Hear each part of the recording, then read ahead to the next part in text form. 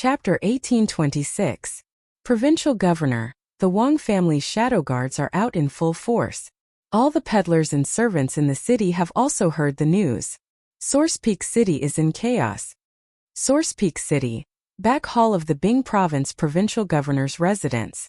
An old man in scholarly robes cupped his hands at a dignified middle-aged man in official robes. This middle-aged man was the provincial governor of Bing Province, Wang Liaoyuan. When Li Zixuan intercepted Wu Jie at Longmen Pass, he had borrowed troops from him. The Wang family's shadow guards are out in full force? Hearing this, Wang Liaoyuan frowned and couldn't help but ask, what exactly happened that made all the hidden guards of the Wang clan come out and cause such a commotion? Although Wang Liaoyuan was a collateral descendant of the Wang family of Taiyuan, he was now the provincial governor of Bing Province, which meant that he represented the imperial court. The sudden appearance of the Wang family's shadow guards and such a big commotion put him in a difficult position. The scholar cupped his hands and said, "This old man doesn't know. I only heard that the Wang family is searching for two people in the city.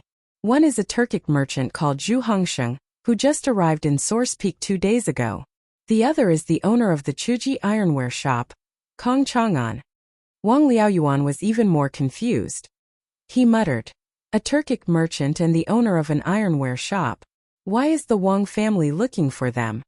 After a moment of silence, Wang Liaoyuan stood up and said, "Have someone prepare a carriage. This official is going to the Wang family ancestral residence." He had heard that Wang Yu had just returned to Source Peak and wanted to meet him. At this time, a soldier came in and cupped his hands at Wang Liaoyuan. "Provincial Governor, the Wang family head has sent someone to deliver a letter. He says that it must be opened by you." "Oh, bring it here." Wang Liaoyuan's expression shifted as he hurriedly ordered the soldier. "Here." The soldier came forward and handed the letter to Wang Liaoyuan with both hands. Wang Liaoyuan took the letter and saw that it was sealed with wax. His expression turned solemn. He did not immediately open the letter. Wang Liaoyuan said to the soldier, "You can leave first." "Yes." The soldier received the order and left. Only then did Wang Liaoyuan open the letter.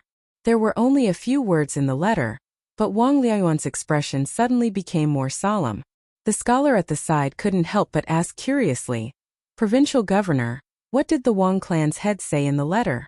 Wang Liaoyuan immediately put away the letter and said with his hands behind his back, "The Wang family's hidden guards have been mobilized under the orders of the imperial court.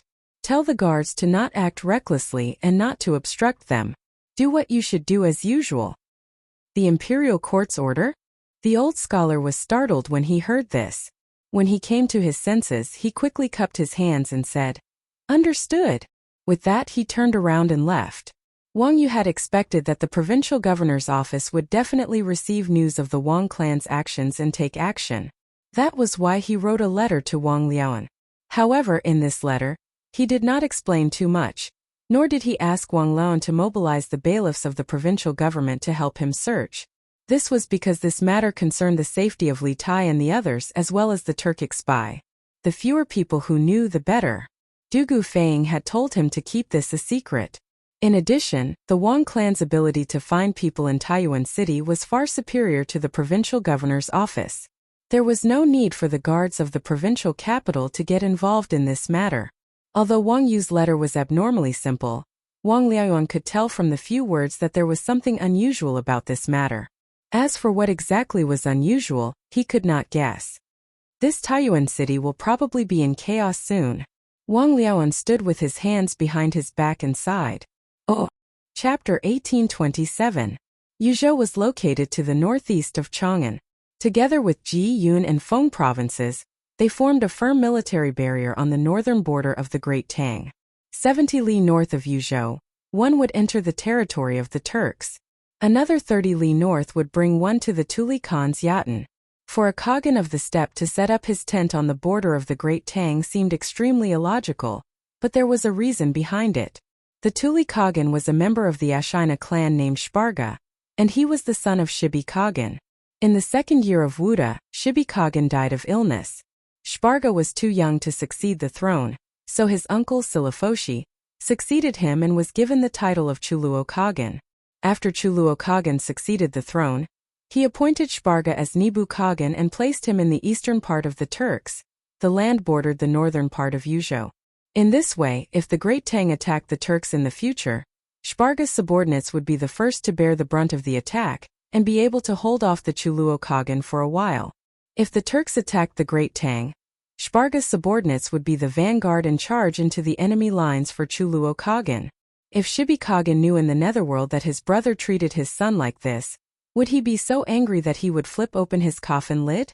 But this was not the end. In the 4th year of Wuda, Chuluo Khagan died, and Shparga's other uncle took over the throne, becoming the current Sheli Khagan. After Sheli Khagan took the throne, in order to win over the old subordinates of Shibi Khagan, he appointed Shparga as Little Khagan and put him in charge of the chitons and swans. However, the location of Tuli's tent did not change. It was still connected to Yuzhou in the south, located in the eastern part of the Turks. It was a special military barrier between Li Er and Sheli. At this moment, a caravan was traveling on the steppe, and they were heading in the direction of Tuli Khagan's tent. There were 20-some people in this caravan. The leader of the caravan was slightly plump and wore a round collar made of green silk. A belt was tied around his waist, and his long hair was not tied up. Instead, it was tied into small braids that casually draped over his shoulders. This was the typical attire of the Turks.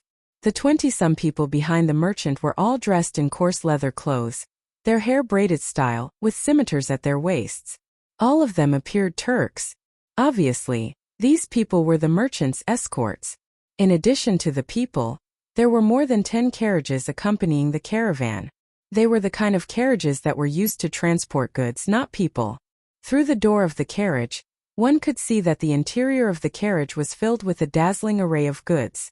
There were silk, porcelain, and even daily utensils in the boiler. The caravan traveled on the prairie at a leisurely pace. Suddenly, a group of soldiers wearing leather clothes and armor and holding curved sabers galloped towards them. "Stop right there." When the group of soldiers arrived in front of the caravan, they immediately reined in their horses and stopped. The leading soldier's face darkened as he asked loudly, "Who are you people?" As for the language spoken by the soldiers, it was naturally not Han, but Turkic. Ever since Tumun defeated the Ruran in 552 AD and established the Turkic Khaganate, the Turks had continued to expand for 200-some years until the Uyghurs defeated the white-browed Khagan in 745 AD. At their peak, they had occupied the Mongolian Plateau, the Yungar Basin, and the Central Asian steppe. As a powerful nomadic people active in the northern steppe of China, the Turks had an important influence on the history of China, Central Asia, and the rest of the world. In addition, the Turks were also the first nomadic people in China to possess their own writing system and language. Several hundred years ago, the Xiongnu and Ruran did not have their own language or writing system. They only used Chinese characters. "We're from the Pugu tribe. On the orders of our tribal chief, we've just brought back a batch of Great Tang specialties from Taiwan to offer to the Great Khan." In the face of these soldiers, the merchant remained unperturbed. After sizing up these 10-some soldiers, he placed his right hand on his left chest, bowed, and then began to speak in fluent Turkic. What was strange was that this was clearly the territory of the Tuli Khagan, but this merchant was clearly standing on the side of Sheli Khagan. It was truly perplexing. Was he not afraid that these soldiers would kill or capture all of them and bring them to the Tuli camp? However, after hearing the merchant's reply, those soldiers didn't have any strange expressions on their faces, nor did they make any extreme movements. A hint of fear even flashed through the eyes of the leading soldier, but it was quickly concealed. He looked inside the carriage and said, "Servant Bone Division? What did you bring to the Great Tang? We want to inspect it." The merchant chuckled and said, "The things in the carriage are just some silk, porcelain, and iron. If you like them, you can each take a few with you. Just treat it as a gift from our Pugu tribe." "But which tribe do you belong to?" Switching from defense to offense, who would have thought that this merchant would actually start to take the initiative? Hearing the merchant say that everyone could choose a few items to take away, a hint of greed flashed across the eyes of the dozen or so soldiers. After all, the items mentioned by the merchant might be common in Great Tang, but on the plains, all of them were in high demand. There was a flash of greed in the eyes of the leader as well, but it quickly returned to normal. He held his head high and puffed out his chest. "We are from the Qian tribe, and are here to guard this place under the orders of the Great Khan. Since you are offering these things to the Great Khan, we naturally won't take more. One per person is enough."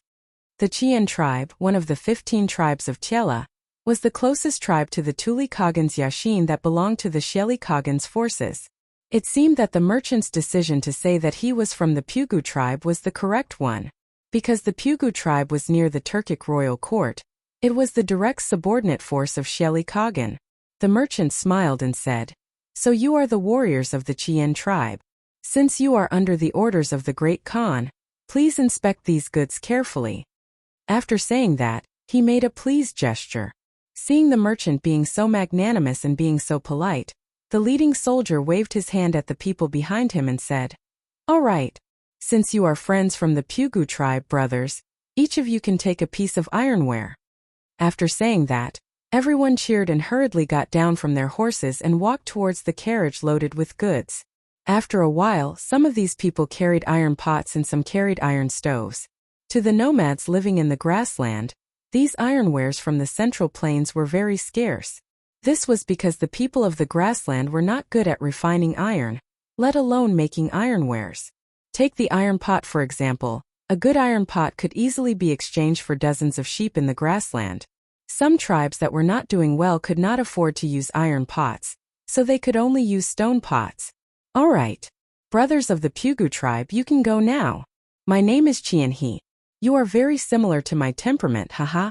There are still 3 checkpoints in front, but when the time comes, as long as you mention my name, they will not make things difficult for you.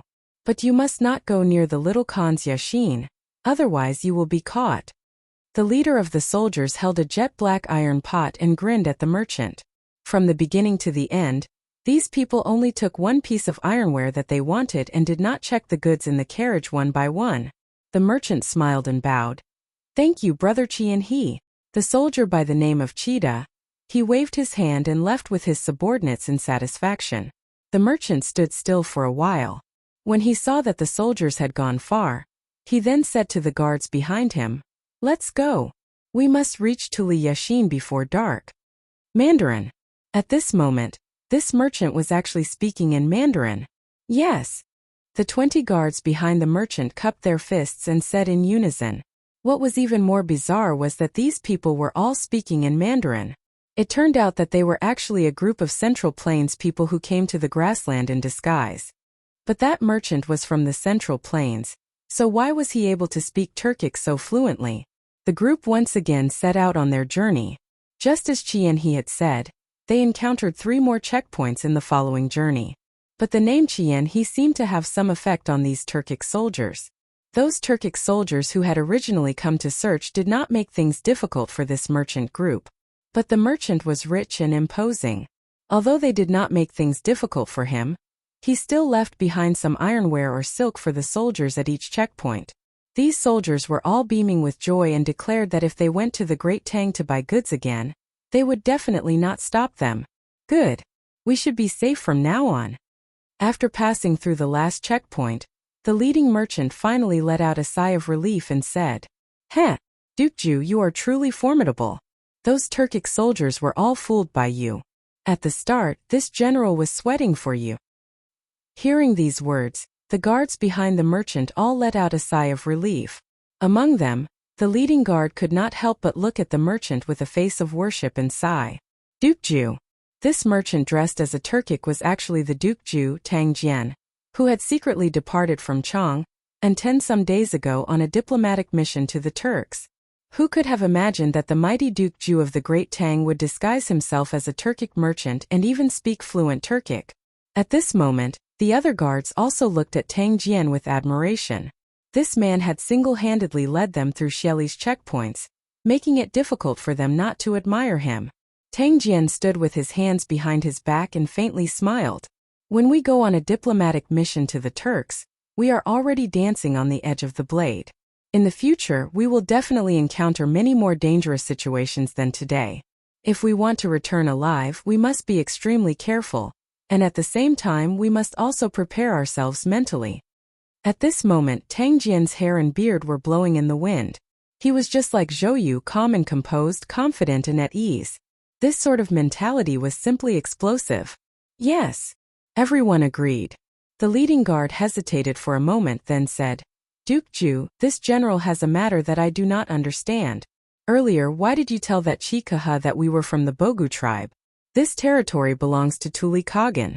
When you said this, were you not afraid that Chikaha was one of Tuli's men and would kill us all? He knew a little of the Turkic language, but he was far less proficient than Tang Jian. Just now, he had also understood a portion of the conversation between Tang Jian and Chikaha. It was precisely because of this that he was sweating for Tang Jian. Oh. Chapter 1828. Haha. In the past, the entire southeast region of the grassland was naturally Tuli's territory. But now, Xieli Khan is amassing a large number of troops to encircle and suppress Tuli. Tuli has sent people to the Great Tang several times to ask for help, so Xieli must be on guard against him escaping from the grassland and seeking refuge with the Great Tang. Therefore, Xieli must have sent troops to guard the borders of the grassland to prevent Tuli from escaping. Since Xieli sent troops to guard against Tuli's escape, he must have sent tribes closer to Tuli's house. Thus, this old man said that we came from the Pugu tribe, and the Pugu tribe is located in the heart of the grassland far away from here. Even if the guards here find us unfamiliar, they probably won't find it strange, so they didn't make things too difficult for us. On the grassland, Tang Jian, who had passed through many checkpoints, was leading the group forward quickly while explaining to the guard beside him. The people accompanying Tang Jian to the grassland were all elites of the Imperial Army, and the guard beside him was a lieutenant general of the Imperial Army named Yu Minghu. During the Wuda years, he had followed Li Er to fight the Turks many times, so he knew a thing or two about the Turk language. However, compared to Tang Jian, the little bit of Turk knowledge in Yu Minghu's mind was completely lacking. During the Wuda years, Tang Jian had interacted with some Turk nobles and generals many times. Not only was he familiar with the Turk language and writing, he also knew the Turk tribal divisions and power relationships like the back of his hand. Therefore, after Li Er ascended the throne, whenever he sent an envoy to the Turks, Tang Jian would be among them. So that's how it is. After hearing Tang Jian's explanation, Yu Minghu couldn't help but be enlightened. He cupped his fists toward Tang Jian and said in admiration, Duke Zhu is far-sighted and insightful. This Yu admires you. This was sincere admiration. Although Tang Jian did not know martial arts and seemed to be in existence of fighting 5 dregs, on this grassland, his brain and the knowledge in his stomach were completely comparable to a mighty soldier who had experienced hundreds of battles. Tang Jian waved his hand, not taking this matter to heart.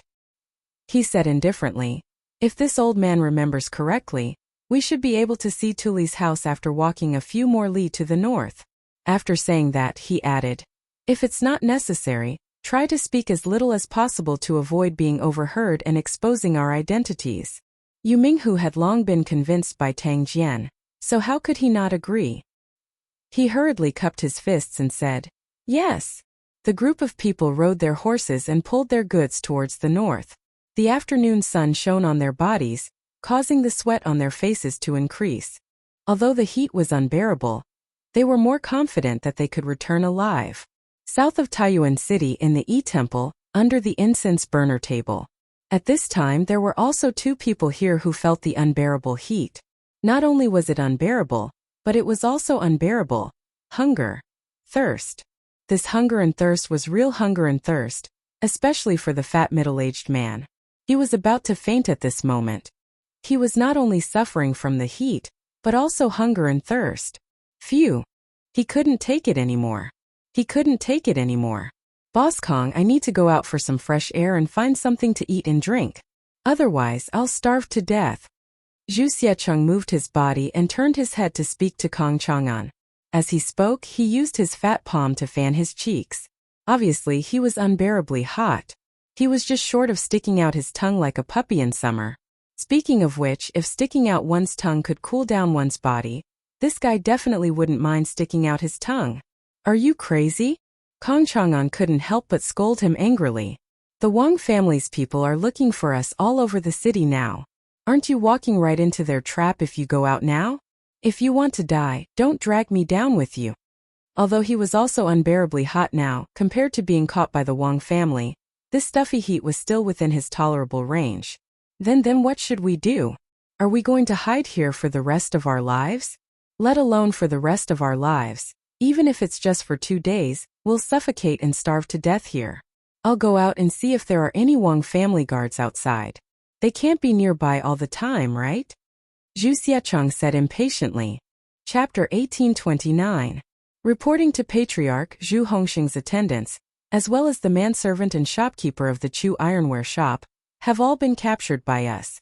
However, Zhu Hongxing and Kang Chang'an's whereabouts are unknown. Their attendants and subordinates are all stubborn and unwilling to divulge their whereabouts. Oh right, and that Zhu Hongxing is a fake name. His real name is Zhu Xicheng. Taiyuan, the Wang family's ancestral home. A tall man in black with a round collar cupped his fist and reported to Wang Yu. Other than the two of them, Princess Tong, An and Wang Bing were also in the room. The pursuit of Zhu Xicheng and Kang Chang'an involved a secret mission of Yanhuang College, as well as the safety of Li Tai, the Tang Empire's prince. Therefore, Wang Bing had only used his authority as the master of the family to help Du Gufeng catch the spies. As for the details, he hadn't told anyone else in the family. It wasn't that he didn't trust them, but that he didn't dare to, because the slightest mistake could doom the Wang family. Even so, Wang Yu had still told Princess Tong, An and Wang Bing about the inside story. Firstly, these two were his closest relatives and were absolutely trustworthy. Secondly, these two were experienced and quick-witted people. After knowing the inside story, wouldn't they be able to help Wang Yu come up with a solution? Humph. Zhu Xicheng? I remember that there's a Turkic tribe called the Shatua tribe. And most of the tribesmen have the surname Zhu. Combined with today's situation, there's really something going on behind these two people. Wang Yu's expression turned cold. He snorted and said, since those servants refuse to speak Changgu, immediately hand them over to Du Gufeng of Tongfuan. They're the imperial army, and they have plenty of ways to make those servants talk. After you go, report the current situation to Du Gufeng. Tell him that the Wang family will do their best to pursue Zhu Xicheng and Kang Chang'an until they're found. Wang Chenggu. This tall man was called Wang Chenggu, and he was the commander of the Wang family's shadow guards. He was a grandmaster who had been trained by Wang Yu. Hearing this, Wang Chenggu saluted respectfully and said, yes, master. Then he turned and left. The room fell into a brief silence. With the revelation of Zhu Xiacheng's identity and the fact that Zhu Xiacheng and Kang Chang, An's subordinates refused to reveal their whereabouts, this undoubtedly confirmed that these two people's backgrounds were not clean. Master, do you think we caught the wrong person? Zhu Xicheng and Kang Chang'an are just merchants. Maybe they aren't the Turkic spies the imperial army is looking for? Unexpectedly, Princess Tong An suddenly spoke at this moment. When Wang Yu heard this, he frowned and said without thinking, Madam, how is that possible? If the two of them were not Turkic spies, why did they conceal their identities and hide now? If this was not a guilty conscience, what else could it be? This old man suspects that these two are not only Turkic spies, but Turkic spies that have been hiding in Taiyuan City for many years. Otherwise, how could my Wang clan not have found their whereabouts even after mobilizing all its forces? This group of people must have accomplices in the city. Even though Wang Yu's words were reasonable, Princess Tong An still shook her head and said, Master, they concealed their identities and hid here and there. Perhaps they did something illegal in their daily lives, but it doesn't necessarily mean that they are Turkic spies. Moreover, Master, don't you think that they were exposed too easily? If they were Turkic spies, how could the imperial army, which has only been in Taiyuan City for a day, have caught them? Wang Yu couldn't help but be taken aback by Princess Tong An's words. This was a contradictory topic. According to his previous analysis, Zhu Xiacheng and Kang Chang An were Turkic spies who had been hiding in Taiyuan City for many years and had many accomplices. But if this was the case, how could they have been discovered as soon as Du Gufeng and the imperial army arrived in Taiyuan City? Then weren't these two Turkic spies too weak? Wang Bing was an experienced and knowledgeable man, and he had seen all sorts of monsters in his life. Seeing Wang Yu's conflicted expression, he said, the princess's words are not without reason. In this old man's view, whether it was Zhu Xiacheng or Kang Chang An, they were exposed too easily. It's like someone behind the scenes deliberately pushed them out to draw the attention of the Imperial Army and the Wang clan. If this is true, then the faction hiding in Taiyuan City cannot be underestimated. King Wei's party will probably be in trouble on this trip to Taiyuan.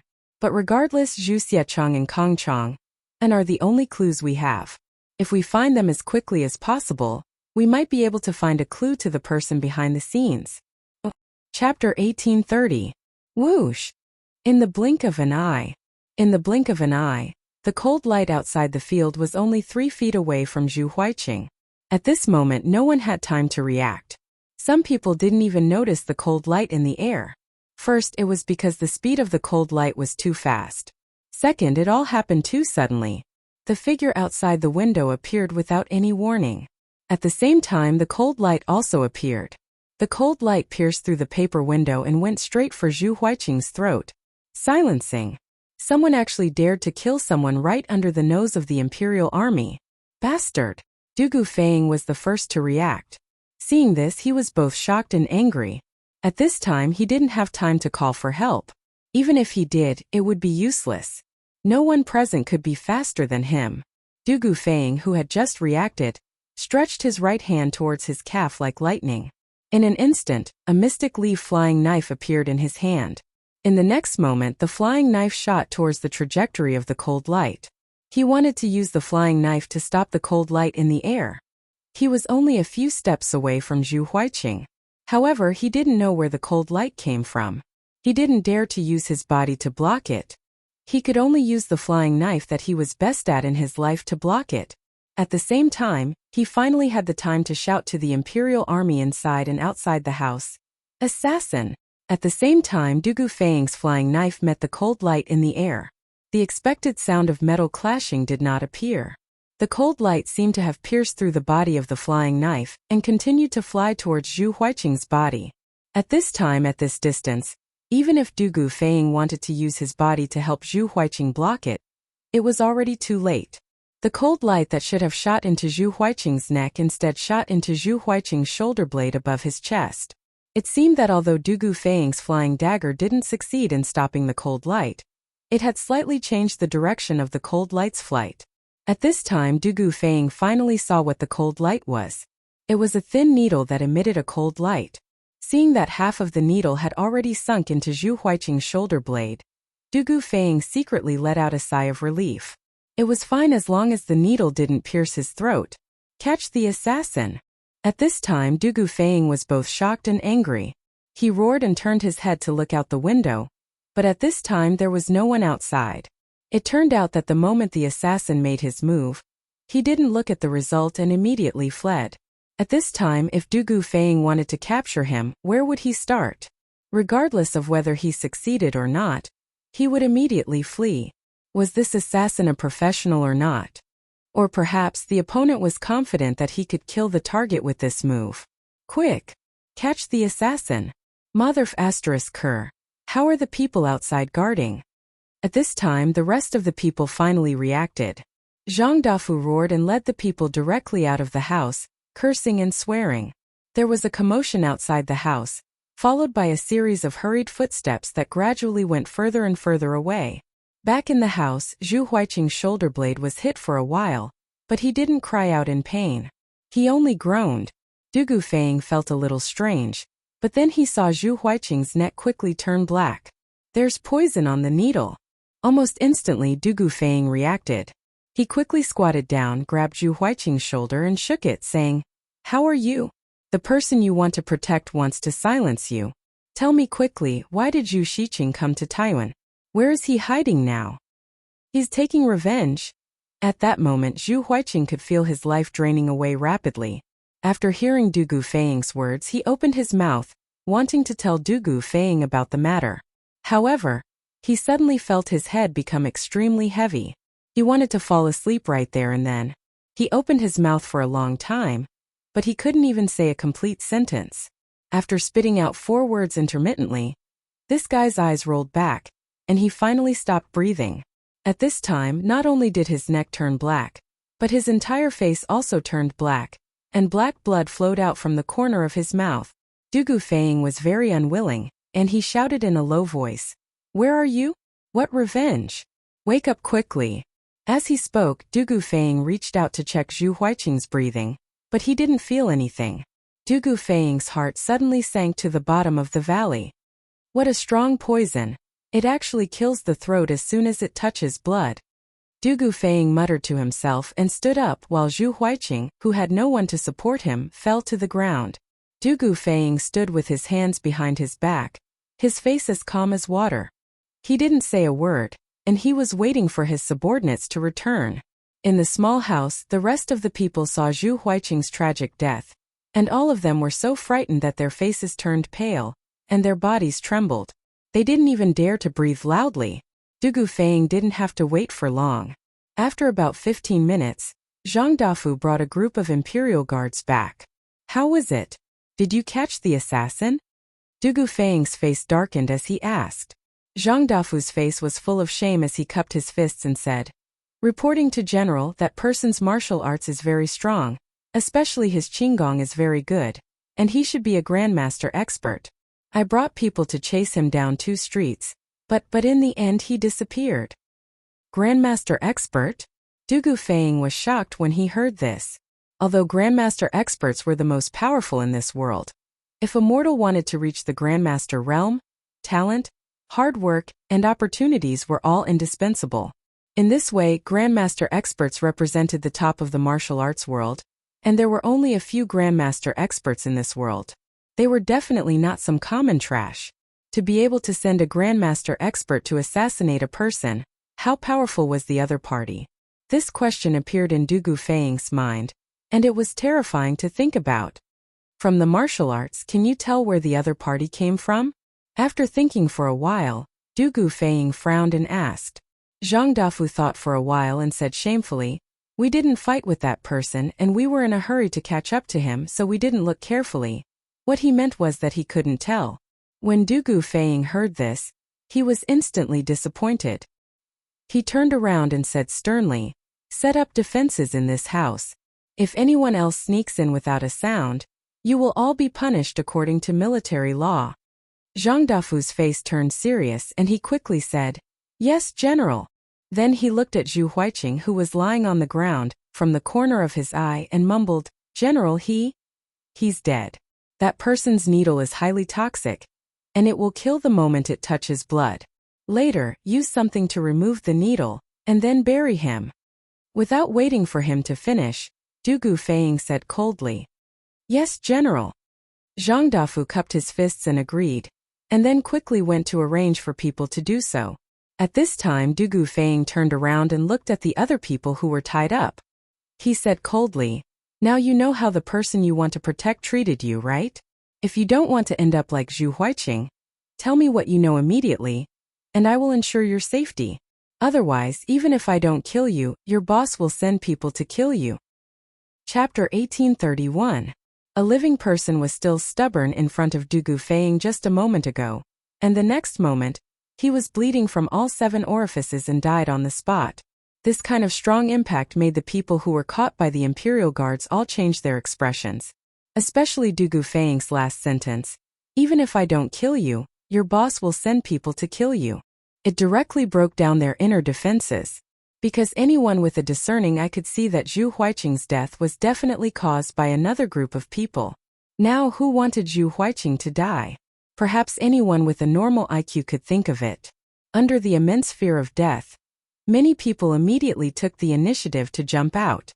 The manservant named Zhao Fuguwei wanted to kneel down and kowtow to Dugu Feiying, but because his hands and feet were tied, he couldn't make any large movements.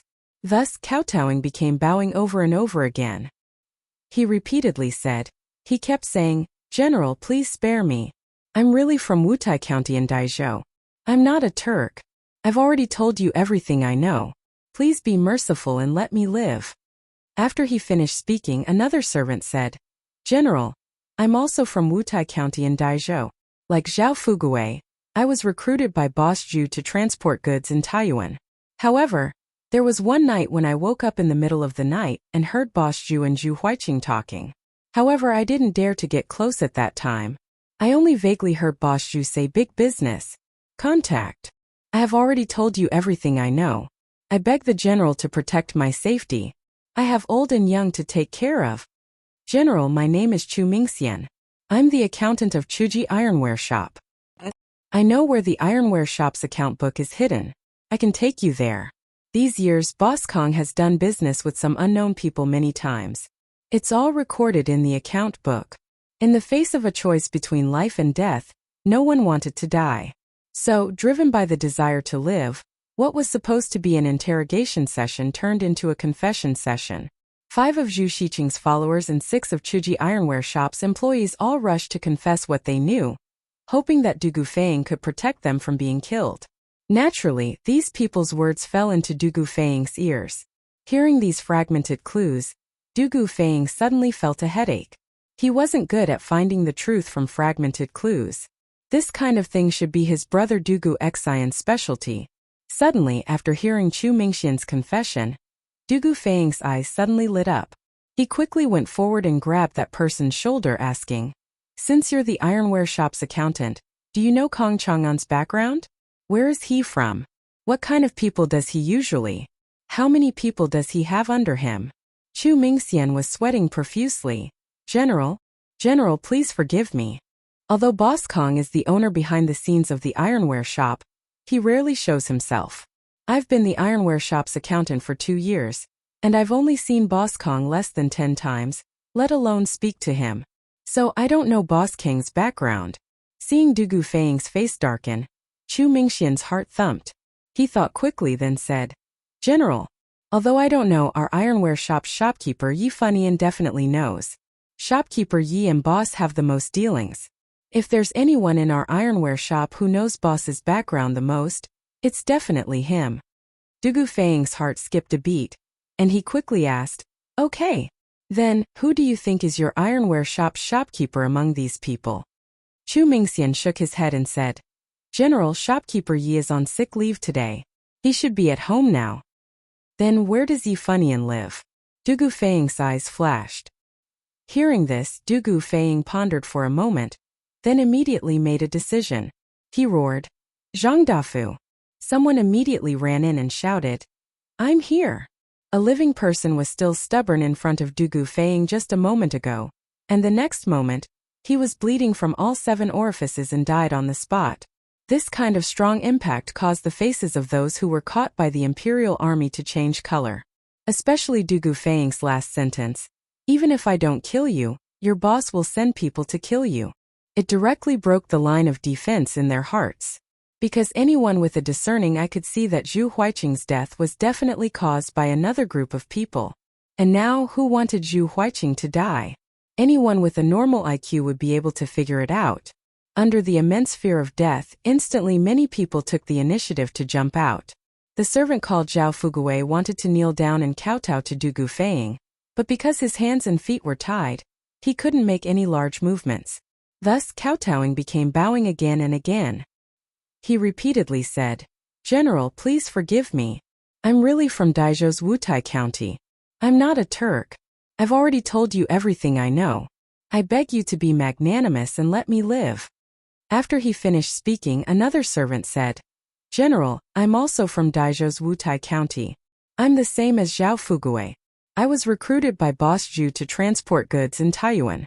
However, there was one night when I woke up in the middle of the night and heard Boss Zhu and Zhu Huiqing talking. However, I didn't dare to get close at that time. I only vaguely heard Boss Zhu say big business. Contact. I have already told you everything I know. I beg the general to protect my safety. I have old and young to take care of. General, my name is Chu Mingxian. I'm the accountant of Chuji Ironware Shop. I know where the ironware shop's account book is hidden. I can take you there. These years, Boss Kong has done business with some unknown people many times. It's all recorded in the account book. In the face of a choice between life and death, no one wanted to die. Thus, driven by the desire to live, what was supposed to be an interrogation session turned into a confession session. 5 of Zhu Xiqing's followers and 6 of Chuji Ironware Shop's employees all scrambled to confess what they knew, hoping that Du Gufeng could protect them from being killed. Naturally, these people's words all fell into Du Gufeng's ears. Hearing these fragmented clues, Du Gufeng suddenly felt a headache. This was because he wasn't good at finding the truth from fragmented clues.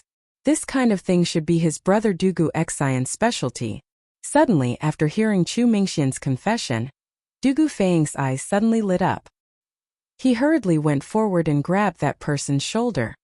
Since you're the accountant of the ironware shop, then do you know Kong Chang'an's background? Where is he from? What kind of people does he normally interact with? How many people does he have under him? Chu Mingxian was sweating profusely. General, please forgive me. Although Boss Kong is the owner behind the scenes of the ironware shop, he rarely shows his face. I've been the accountant of the ironware shop for 2 years, and I've only seen Boss Kong less than 10 times, let alone speak to him. Thus, I don't know Boss King's background. Seeing Dugu Feiying's face darken, Chu Mingxian's heart skipped a beat. He thought quickly and hurriedly said, General, although I don't know our ironware shop's shopkeeper, Yi Funian definitely knows. Shopkeeper Yi and Boss usually interact the most. If there's anyone in the ironware shop who knows Boss's background the most, it's definitely him. Dugu Feiying's heart skipped a beat. He hurriedly asked, All right, then tell me, who among these people is your ironware shop's shopkeeper? Chu Mingxian shook his head and said, General, Shopkeeper Yi is on sick leave today. He should be at home right now. Then where does Yi Funian stay? Dugu Feiying's eyes flashed.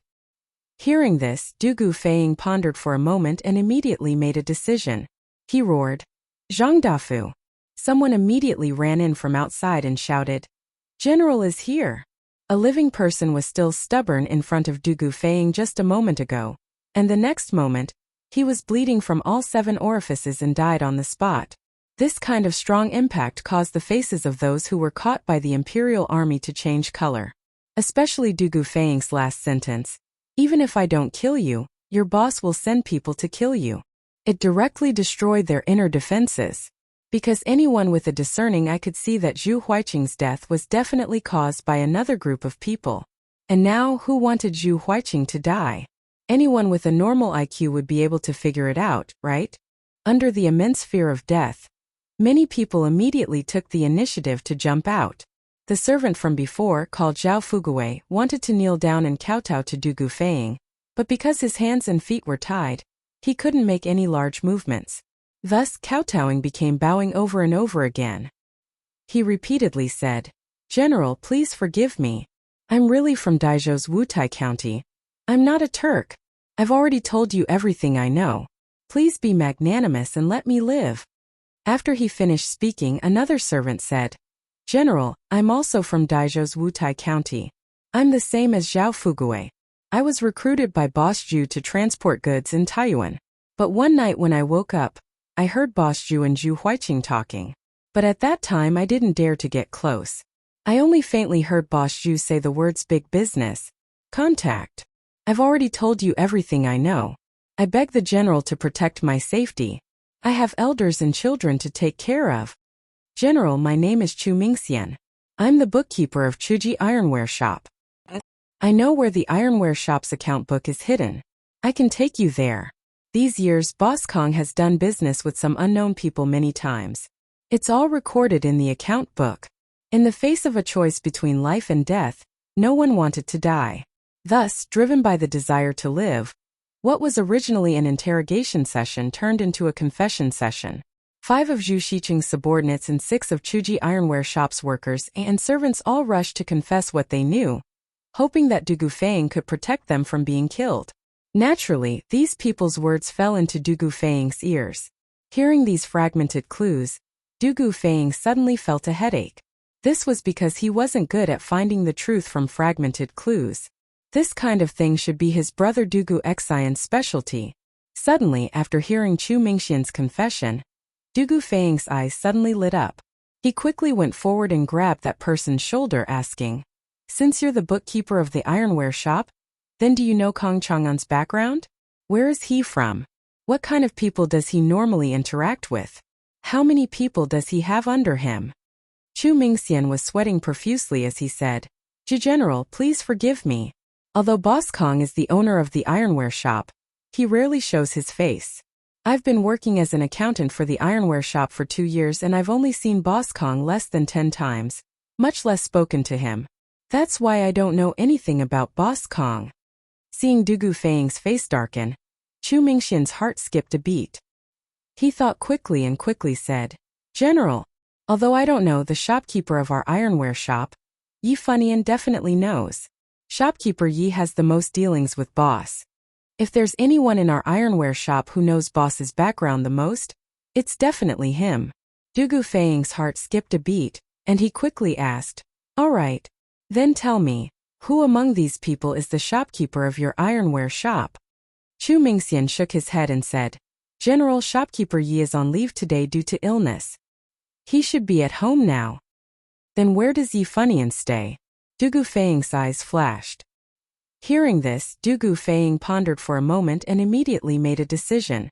He shouted, Zhang Dafu. Someone immediately ran in from outside and shouted, General is here. A living person was still stubborn in front of Dugu Feiying just a moment ago, and the next moment, he was bleeding from all 7 orifices and died on the spot. This kind of strong impact made the people who were caught by the Imperial Army change their expressions.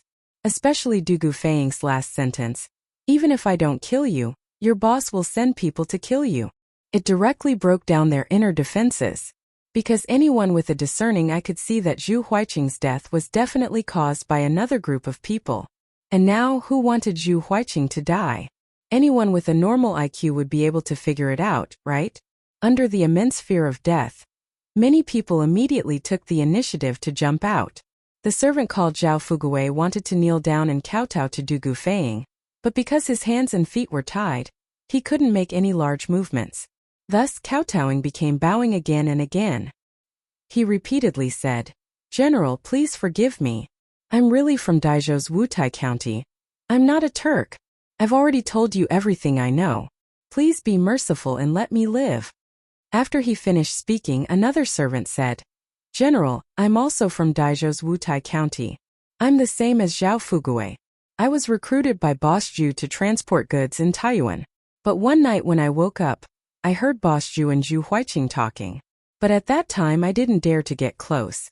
I only faintly heard Boss Zhu say the words big business, contact. I've already told you everything I know. I beg the general to protect my safety. I have elders and children to take care of. General, my name is Chu Mingxian. I'm the bookkeeper of Chuji Ironware Shop. I know where the ironware shop's account book is hidden. I can take you there. These years, Boss Kong has done business with some unknown people many times. It's all recorded in the account book. In the face of a choice between life and death, no one wanted to die. Thus, driven by the desire to live, what was supposed to be an interrogation session turned into a confession session.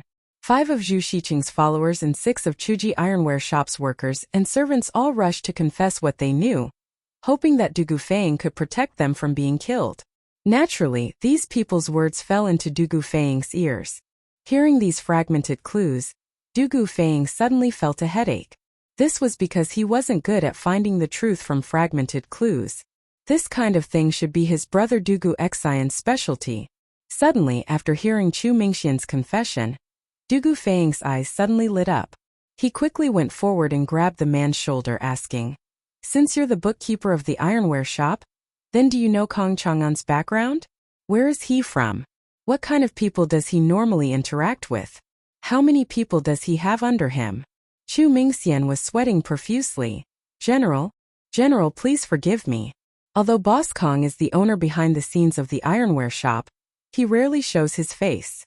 I've been the bookkeeper of the ironware shop for 2 years, and I've only seen Boss Kong less than 10 times, let alone speak to him.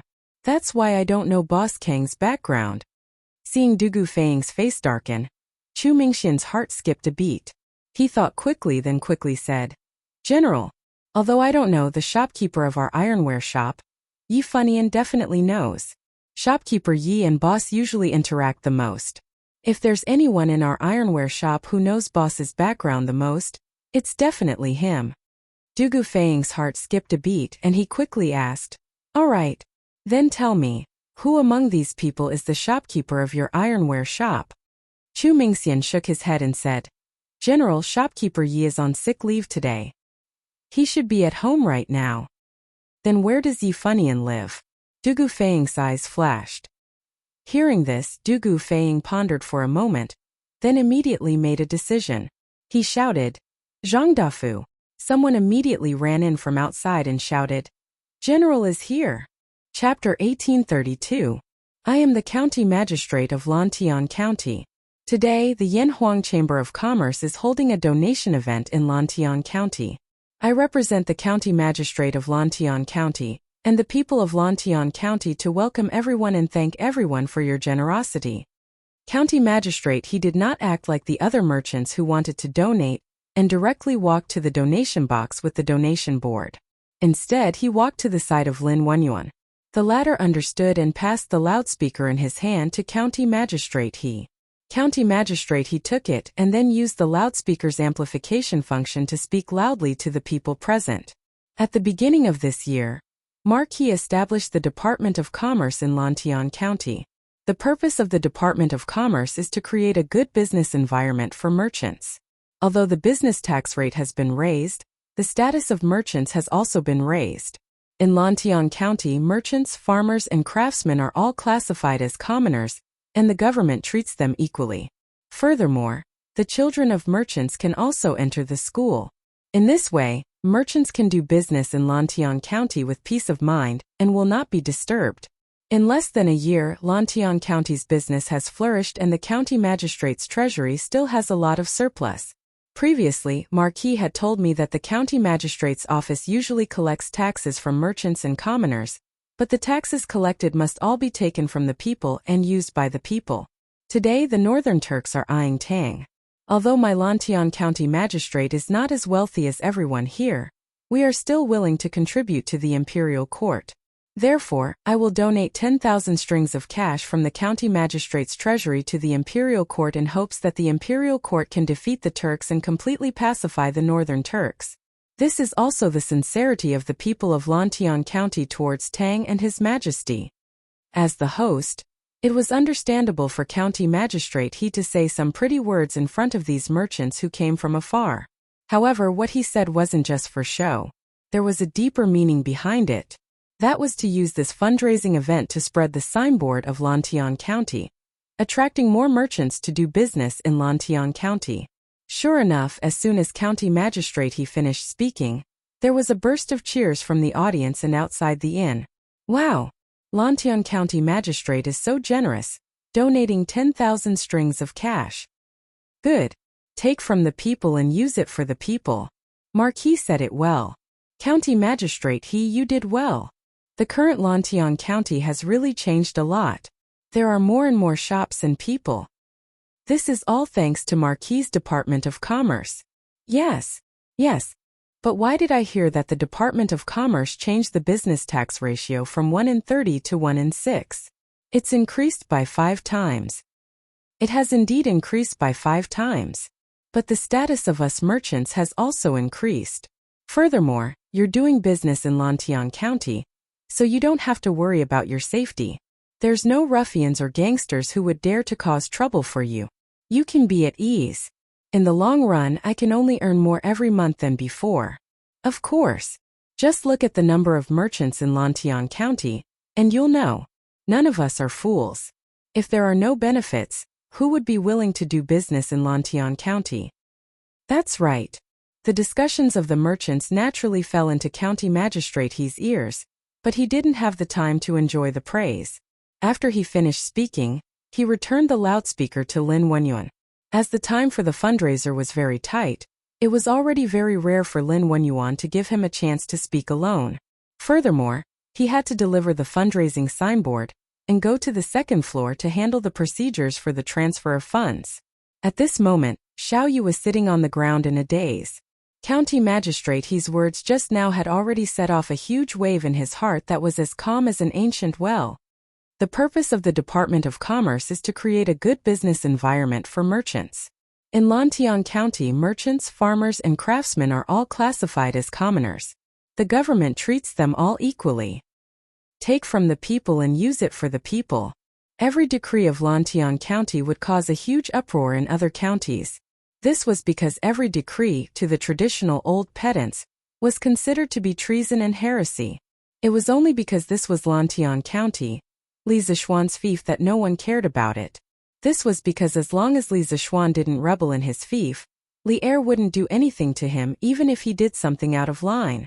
Since ancient times, the vassal kings and important ministers were all like this. Previously, when the Department of Commerce was established in Lantian County, Xiao Yu, as the Minister of Revenue, had more or less heard about it.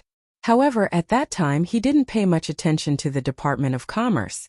He thought that it was just a playful move by Li Zishuan, and that it wouldn't amount to much. But now, after hearing County Magistrate He's systematic explanation of the government decrees issued by the Department of Commerce and the administration philosophy, coupled with the indisputable fact that Lantian County's business was flourishing, Xiao Yu's shock and sudden enlightenment were indescribable. It turned out that merchants could exert such great power.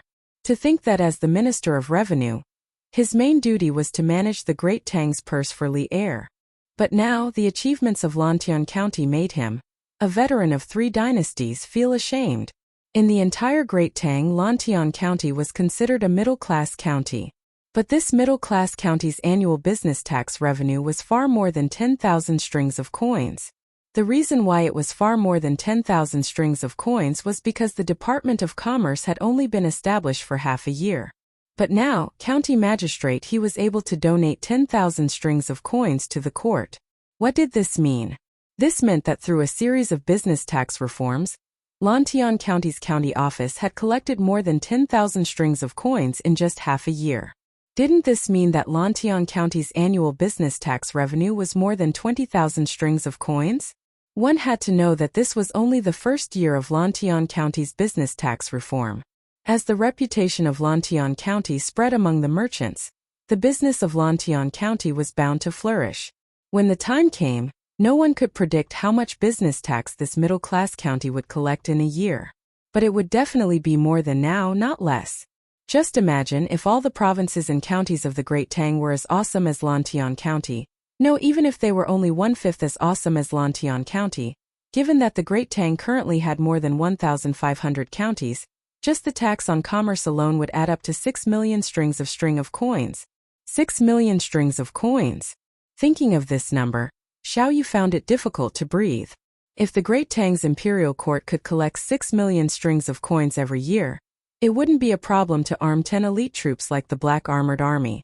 At that time, wouldn't fighting a mere Turkic barbarian be as easy as beating up a son? Xiao Shongshu. Minister Xiao. Just when Xiao Yu's imagination was running wild because of the county magistrate's words, the low-ranking official beside him woke him up from his beautiful fantasy. After coming back to his senses, Xiao Yu frowned and said unhappily, "What is it?" It turned out that this old man was still angry that his beautiful dream of Great Tang was disturbed. Minister Xiao, County Magistrate He bid farewell to you just now. You didn't hear him. He told me to tell you that he still has work to do in the county office, so he'll be leaving first. Also, Boss Lin is about to call out shopkeeper Mo's name. Seeing Xiao Yu's displeased expression, the low-ranking official's heart skipped a beat. He didn't know how he had offended Xiao Yu, but he still mustered up his courage and spoke carefully. Speaking of which, Xiao Yu had been in a daze for quite a long time. He didn't even hear County Magistrate He greet him when he returned to his seat. At this moment, the fundraising event was nearing its end. Oh, then prepare yourself and go up in place of shopkeeper Mo later. Hearing this, Xiao Yu calmed himself down and said to the low-ranking official, "Yes." The low-ranking official replied. Then, he calmed himself down and sat by the side, waiting silently. Clear Ink Shop, Mo Tongming donates 500 strings of coins. Not long after, Lin Wenyuan shouted from above. The low-ranking official beside Xiao Yu immediately stood up and walked forward. At this moment, the people below couldn't help but whisper among themselves. Clear Ink Shop? If I remember correctly, isn't this Clear Ink Shop a shop in Xiao Ji's hometown? That's right, that's right. It's Minister Zhao's family. I heard that Minister Xiao likes calligraphy and painting, so he opened this shop. Hiss. Does that mean that Minister Xiao is also donating today? Businessmen were indeed the most well-informed. As soon as Lin Wenyuan finished speaking, some people had already guessed the owner behind Clear Ink Shop. That's right, Xiao Yu was also donating today. He had asked the low-ranking official to withdraw the money, and also gave the low-ranking official the deed of Clear Ink Shop so that the latter could register the donation in Clear Ink Shop's name at the entrance of the inn. Although 500 strings of coins wasn't much, it was his way of expressing his sincerity to Li Er. Although he was an elder of 3 dynasties, he had always been an honest official. His family's wealth couldn't compare to these rich businessmen in the inn's lobby. As for his identity being guessed, Xiao Yu didn't care at all. It was even better if someone guessed it. He thought to himself that no one would say that he was stingy, disloyal, and patriotic, right? On Lin Wenyuan's side, after reading out Clear Ink Shop's name, he read out 2 more names. Finally, everyone on the list was read out. Lin Wenyuan pursed his dry lips and heaved a sigh of relief. He said, "Everyone, today's fundraising event ends here." Wait! Lin Wenyuan was about to announce to everyone that the fundraising event was about to end, but before he could finish speaking, 2 youths walked in with 2 servants. One of the older youths said loudly, "Boss Lin, please bring us along. The 2 of us also want to donate money." As the youth spoke, he waved the fundraising card in his hand. Everyone took a closer look and gasped. They saw the words 30,000 strings of coins written on the card. A young man actually wanted to donate 30,000 strings of coins to the imperial court? Who exactly was this young man?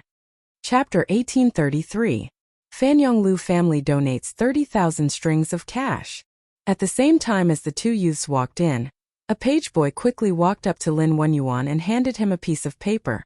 Lin Wenyuan's expression changed when he read it. After a moment, he calmed himself down, put the loudspeaker to his mouth and shouted, "Wow! Fanyang Lu family? Why are they here to join in the fun?" Yes, the Lu family is one of the 5 surnames in 7 watches. Why would they come all the way here to participate in the fundraising event and send money to the court? How is that possible? Haha, it's not the 5 surnames in 7 watches anymore, but the 3 surnames in 4 watches now. So what? Right now, the Lu family is not something that ordinary people like us can associate with. Looks like the Lu family is planning to side with the court. Isn't that the Lu family's young master Lu Chengqing? Why is he here personally? Lu Chengqing? TSK, if this young man is Lu Chengqing, then who is the other young man beside him?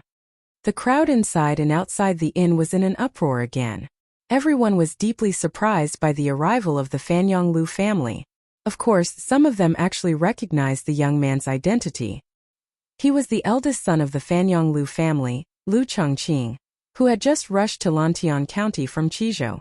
As for the person beside Lu Chengqing, it was the eldest son of the Li family from Zhao County, Li Jingxian. The 2 of them had rushed all the way from Qizhou and finally made it to today's fundraising event. The Lu family and the Li family from Zhao County had many businesses in Chang. It was not difficult for them to get a few store deeds. With the deeds, they quickly completed the registration for the fundraising event. However, Lu Chengqing insisted on donating in the name of the Fanyang Lu family, and not one of the Lu family's stores during registration. The staff member at the entrance of the inn who was in charge of registering the participants was firstly intimidated by the Lu family's immense power and influence. Secondly, when Lu Chengqing signed up, he showed several store deeds. If Lu Chengqing were to participate in the fundraising event under the name of one of the Lu family stores, the staff member wouldn't know how to choose. Coincidentally, the fundraising event was coming to an end, and he didn't want to waste any time. Therefore, Lu Chengqing was able to participate in the fundraising event under the name of Fanyang's Lu family. The reason why he insisted on doing this was very simple. He was attending the fundraiser today for Li Zishuan and Li Zishuan to see. Since that was the case, why would he participate in the fundraiser in the name of his shop like Qinqiong, Xiaoyu and the others? He didn't want to and couldn't conceal his identity, because there were many shops under the Lu family's name. If he attended the fundraiser under the name of one of the shops, it was hard to guarantee that everyone would recognize him. He wanted everyone present today to know that Fanyang's Lu family had participated in the fundraiser and had donated 30,000 strings of cash. Since he had done a good deed, he had to leave his name behind and let everyone know. From a certain perspective, Lu Chengqing's concept of doing good was somewhat similar to Li Zishuan's. However, Lu Chongqing did it more for the sake of his family, while Li Zixuan did it to create a virtuous cycle in society. That was why he fought for more benefits for those who did good, such as how he treated those who donated to the Warmtang Foundation. Before leaving Qizhou, Lu Chongqing and Li Jingxian had both sent the news of their intention to participate in the fundraising event back to their ancestral home. After arriving in Chang'an, they had received a reply from their respective families' information channels. Both of them had received the support of some of the elders in their family. That was why they were now so openly and with such great fanfare, wanting to participate in the fundraising event under their family's name. Amidst the exclamations and discussions of the crowd, Lu Chongqing personally held the donation card in his hand and walked toward the donation box. When they were registering, the person in charge of registration outside the inn had already explained the general process of the fundraiser to the two of them. The Li family of Zhao County donates 30,000 strings of cash. After seeing Lu Chongqing throw the donation card into the donation box and follow the venue's staff to the second floor, Lin Wenyuan took a deep breath and shouted, "The Li family of Zhao County. This person is actually from the Li family of Zhao County." Hey, what's so strange about that? Since the young man from before is the eldest son of Fanyang's Lu family, that means that this young man's status isn't low. If that's the case, it's not strange at all that this person is from the Li family of Zhao County. Who knows, he might even be the eldest son of the Li family of Zhao County. TSK. The Wang family of Taiyuan, the Lu family of Fanyang, and the Li family of Zhao County are all here. Today, 3 of the 4 great 1,000-year-old families in the world are here. Chapter 1834. What? There's actually such a thing? Dragon Gate Inn in a room on the second floor. Lin Wenyuan was slightly shocked when he heard the servants say that the commoners outside the inn were clamoring to come in and donate money. Xiao Yu muttered to himself for a moment before saying, "Let's go. Let's go out and take a look." Lin Wenyuan naturally had no objections. Then, under the servants' lead, the two of them went down the stairs and quickly arrived outside the inn. They saw that the open space outside the inn was filled with all sorts of people. These people had been outside the inn to watch the show earlier, but they didn't immediately leave after the donation gathering ended. Many of them felt empty in their hearts, as if something was missing. Immediately after, a scholar in the crowd stepped forward and wanted to enter the inn, but he was stopped by the inn's guards. The guards said that the inn wasn't receiving guests today, but the scholar said that he wasn't here to stay but to donate money. This made things very difficult for the guards. Because this donation gathering was only open to merchants, the youth in front of them was clearly a scholar. Moreover, the donation gathering had already ended, so the guards knew that Lin Wenyuan was definitely ordering people to count the money in the inn. At such a critical moment, how could they let some unrelated people in? If something happened, they couldn't bear the responsibility. Therefore, no matter what the scholar said, the guards in front of the inn refused to budge an inch. The commotion here quickly attracted the attention of the crowd outside the inn. After the crowd asked for the reason, they all began to support the scholar, because what the scholar said was exactly what they were thinking. That's right, most of them also wanted to donate. Although these people weren't as rich as the merchants, just as Lin Wenyuan had said at the start of the donation gathering, the rise and fall of the country is the responsibility of all citizens. The Great Tang is not the Great Tang of a single person, but the Great Tang of millions of people. Now that the country is facing a crisis, if we don't prioritize righteousness over righteousness, how can we talk about benefits in the future? Even the merchants who had always prioritized benefits over righteousness in the eyes of the secular world could be so generous when the country was in danger. If these people still remained indifferent, wouldn't they be even more prioritizing benefits over righteousness than the merchants? In the beginning, there were only a few people who agreed with the scholar, but slowly more and more people joined in. Half an hour later, there were nearly 1,000 people blocking the entrance of Dragon Gate Inn. Seeing that the situation was about to spiral out of control, the guard at the entrance of the inn hurriedly sent someone to inform Lin Wenyuan. When Xiao Yu and Lin Wenyuan arrived at the entrance of the inn, this was the scene that greeted them. "Boss Lin is out." "Great. Boss Lin is out." Seeing Lin Wenyuan walk out, there was a commotion in the crowd. In their opinion, Lin Wenyuan was definitely more reasonable than the guards at the door. Moreover, Lin Wenyuan had the right to decide if they wanted to donate money. The elder Xiao has also come out. Soon, the crowd noticed the dignified old man wearing a scarlet official's robe beside Lin Wenyuan. Many people had seen Xiao Yu before the donation gathering, so he was quickly recognized. The crowd, which had been noisy a moment ago, immediately quieted down. They were just ordinary people. They didn't have to fear Lin Wenyuan, but they had to respect Xiao Yu, a high official of the imperial court. Chapter 1835. Someone actually dared to kill someone right under the nose of the imperial army, and that person is definitely related to that mysterious Shatua man. Madam, where do you think the killer is from? Taiyuan, the Wang family's ancestral home. In a side hall in the backyard of the Wang family's residence.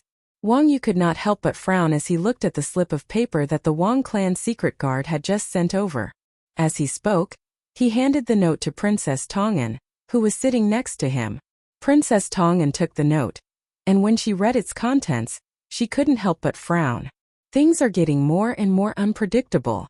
On the surface, the killer is probably that Shatua man named Zhu Xiacheng. If that's the case, then my previous deduction might be wrong. Zhu Xiacheng is a Turkic spy hiding in Taiyuan City, and his status might not be low. Otherwise, he wouldn't have sent a Grandmaster-level assassin to kill a key witness right under the nose of the Imperial Army. When Princess Tong'an and Wang Bingjun learned that Du Gufeng had come to ask for help, they had thought that the possibility of Zhu Xiacheng being a Turkic spy was low, because a true Turkic spy wouldn't be exposed so easily. However, now that the only person who could identify Zhu Xiacheng had been assassinated, Zhu Xiacheng naturally became the most suspicious person. According to the intelligence, the person who had assassinated the witness was a Grandmaster-level expert. For such an expert to be willing to follow Zhu Xiacheng's orders meant that Zhu Xiacheng's identity and status were not as simple as a Shatua merchant. In the current perilous situation, the possibility of Zhu Xiacheng being a Turkic spy was many times higher than before. After hearing Princess Tong'an's words, Wang Yu nodded slightly. Indeed. However, the most important thing right now is to find Zhu Xiacheng and Kong Chang'an as soon as possible. King Wei and the others will arrive in Taiyuan City soon. If we can't catch Zhu Xiacheng and Kong Chang'an before then, Your Highness and the people from Yanhuang College will be in trouble while they are in Taiyuan. The Turks won't let this matter rest, and they might have already found out some information. Princess Tong'an was slightly surprised. Master, are you saying that the Turks have already found out the purpose of Qing Ke and the others heading north? According to seniority, Princess Tong'an was Li Tai's aunt and Li Er's great-aunt. Thus, it was not inappropriate for her to call Li Tai Qing Ke. Wang Yu sighed and said, even if they don't know everything, I'm afraid they've found some scattered clues. Otherwise, they wouldn't have spent so much effort to set up an ambush at the place where King Wei and the others are staying this time, Tongfu Inn. Wang Yu suddenly thought of something. He turned to Princess Tong'an and asked, Madam, since the inn isn't safe, why don't we let King Wei and the others stay in the Wang estate? This way, even if there are Grandmaster-level experts among the Turk spies, they won't be able to harm King Wei and the others under the heavy protection of our Wang estate's hidden guards. Wang Yu's idea was not bad.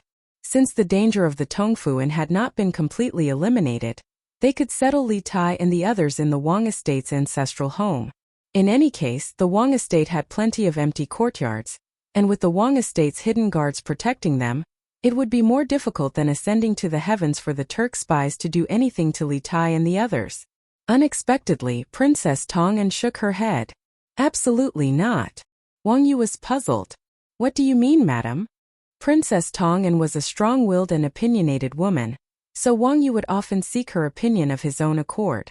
Has husband ever thought about what would happen if something happened to Qing Ke and the others while they were staying in the Wang estate? Princess Tong'an frowned. Letting Qing Ke and the others stay in the Wang estate will reduce their danger. But that doesn't mean that there won't be any danger at all. If something happens, the Wang estate will suffer His Majesty's wrath. Thus, even if this concubine agrees to husband's plan, the clan elders and the rest of the Wang estate will not agree, because the Wang estate cannot bear this risk. Wang Yu frowned for a moment before sighing. Madam is right. While this plan will reduce the danger to His Highness and the others, it will also put the Wang estate in danger. As the head of the Wang clan, Wang Yu understood the responsibility on his shoulders, and he also understood that the clan's interests were paramount. Thus, this plan was quickly discarded in his mind. At this moment there was a knock on the door, followed by a familiar voice. Reporting to Patriarch, King Wei's convoy is only 2 li from the city gate and will soon enter the city. The person outside was the Grand Commander of the Wang clan's hidden guards, Wang Changgu, a trusted aide of the chief branch. Wang Yu's heart trembled as he called out, "Come in." "Yes." Creak. Wang Changgu pushed open the door and entered, closing it behind him. Wang Yu immediately asked, "How is General Dugu's side? Did you manage to capture the shopkeeper of the Chuji ironware shop and obtain the account books?" Wang Changgu bowed. Replying to Patriarch, according to the report, by the time the Imperial Army arrived at Xuanren Market, the shopkeeper of the Chuji ironware shop, Yi Funian, had already died in his home. His throat had been slit by a sharp blade, and this matter had already alerted the county yamen and the provincial governor's residence. In addition, by the time General Dugu and the others arrived at the Chuji ironware shop, the account books had already been found and burned in the hall. Fortunately, General Dugu was fast enough, and only the first half of the account books were burned. What? Wang Yu was overwhelmed with shock when he heard this. Princess Tong, and waved her hand at Wang Chenggu and said, "All right, Chenggu, you may leave first." "Yes, Your Highness." Wang Chenggu bowed and accepted the order, then turned and left. Wang Chenggu bowed and left as well. "Madam, why does this old man feel like the mastermind behind the scenes has been spying on our every move this entire time, and is always ahead of us in every matter?" Wang Yu frowned after a few moments of silence. Princess Tong and paused for a moment, and then she probed, "Master, do you mean to say that there are Turk spies at our side or General Dugu's side?" Wang Yu shook his head. "It's probably impossible with the Imperial Army, and as for us, forget it. Let's not talk about this for now." Wang Yu suddenly paused. He looked at Princess Tong and asked, "King Wei and the others are about to enter the city. Does Madam want to accompany your husband to the city gates to take a look?" Princess Tong nodded without hesitation. "Of course. This humble one is Qingxua's elder, and this is the first time this child has come to Source Peak City. You and I just happen to be here, so we should act as hosts. Haha. Since that's the case, let's go together," Wang Yu said with a chuckle. On the other side, Dugu Feng, who had split his men into 2 groups, found nothing. Well, it could not be said that they found nothing. At the very least, he managed to snatch back half of the account book. At this moment, Dugu Feng was extremely gloomy. He felt like his every move was known in advance, and there was always someone ahead of him to obstruct him from investigating what he wanted to investigate. From the looks of the wound, the person who killed Yi Funian used a knife and not a sword. However, the authorities have searched the entire Yi residence, but they did not find the murder weapon. Now the entire Xuanren market has been sealed off. The county yamen constables are searching from house to house and asking the people if they have seen any suspicious characters. Zhang Dafu was reporting the latest progress of the case to Dugu Feng, whose face was dark. Dugu Feng let out a deep sigh and said, "From the looks of it, the person who killed Yi Funian and the person who tried to assassinate Zhu Huiqing aren't the same person?" Zhang Dafu thought for a moment and said, "From the weapons used by the murderer, it does seem like they are not the same person, but we can't rule out the possibility that the murderer used both weapons to confuse the public." Dugu Feng shook his head and said nothing. His intuition told him that these 2 murders were not done by the same person, but he could not find any direct evidence at the moment. As for the names listed in the account book of the Chuji ironware shop, this general has already sent people to investigate with Chu Mingxian. Seeing that Dugu Feng was silent, Zhang Dafu continued to report. Continue to investigate. Remember, you must protect that half of the account book well." Dugu Feng nodded and gave his orders. He had brought 30 Imperial Army elites to Taiyuan City a day in advance, so that he could eliminate the hidden dangers in Taiyuan City before Li Tai and the others arrived. But now, not only had he failed to capture a single Turkic spy, key witnesses had been killed one after another. This made him feel very embarrassed, and this half of the account book was the only thing that could comfort him. This general obeys. Zhang Dafu bowed. "It's getting late. His Highness's group should be arriving soon. Take a few people and follow me out of the city to welcome them. The rest of you, stay here and watch over Chu Mingxian's group." Du Gufeng looked out the window and said, his hands behind his back, "Yes." Soon they came out of a house near the Tongfu Inn and went straight to the southern city gate. At this moment, in a private room on the third floor of a restaurant near the southern city gate, a middle-aged man wearing a scholarly robe and holding a feather fan stood by the window. He looked at the faint appearance of a group of people outside the city. He waved his feather fan and chuckled softly. "Haha, the real big fish has finally taken the bait. Kingwei. Haha, since you've entered the game, no one can save you. Just relax and be a fish that has taken the bait." A gust of wind blew through the middle-aged man's hair. The way he stood against the wind and gently waved his feather fan was somewhat similar to the legendary Zhuge Kongming, who had a feather fan and a silk scarf. Everything was under his control. Cough cough, but when he looked at that person's appearance again, it was an ordinary face that couldn't be any more ordinary. It was completely incompatible with his ethereal temperament. Oh. Chapter 1836. Big Brother. You finally arrived. On the road to Li to the south of Taiyuan City, Du Gufeng had arrived with 3 Imperial Army soldiers and was about to welcome Du Guxian's group. Du Gufeng hurriedly stepped forward. Upon seeing his big brother, Du Gufeng inexplicably felt a sense of relief. This was the trust he had built up in Du Guxian as a child. Although Source Peak City was in a perilous situation, he was confident that with Du Guxian here, those demons and monsters hiding in the shadows would be exposed. Du Guxian nodded and went straight to the point. "What is the situation in Source Peak City?" Du Gufeng's face instantly turned grim, and after a few moments of silence he said, "Big brother, the situation in the city is not optimistic. Yesterday, after we entered the city, we began to secretly investigate the new guests of the inn. In the end, we discovered a Turkic merchant disguised as a Han. His name was Zhu Hongsheng, and his movements were extremely suspicious, so I sent people to keep an eye on him. Today, that Turkic merchant went to an ironware shop in the city, but not long after, that merchant and the shop's owner and workers all disappeared into thin air under the eyes of our brothers. Later, through investigation, we discovered that there was a secret passage in the ironware shop that led directly to another house to the west of the ironware shop. The Turkic merchant and the ironware shop's workers had escaped through that secret passage, but by the time our men reached the house on the other side of the secret passage, there was not a single person inside.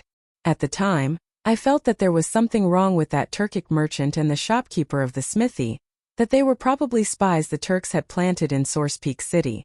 Thus, I had Zhang Dafu and the others pursue the 2 of them, but my manpower was limited, and finding the 2 of them in Taiyuan City in a short amount of time was far too difficult.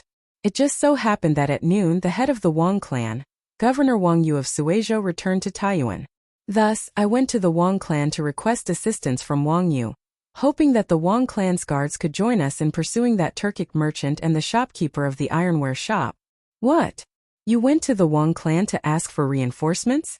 Does this mean that Governor Wang already knows that your highness has come to Source Peak? Hearing this, Du Guxian's face was filled with shock. He interrupted Du Gufeng and questioned. Hearing Du Guxian's unfriendly tone, Du Gufeng couldn't help but shrink his neck in fear. Big brother, Provincial Governor Wang is a member of the imperial family, and his son Wang Renbiao is on good terms with the Marquis of Yong'an. Be it for public or private reasons, he should stand on our side on this matter. Moreover, the situation at the time was truly urgent. If I hadn't been able to quickly track down that Turkic merchant and the owner of the ironware shop, they might have escaped the city, making it even harder to capture them. At this point, Du Gufeng didn't dare to continue because he noticed that Du Guxian's face was ashen. Nonsense. Hearing this, Du Guxian couldn't help but reprimand in a low voice.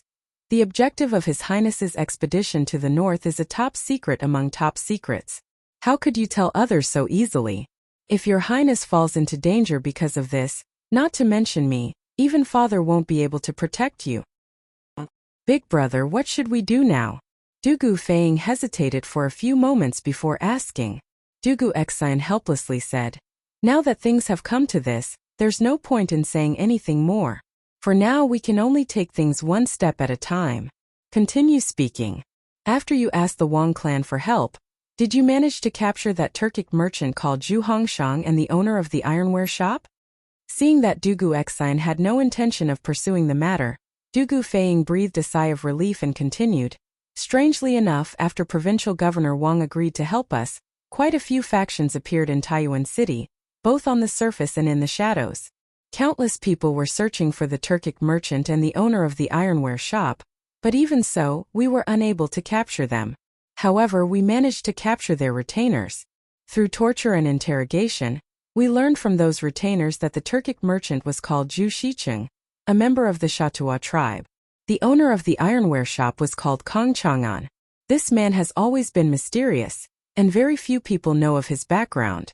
In the end, with the help of the bookkeeper of the ironware shop, we managed to obtain the books of the ironware shop, but the process did not go smoothly. At this point, Dugu Feiying briefly told Dugu Xine about how the key witness, Zhu Huiqing, was killed and the account books were almost completely burned. After listening, Dugu Xine deeply furrowed his brows. At this time he realized just how complicated the current situation in Source Peak City was. It was as if there was an invisible hand controlling everything in the dark.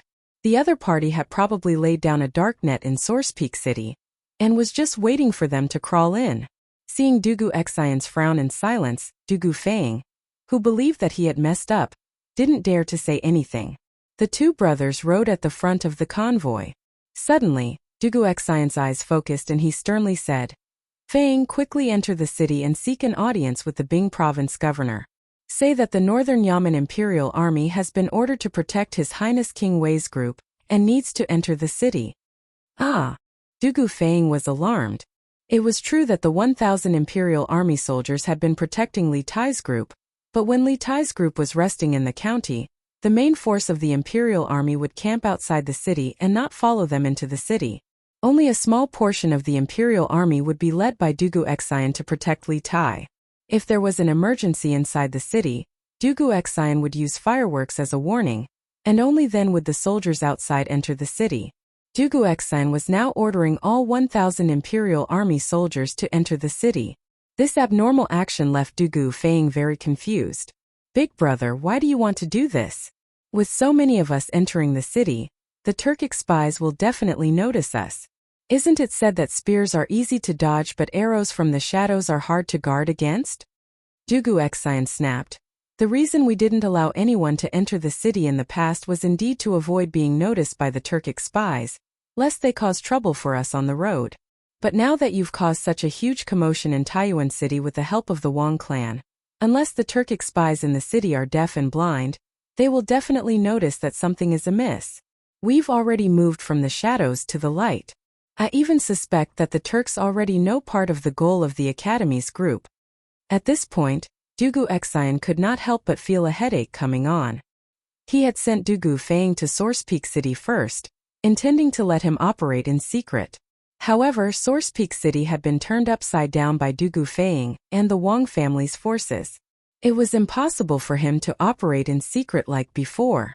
They had been forced from the shadows into the light, and they were now in a passive position. They didn't even know who their enemy was or what their goal was. Then what do we do? If the Turkic Khagan learns of the goal of Your Highness and the Academy's group, won't he go mad and send soldiers to Taiyuan City to capture Your Highness and the Academy's teachers and students? Dugu Feiying inexplicably panicked at Dugu Xine's words. A little more than a month ago, the state teacher of the Turkic Khaganate, Wu Jia, had risked his life to infiltrate the Cloud Mountains for the sake of obtaining confidential information from the Academy. If the Turkic Khagan learned of the goal of Li Tai's group, there was no guarantee that he wouldn't send elite soldiers to cause trouble. When the time came, Li Tai and the Academy group would either be captured or killed. No matter what the outcome was, it was not something they could bear. So before you left, I warned you that no matter what, you were not allowed to tell anyone about the mission of Your Highness's group. Dugu Xine glared at Dugu Feiying and angrily said, At this point, the spies the Turks have planted in Taiyuan City must know something, but Taiyuan City is several hundred li away from the Turkic Khaganate, so they won't have time to send back the news. Since this is the case, there is no need for us to continue hiding. We might as well bring out all our strength. This is Taiyuan City, not the border of the empire. Even if the Turks have some spies in Taiyuan City, as long as we protect your highness and the academy, they won't be able to find us. Immediately enter the city and head to the provincial governor's residence to inform the Bingzhou governor. Since the danger in Tongfuan has yet to be eliminated, once we enter the city we won't stay in the inn. We'll stay in one of the relay stations in the city. It will be easier for our brothers to set up defenses there. Dugu Feiying felt that his brother's words were reasonable and hurriedly cupped his fists. Yes, big brother. I'll go to the provincial governor's residence. Seeing that Dugu Xian had nothing else to say, he urged his horse to leave the group and gallop toward the city gate. Actually, with Dugu Feiying's personality, he preferred to fight in the open. Hiding in the dark was not his forte. Now that Dugu Xian had decided to reveal his identity and lead the army into the city, this was exactly what he wanted. After Dugu Feiying left, Dugu Xian rode his horse to Li Tai's carriage. After briefly introducing the complex situation in Taiyuan City to Li Tai, Dugu Xian proposed to lead his army into the city and move to a relay station instead of an inn. The mood in the carriage suddenly turned solemn. Iron Egg, Qin Huayu and Meng Wenhao all turned to Li Tai, waiting for his decision. After a few moments of silence, Li Tai sternly said, "Since that's the case, we'll follow General Dugu's arrangements. We have to be extremely careful in these unusual times." Seeing that Li Tai was willing to cooperate, Dugu Xian let out a sigh of relief. If this was the Li Tai of 2 years ago, he would definitely not be so understanding. After all, in terms of comfort, a relay station was definitely far inferior to a large inn like Tongfuan. "Thank you for your understanding, Your Highness. Please rest assured, Your Highness. We will protect Your Highness and the others with our lives." Dugu Xian cupped his fists. General Dugu is too polite. Li Tai smiled and said softly. A trace of worry appeared between his brows. Li Tai of the past was indeed a person who only cared about his own enjoyment, but it was different now. As the commander-in-chief of this northern operation, he had the responsibility and obligation to ensure the safety of these people from the academy. Chapter 1837. This subordinate is the Bing province governor, Wang Liuan. Greetings to Your Highness, Duke of Wei. The sun was setting in the west and the sky was about to turn dark. The southern gate of Taiyuan City opened. King Liaoyuan and his subordinates hurried out of the city. As for the county officials, he didn't even bother to inform them. At this moment, he saw a young man around 10 years old standing in front of the carriages. He had a calm expression and a noble aura. The soldiers beside him protected him tightly. In addition, Wang Liuan had seen Li Tai a few times when he entered the court a few years ago. Thus he directly walked up to Li Tai and bowed. "Your Highness, King Wei." The aides and subordinates of the provincial governor behind Wang Liuan also bowed. With Wang Liuan leading the way, they didn't have to search for Li Tai in the crowd. "Everyone, there's no need to be so courteous." Li Tai raised his hands and smiled warmly at Wang Liuan and the others. "This king has come to Taiyuan City to carry out an important mission under the orders of my imperial father. These 1,000 imperial army soldiers will follow this king into the city. I hope that Provincial Governor Wang can make things convenient and cooperate with this king to complete the mission given by my imperial father." Hearing this, Wang Liuan frowned. When Dugu Feiying entered the provincial governor's residence with the imperial army token, he told him that Li Tai was going to lead 1,000 imperial army soldiers into Taiyuan City. However, Dugu Feiying didn't have a real imperial edict. They were only following Li Er's verbal order. Letting an unfamiliar army into the city was a serious matter. As the provincial governor of Bing province, Wang Liuan had to personally go out and investigate. Otherwise, what if this army had other motives? At that time he would really be dead. After seeing that the leader of this army was indeed Li Tai, Wang Liuan's vigilance was lowered. This was because Li Tai couldn't possibly rebel. Even if he wanted to rebel, he couldn't have brought the imperial army with him. This was because the imperial army was under Li Er's direct command. Since that was the case, then Li Tai really did lead the army into the city under the emperor's orders. "Your Highness is too polite. We will do our best to assist Your Highness in completing His Majesty's mission." After pondering for a moment, Wang Liaoan cupped his hands and said. At this moment, he thought of how the Wang clan's elites had entered and exited the city in the afternoon, searching for 2 people. He wondered if this matter had anything to do with Li Tai's arrival. Haha! Wang Yu greets your highness, Duke of Wei. Speak of the devil. Just as Wang Liaoan was thinking this, a burst of hearty laughter came from behind the officials of the provincial governor's office. Soon after, Wang Yu walked out with Princess Tong, and unclasped his hands at Li Tai. Of course, he was the only one who bowed. Princess Tong and stood in front of Li Tai and looked at the little fatty with a smile. After Wang Yu bowed, she smiled faintly and said, Qingke, why didn't you tell me you were coming to Taiyuan? I could have sent someone to fetch you. Upon seeing Wang Yu and Princess Tong, and Li Tai's dignified expression instantly vanished, replaced by the docility of a junior in front of his elders. He first bowed to Wang Yu and said, Uncle-in-law, there's no need to be so courteous. Then he replied to Princess Tong and, Grandaunt, please forgive me. Tai only left Chang'an on the spur of the moment. Besides, Tai didn't know that Grandaunt and uncle-in-law were in Taiyuan right now. Otherwise, I would have definitely sent someone to inform you. Princess Tong'an and Li Er had an extremely good relationship. Even though Princess Tong'an was already married, Li Er would still send someone to Suizhou to deliver gifts to her, and Wang Yu during festivals. As a result, Li Tai naturally did not dare to slight this grandaunt of his. In terms of seniority, Princess Tong, and was truly his grandaunt. Haha, we're all family, so why are you taking offense? When Renbiao got married a few days ago, your uncle-in-law and I just came to Taiyuan from Qizhou. You've been spoiled since you were young and have never traveled far. You must have suffered quite a bit along the way, right? Princess Tong'an smiled and stroked Li Tai's head out of habit. Speaking of which, when Li Tai was still young, Princess Tong, and had often stroked his head like this, Li Tai felt a wave of helplessness. He wanted to hide, but he was afraid that he would hurt this grandaunt's heart. He could only stand there and let Princess Tong'an torment him. Seeing the 2 of them chatting about domestic trivialities, the others, especially Wang Liaoan and some of the people from the provincial governor's estate, instantly felt that their presence was unnecessary.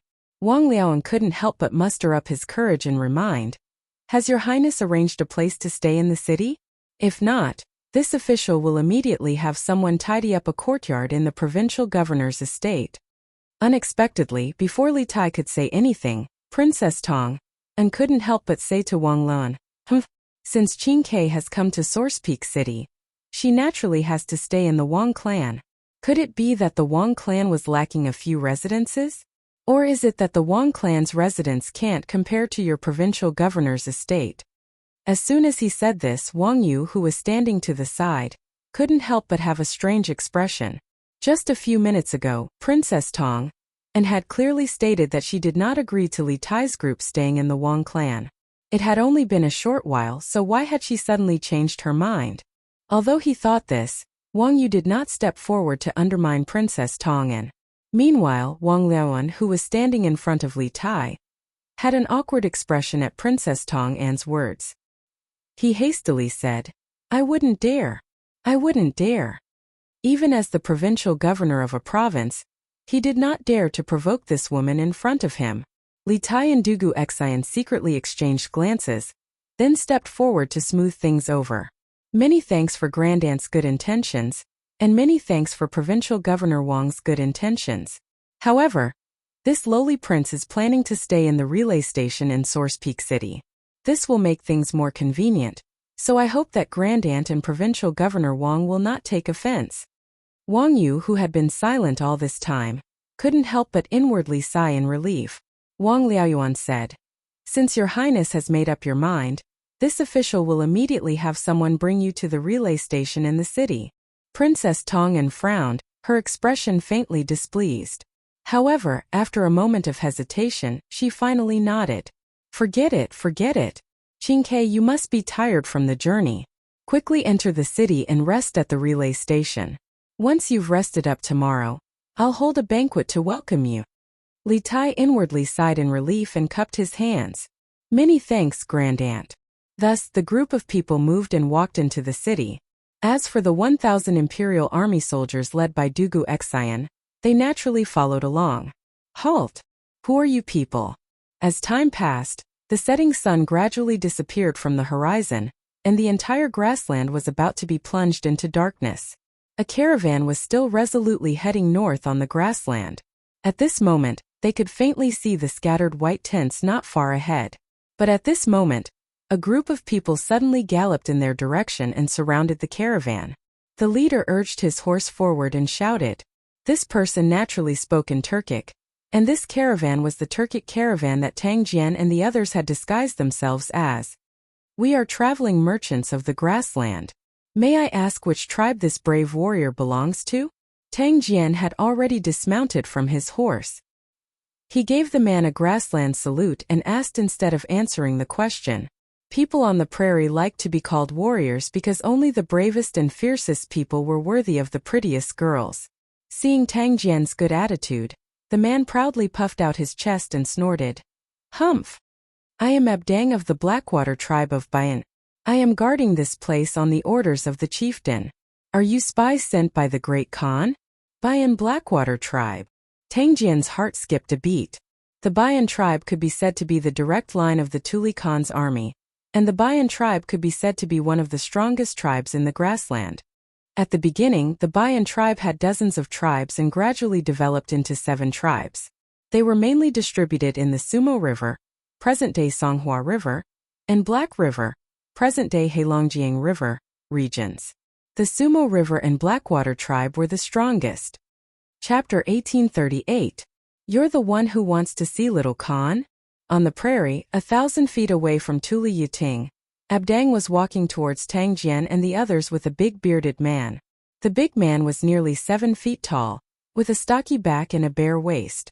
He was born tall and powerful. Coupled with his rough face, he was the typical tough man of the prairie.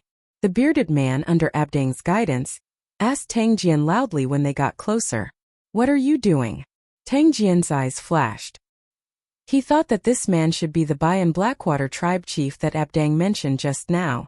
So he replied calmly, That's right. I'm the one who wants to see Little Khan. The man glanced at Tang Jian and said coldly, Little Khan is busy with military affairs. How can you see him just because you want to? Just because of these few carriages of Central Plains goods behind you? Besides, who knows if you're a spy sent by Great Khan? Obviously, before coming over, Abdang had already introduced the situation of Tang Jian and the others to this burly man. However, he was not as talkative as Abdang. As the chieftain of a tribe, he had many more problems to consider. Tang Jian seemed to be prepared for the bearded man's difficulties. He replied with a normal expression.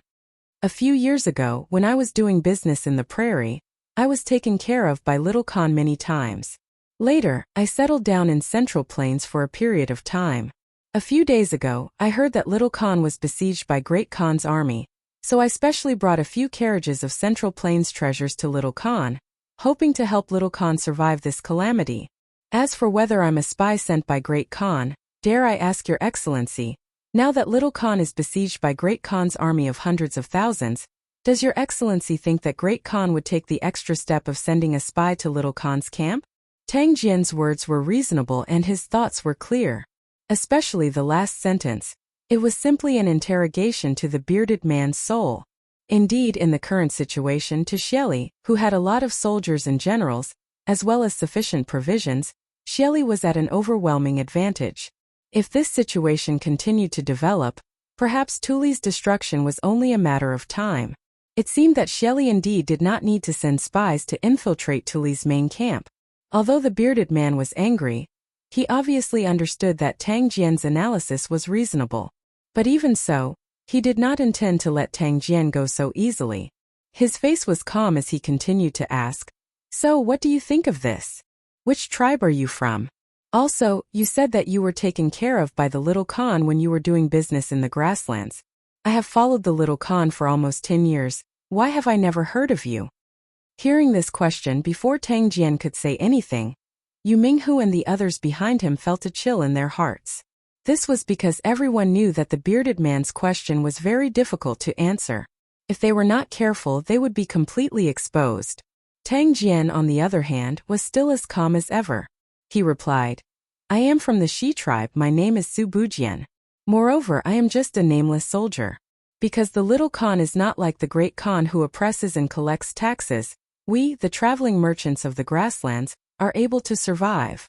You should be the chief of the Black Water tribe, right? You're a big shot, so it's normal that you haven't seen a nobody like me. The Shi tribe was also a tribe under Tuli Khan. However, compared to Bayan's Blackwater tribe, the Shi tribe could only be considered a small tribe with very weak influence. Therefore, it was impossible for the bearded man to be familiar with everyone in the tribe. Chapter 1839. Su Bujian, a traveling merchant of the Shi tribe, greets the Khan. Under the lead of a soldier, Tang Jian entered this palace on the grassland. After entering, he didn't have time to admire the luxurious furnishings in the palace. In fact, there wasn't much to admire here.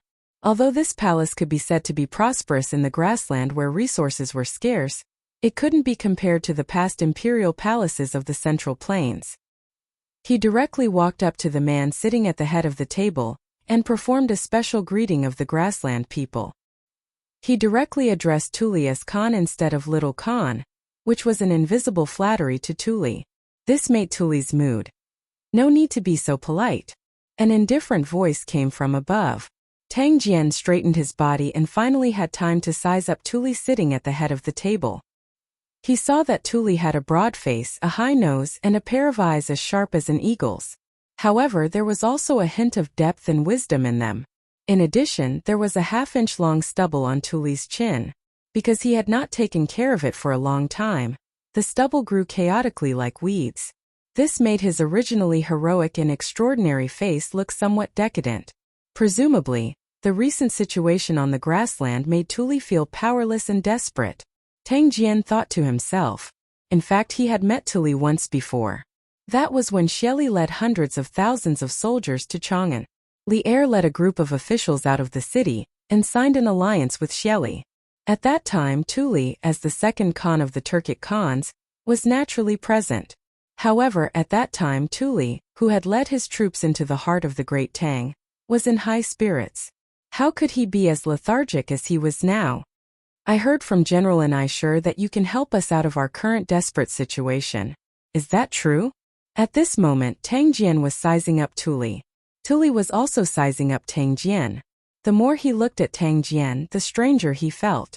It was not that he recognized Tang Jian, but he felt that Tang Jian looked very strange. He could not tell what was strange about Tang Jian, but he felt that Tang Jian's appearance was somewhat awkward. After sizing him up for a while, Tuli got straight to the point and asked. Actually, the reason Tuli felt strange and awkward when he looked at Tang Jian was because Tang Jian was a Tang. Although this time he entered the prairie in disguise, his face and facial features still had the distinctive features of people from the Central Plains. Replying to Khan, there is indeed such a thing. I can help you escape from the Great Khan's encirclement. Tang Jian smiled and replied in a neither servile nor overbearing manner. Shi tribe's traveling merchant Su Bujian greets the Khan. Under the lead of a soldier, Tang Jian entered this palace on the grassland. After entering, he didn't have time to admire the luxurious furnishings in the palace. In fact, there wasn't much to admire here. Although this palace could be said to be prosperous in the grassland where resources were scarce, it couldn't be compared to the past imperial palaces of the Central Plains. He directly walked up to the man sitting at the head of the table and performed a special greeting of the grassland people. He directly addressed Tuli as Khan instead of Little Khan. Unknowingly, he was flattering Tuli, which made Tuli's mood very bad. No need for formalities. An indifferent voice came from above. Tang Jian stood up straight. Only now did he have time to size up Tuli, who was sitting at the head of the table. He saw that Tuli had a broad face, a high nose, and a pair of eyes as sharp as an eagle's, but they also revealed a bit of profundity and wisdom. In addition, there was a half-inch long stubble on Tuli's chin. Chapter 1840. Your Majesty, Minister Xiao has returned to the city with the money from the fundraising event. Chang'an City, Taiji Palace, Sweet Dew Hall. The sky was getting dark. Li Er, who had just finished reading the memorials, was about to head to the back of the palace for dinner when Zhao Song walked in. Oh, the fundraising event in Lantian County has ended? How much money was raised? Li Er's eyes lit up when he heard that. He asked with great interest. He hadn't forgotten about his bet with Xiao Yu. Zhao Song smiled and replied, Your Majesty, the fundraising event ended at 4:45. As for how much money was raised, I don't know. But from the rumors, it should be quite a lot. Li Er nodded and chuckled. Haha. Then we'll talk about it when Minister Xiao enters the palace. He then stood up from the dragon couch and walked towards the door. Since Xiao Yu hadn't arrived yet, he had to go and eat dinner. Li Er wasn't too worried about the bet. Firstly, he believed in Li Zishuan's ability to create miracles. Even if he couldn't raise 250,000 strings of cash, Li Zishuan would definitely have other tricks up his sleeves. Secondly, even if Li Zishuan couldn't do it, Li Er had other ways to raise 250,000 strings of cash. The Bureau of Commerce in the Guangdong region would send the tax revenue to the imperial court every 3 months. He could have Li Xiaogong hand over the tax revenue to the national treasury a month in advance. This wasn't a small sum of money and could completely make up for the deficit from the fundraising event. Actually, Li Er had another trick up his sleeve, which was to have the Yanhuang Bank print money like crazy. Tang Yuan had become popular in all 300 states of the Great Tang, and had gradually replaced copper coins. In times of war, Li Er could have the Yanhuang Bank print more Tang Yuan to expand and equip the army. However, when Li Zishuan established the Yanhuang Bank, he had solemnly said that the amount of money that the Yanhuang Bank printed every year had to be determined by the Great Tang's annual gross domestic product. Unauthorized printing of Tang Yuan would not only destroy the credit system of Tang Yuan, it would also destroy the foundation of the Great Tang. Once this move was implemented, the Great Tang dynasty would not be far from destruction. As intelligent as Li Er was, it was impossible for him not to know that Li Zishuan's words made sense. Now that the Great Tang was fighting the Turkic Khaganate, although it was difficult, it was not completely impossible. Therefore, Li Er felt that it was not yet time to use the money printing machine, that was the Yanhuang Bank. In his view, the Yanhuang Bank and Tang Yuan would be of great use to the future prosperity of the Great Tang. They must not be destroyed so easily. Arriving at Empress Zhongxuan's residence, Li Er immediately ordered the palace maids and eunuchs to serve the dishes. Halfway through the dinner, Zhao Song hurriedly ran over and said, Your Majesty, Minister Xiao requests an audience. Ha! He came rather quickly. Bring him to the Ganlu Palace, I will be there in a while. Hearing this, Li Er smiled and said to Zhao Song, Yes. Zhao Song received the order and left. At this moment, Li Er looked at Empress Zhongxun and sighed. Sigh, I wanted to have a good meal with Maid Guanyin, but it seems like I won't be able to. Empress Zhongxun smiled and said, Your Majesty, go quickly. For Minister Xiao to enter the palace at this time, it must be something important. Oh, it seems like Lantian County is holding a donation gathering today. I believe that Minister Xiao must be here for this. Li Er took advantage of the gap between their conversation to eat 2 more mouthfuls of food. Then he stood up and praised. Haha! My Empress is indeed intelligent. This Xiao Yu is most likely here for the donation gathering. Alright, Maid Guanyin, take your time to eat. I will be going to the front hall. Empress Zhongxun nodded. Li Er stood up and headed in the direction of Taiji Palace. Speaking of which, it wasn't easy for him to be the emperor, especially during this period when the Great Tang was preparing for the war with the Turkic Khaganate. There were many times when he couldn't even have a proper meal. It was no wonder that Li Er would become a sage in history. Attitude determined everything. This old subject greets your Majesty. Arriving at the Ganlu Palace, Xiao Yu, who had been waiting for a while, quickly bowed and greeted. Minister Xiao, you may dispense with the formalities. Li Er waved at Xiao Yu as he walked toward the dragon couch.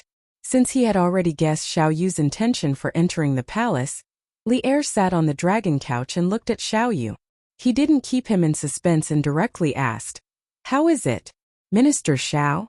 Has the money raised from this donation gathering been enough to fund an army of 150,000 soldiers? Xiao Yu's eyes narrowed as he clasped his hands at Li Er and sternly said, This donation gathering has raised a total of 428,500 strings of cash, far surpassing this old subject's estimate. Your Majesty has won the bet, so this old subject congratulates your Majesty. What? 428,500 strings of cash? Even though Li Er had already mentally prepared himself, he still couldn't help but be taken aback by such a massive number from Xiao Yu's mouth. Just 15 minutes ago, he had been considering what to do if the money raised from this donation gathering wasn't enough, but now happiness had come a little too suddenly. Truly so. In this donation gathering, not only did many merchants donate generously to the country, there were also many people this old subject didn't expect to participate. Speaking of this, Xiao Yu took out a book from his bosom and held it up with both hands. He said, "This old official has brought back the 428,500 strings of coins from the fundraising event and handed it over to the officials of the Ministry of Revenue to be counted and added to the national treasury. This is the detailed account of the fundraising event. Your Majesty, please take a look." "Good. My dear subject, you've worked hard this time." Li Er's eyes lit up as he sighed with emotion. Without his instructions, Zhao Song took the account book from Xiao Yu's hands and handed it over to Li Er. Li Er reached out to take the account book and began flipping through it, ignoring Xiao Yu in the hall. Due to the lack of time, the account book wasn't arranged according to the amount of donations. It was completely based on the order of the people who had appeared at the donation gathering. Li Er recognized many of the people at the front of the list, such as Li Zixuan, Lin Wenyuan of the Flaming Yellow Chamber of Commerce, and the world's righteous merchant Feng Zhihua, whom he had personally conferred the title of World's Righteous Merchant. These people had all donated a considerable amount, with Li Zixuan taking the lead. Not only had he donated 30,000 strings of cash, but his Warm Tang Foundation had also donated 20,000 strings of cash. Altogether, they had contributed 50,000 strings of cash to the imperial court. Li Er couldn't help but be moved by this. He thought to himself Li Zixuan might be a playboy most of the time, but when it comes to national interests and foreign wars, he's more attentive than anyone else. Li Er thought this way not only because Li Zixuan had started the donation gathering and contributed 50,000 strings of cash to the imperial court, but also because Li Zixuan had offered to forge new high-quality equipment for the expanded Black Armored Army. After that, Li Er had done some calculations in private. The new equipment worn by the 5,000 Black Armored Army from head to toe, from man to horse, would definitely be worth no less than 100,000 strings of cash. There weren't many people in the Great Tang who could fork out such a large sum. Even if there were people who could, they wouldn't offer to gift money like Li Zixuan had done. This was because not only would this money not benefit him, it might even arouse the suspicions of the emperor. Li Er knew that Li Zixuan, who had always been shrewd, would do such a foolish thing because of his sincerity towards the Great Tang. He wanted the Great Tang to prosper, and he didn't want the Great Tang to fall into the hands of foreign races. It was precisely because of this that Li Er had always regarded Li Zixuan in a different light, and promoted Li Zixuan as an exception. Furthermore, whenever Li Zixuan made a mistake, Li Er would do his best to lighten the punishment on Li Zixuan. It was also because of Li Zixuan's sincerity that Li Er was willing to place his two favorite sons by Li Zixuan's side to learn and grow. Treasure House? What's the background of this shop? They can actually donate 30,000 strings of cash? Also, this name sounds familiar. Li Er skimmed through the list and saw that other than Li Zixuan, there was someone else who had donated 30,000 strings of cash. He couldn't help but take a second look at the list. Then, he frowned and muttered in confusion. Xiao Yu smiled and cupped his hands. "Your Majesty, this treasure house is the property left behind by Wang Renbiao, the governor of Qizhou. As for Li Jingqiu, who donated after him, she is Wang Renbiao's new wife. The couple donated a total of 32,000 strings of cash." "Oh? It's Wang Renbiao?" Hearing this, Li Er was suddenly enlightened. "I heard that he was getting married a few days ago. I didn't expect that he would come with his new wife to donate money right after he got married. Wang Yu gave birth to a good son and a good daughter-in-law." Then Li Er temporarily put aside Wang Renbiao's matter and continued to read. The more he read, the more surprised he became. Slowly, he finally understood why Xiao Yu had told him that many unexpected people have come to this fundraising event. Chengji Winery? Isn't that the winery of Chang Jijia's family? He also donated 5,000 strings of cash. Qinji Clothing Shop? This is Shu Bao's shop. Baocheng Pawn Shop? This is Jingda's pawn shop. Zhangsun Wuji Feng Xinling, Chu Suiliang Kongingda. All the civil and military officials seemed to have secretly participated in the fundraising event. Unlike other emperors, Li Er had subdued a large group of civil and military officials in the process of conquering the world. These people had worked with Li Er for so many years and had a very good relationship with him. Li Er knew most of the private lives of his officials like the back of his hand. Therefore, although Chang Yaojin Qin Qiong and the others had participated in the fundraising event in the name of their own shops, most of them were still recognized by Li Er at a glance. Seeing that his officials were so supportive of him, Li Er couldn't help but feel touched. However, when he saw the next name, he couldn't help but twitch the corner of his mouth. Wei's Winery, isn't this Wei Zheng's winery? No, didn't this winery close 2 years ago? Donation of 10 strings of cash? When he saw the words Wei's Winery, Li Er was a little surprised. However, when he saw the donation of 10 strings of cash, he almost vomited blood. This was because the people before him had donated tens of thousands of strings of cash. When it was Wei Zheng's turn, he only donated 10 strings of cash. This contrast was too big. Cough cough. Xuanqing's family's resources are limited. Your Majesty, please forgive us. Seeing this, Xiao Yu coughed dryly and pleaded for Wei Zheng in a low voice. Li Er secretly rolled his eyes and couldn't be bothered to say anything. Lantian County's government donated 10,000 strings of cash? What's going on? Li Er read 10 lines at a glance and quickly flipped to the last page of the account book. Suddenly, his eyes focused on a line in the middle of the last page of the account book, and he exclaimed in surprise. Chapter 1841. Lantian County was only a middle-sized county. Among the 1,500-plus counties in the Great Tang, Lantian County was definitely not one of the wealthiest counties. Of course, this was the Lantian County of the past. The current Lantian County was filled with shops and pavilions. The crisscrossing bluestone streets had all been changed to smooth cement roads. According to rumors, the Lantian County Yamen had the intention to expand Lantian County.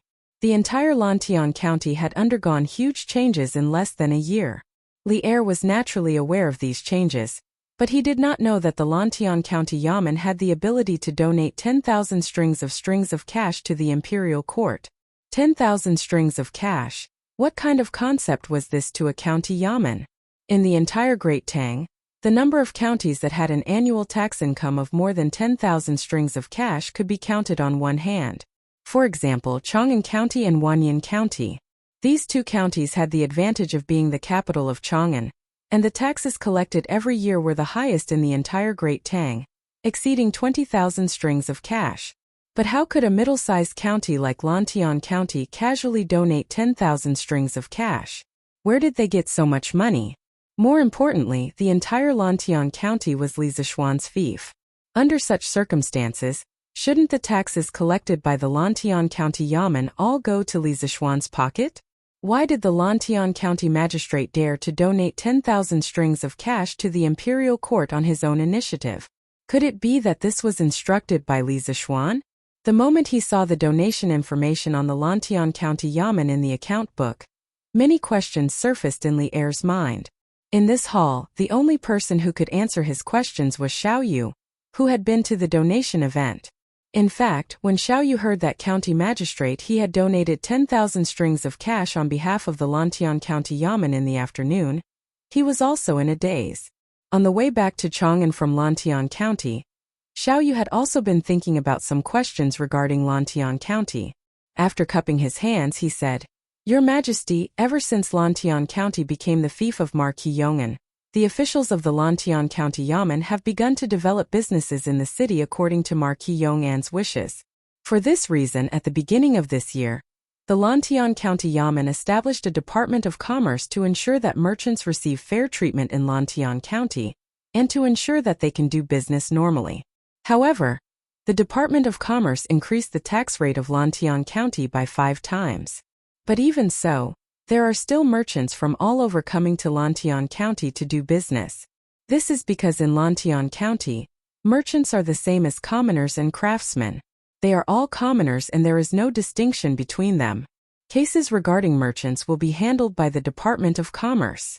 Furthermore, The children of merchants can enter official schools in Lantian County and can also be admitted to Yanhuang College in the future. As a result, shops and restaurants in Lantian County sprang up like bamboo shoots after a spring rain. The business in the city is also flourishing day by day. In addition, the Department of Commerce increased the tax rate by 5 times. As a result, the monthly tax revenue of Lantian County is more than 10 times higher than before. This old subject heard from County Magistrate He of Lantian County that Mar Qiyong, and did not take a single cent of the tax collected by the Lantian County Yamen and left it all in the Yamen. He ordered County Magistrate He and the others to use this money to improve the livelihood of the people in the county. This is called taking from the people and using for the people. Chapter 1842. In truth, before the Song dynasty, the nomads of China basically did not have any iron smelting skills. The Xiongnu Xianbei Ruren and the Turks of the Sui and Tang dynasties were all like this. They usually obtained their iron from 2 sources. One was through plundering the settled tribes, such as the people of the Central Plains. The second source was through secret transactions with special merchants, somewhat similar to modern weapons smuggling. By the Song dynasty, the northern nomads were unprecedentedly powerful. The Khitans, Jin, and Xixia could no longer be considered nomads. They had their own iron smelting skills, and Xixia had even developed the more advanced cold forging technology of the time. Cold-forged armor was once the strongest armor of the time. At that time, the Chinese Empire's control over iron was also much more lax, which was why cooking was so popular. As for the Mongols after the Song dynasty, as the peak of nomads, they obtained iron through trade. At that time, there were many countries that could trade with the Mongols, so the Chinese Empire's unilateral control over the export of iron was meaningless. However, the Mongols were not good at smelting iron, but this did not stop them from plundering all sorts of people who knew how to smelt iron. Thus, the Mongols were able to grow stronger and control the Central Plains. Dugu Xine deduced that the assassin was not from the Turks, but from the Central Plains based on the needle-shaped weapon in his hand. This deduction was completely reasonable. In ancient times, when technology was not mature, it was not as easy to make a needle as it was in the modern era. Moreover, the needle in Dugu Xine's hand was not ordinary iron, but special steel. It was undoubtedly more difficult to make than the embroidery needles that the common people used. Based on this, one could basically conclude that the person who made this weapon was from the Central Plains. The situation in Taiyuan City is not as simple as you think it is.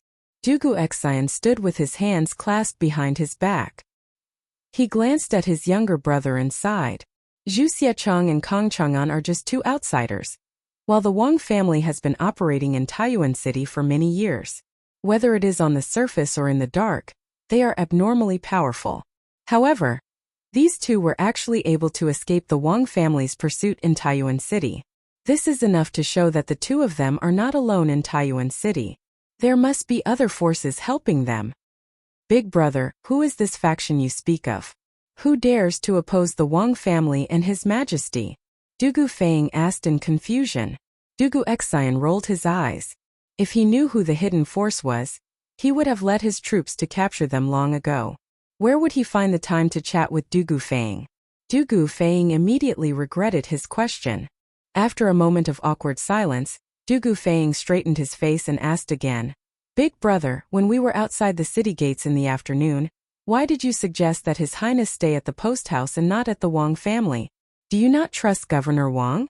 But even if you don't trust Governor Wang, you have to trust Princess Royal, right? She wouldn't harm your highness, would she? If he could, Dugu Xine really wanted to say, My silly little brother, you're too young. It's not that I don't trust Provincial Governor Wang or the Grand Princess. It's just that the Wang clan is a 1,000-year-old clan with many assets and descendants. Even though Provincial Governor Wang is the current head of the Wang clan, it's impossible for everyone in the clan to be of one mind. Chapter 1843. Shelley's Tyranny, Heaven's Wrath and People's Resentment. At the end of July, there will be frost in midsummer on the grasslands. Inside the Tuli Yadong, Tang Jian guided Tuli Khan according to Li Er's plan. He guided Tuli Khan to unite with those tribes on the prairie, who originally wanted to rebel against Shelley, but did not dare to rebel because of Shelley's great power. As for how to persuade those tribes to cooperate with Tuli, the biggest trump card was the prophecy about the midsummer frost on the prairie at the end of the 7th month. After Tang Jian finished speaking, the other two people in the room were all stunned.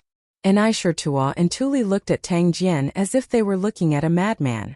It was said that the weather was unpredictable. Ordinary people could not predict whether it would be sunny or rainy a few days later. Tang Jian actually told them that there would be an abnormal weather phenomenon of midsummer frost at the end of July. How could they believe this? There are only a few days left until August, and the sun has been shining brightly on the grasslands for the past few days. You said that there would be midsummer frost on the grasslands at the end of July. Do you think anyone will believe your words? Without waiting for Tuli Khan to speak, Aishurtua, who was standing beside Tang Jian, could not help but sneer. When he learned that Tang Jian did not bring a large number of troops to the grasslands this time, Aishurtua had already lost hope that Tang Jian could help them escape.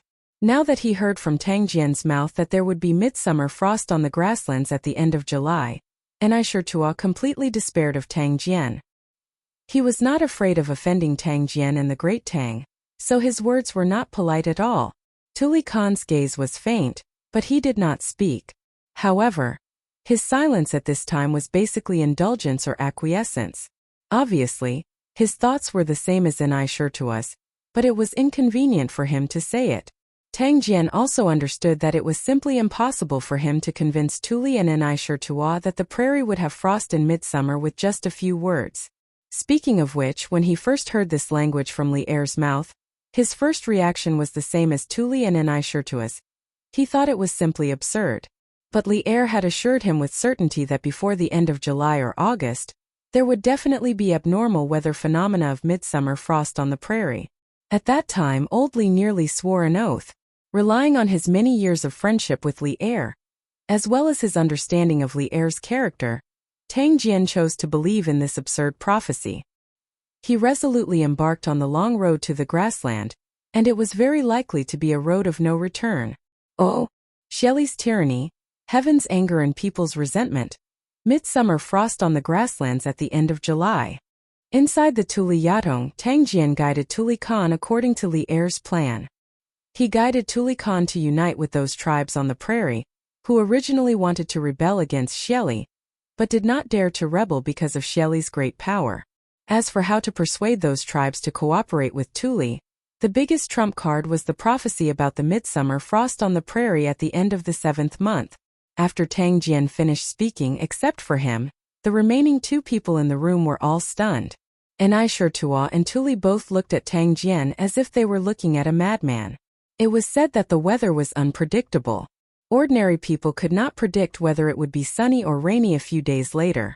Tang Jian actually told them that there would be an abnormal weather phenomenon of midsummer frost on the grasslands at the end of July. How could they believe this? There are only a few days left until August, and the sun has been shining brightly on the grasslands for the past few days. Yet, you say that midsummer frost will fall on the grasslands at the end of July? Do you think anyone will believe your words? Without waiting for Tuli Khan to speak, Aishurtua, who was standing next to Tang Jian, could not help but sneer. When he learned that Tang Jian did not bring a large number of troops to the grasslands this time, Aishurtua had already lost hope that Tang Jian could help them get out of trouble. Now, hearing from Tang Jian's mouth that midsummer frost would fall on the grasslands at the end of July, Aishurtua completely despaired of Tang Jian. He was no longer afraid of offending Tang Jian and the Great Tang, so his words were not polite at all. Tuli Khan's gaze was faint, but he did not speak. However, his silence at this time was basically indulgence or acquiescence. Obviously, his thoughts were the same as Aishurtua's, but it was inconvenient for him to say it out loud. Tang Jian also understood that it was impossible for him to make Tuli and Aishurtua believe that midsummer frost would fall on the grasslands with just a few words. Speaking of which, when he first heard this from Li Er, his first reaction was the same as Tuli and Aishurtua's, that it was simply absurd. However, Li Er had assured him that before the end of July and August, there would definitely be an abnormal phenomenon of midsummer frost on the grasslands. At that time, old Li had almost directly sworn a poisonous oath. Relying on his many years of friendship with Li Er, as well as his understanding of Li Er's character, Tang Jian chose to believe in this absurd prophecy. He resolutely embarked on the long road to the grassland, and it was very likely to be a road of no return. Shelley's tyranny, the wrath of heaven and the resentment of men. At the end of July, midsummer frost will fall on the grasslands. Inside the Tuli Yatong, Tang Jian guided Tuli Khan according to Li Er's plan. He guided Tuli Khan to unite with those tribes on the prairie, who originally wanted to rebel against Shelley, but did not dare to rebel because of Shelley's great power. As for how to persuade those tribes to cooperate with Tuli, the biggest trump card was the prophecy about the midsummer frost on the prairie at the end of the 7th month. After Tang Jian finished speaking except for him, the remaining 2 people in the room were all stunned. Tua and Tuli both looked at Tang Jian as if they were looking at a madman. It was said that the weather was unpredictable. Ordinary people would not be able to predict whether it would be sunny or rainy a few days later. Tang Jian actually told them that there would be an abnormal phenomenon of midsummer frost at the end of July. How could they believe this? There are only a few days left until August, and the sun has been shining brightly on the grasslands for the past few days. Yet you say that midsummer frost will fall on the grasslands at the end of July? Do you think anyone will believe your words? Without waiting for Tuli Khan to speak, Tua, who was standing beside Tang Jian, could not help but sneer. When he learned that Tang Jian did not bring a large number of troops to the grasslands this time, Tua had already lost hope that Tang Jian could help them escape. Now that he heard from Tang Jian's mouth that midsummer frost would fall on the grasslands at the end of July, Tua completely despaired of Tang Jian. He was no longer afraid of offending Tang Jian and the great Tang, so his words were not polite at all. Tuli Khan's gaze was faint, but he did not speak. However, his silence at this time was basically equivalent to connivance or acquiescence. Obviously, his thoughts were the same as Tua's, but it was inconvenient for him to say it out loud. Tang Jian also understood that it was impossible to make Tuli and Tua believe that midsummer frost would fall on the grasslands with just a few words from him. Speaking of which, when he first heard this from Li Er, his first reaction was the same as Tuli and Tua's. He thought it was simply absurd. However, Li Er had assured him that before the end of July and August, there would definitely be an abnormal phenomenon of midsummer frost falling on the grasslands. At that time, old Li had almost directly made a vow. Relying on his many years of friendship with Li Er and his understanding of Li Er's character, Tang Jian chose to believe in this absurd prophecy and resolutely embarked on the long road to the grasslands. Moreover, it was very likely to be a road of no return. Shelley's tyranny, the wrath of heaven and the resentment of men.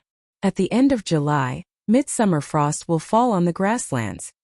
Inside the Tuli Yatong, Tang Jian guided Tuli Khan according to Li Er's plan. He guided him to unite with those tribes on the prairie who originally wanted to rebel against Shelley, but did not dare to rebel because of Shelley's great power. As for how to persuade those tribes to cooperate with Tuli, the biggest trump card was the prophecy about the midsummer frost on the prairie at the end of the 7th month.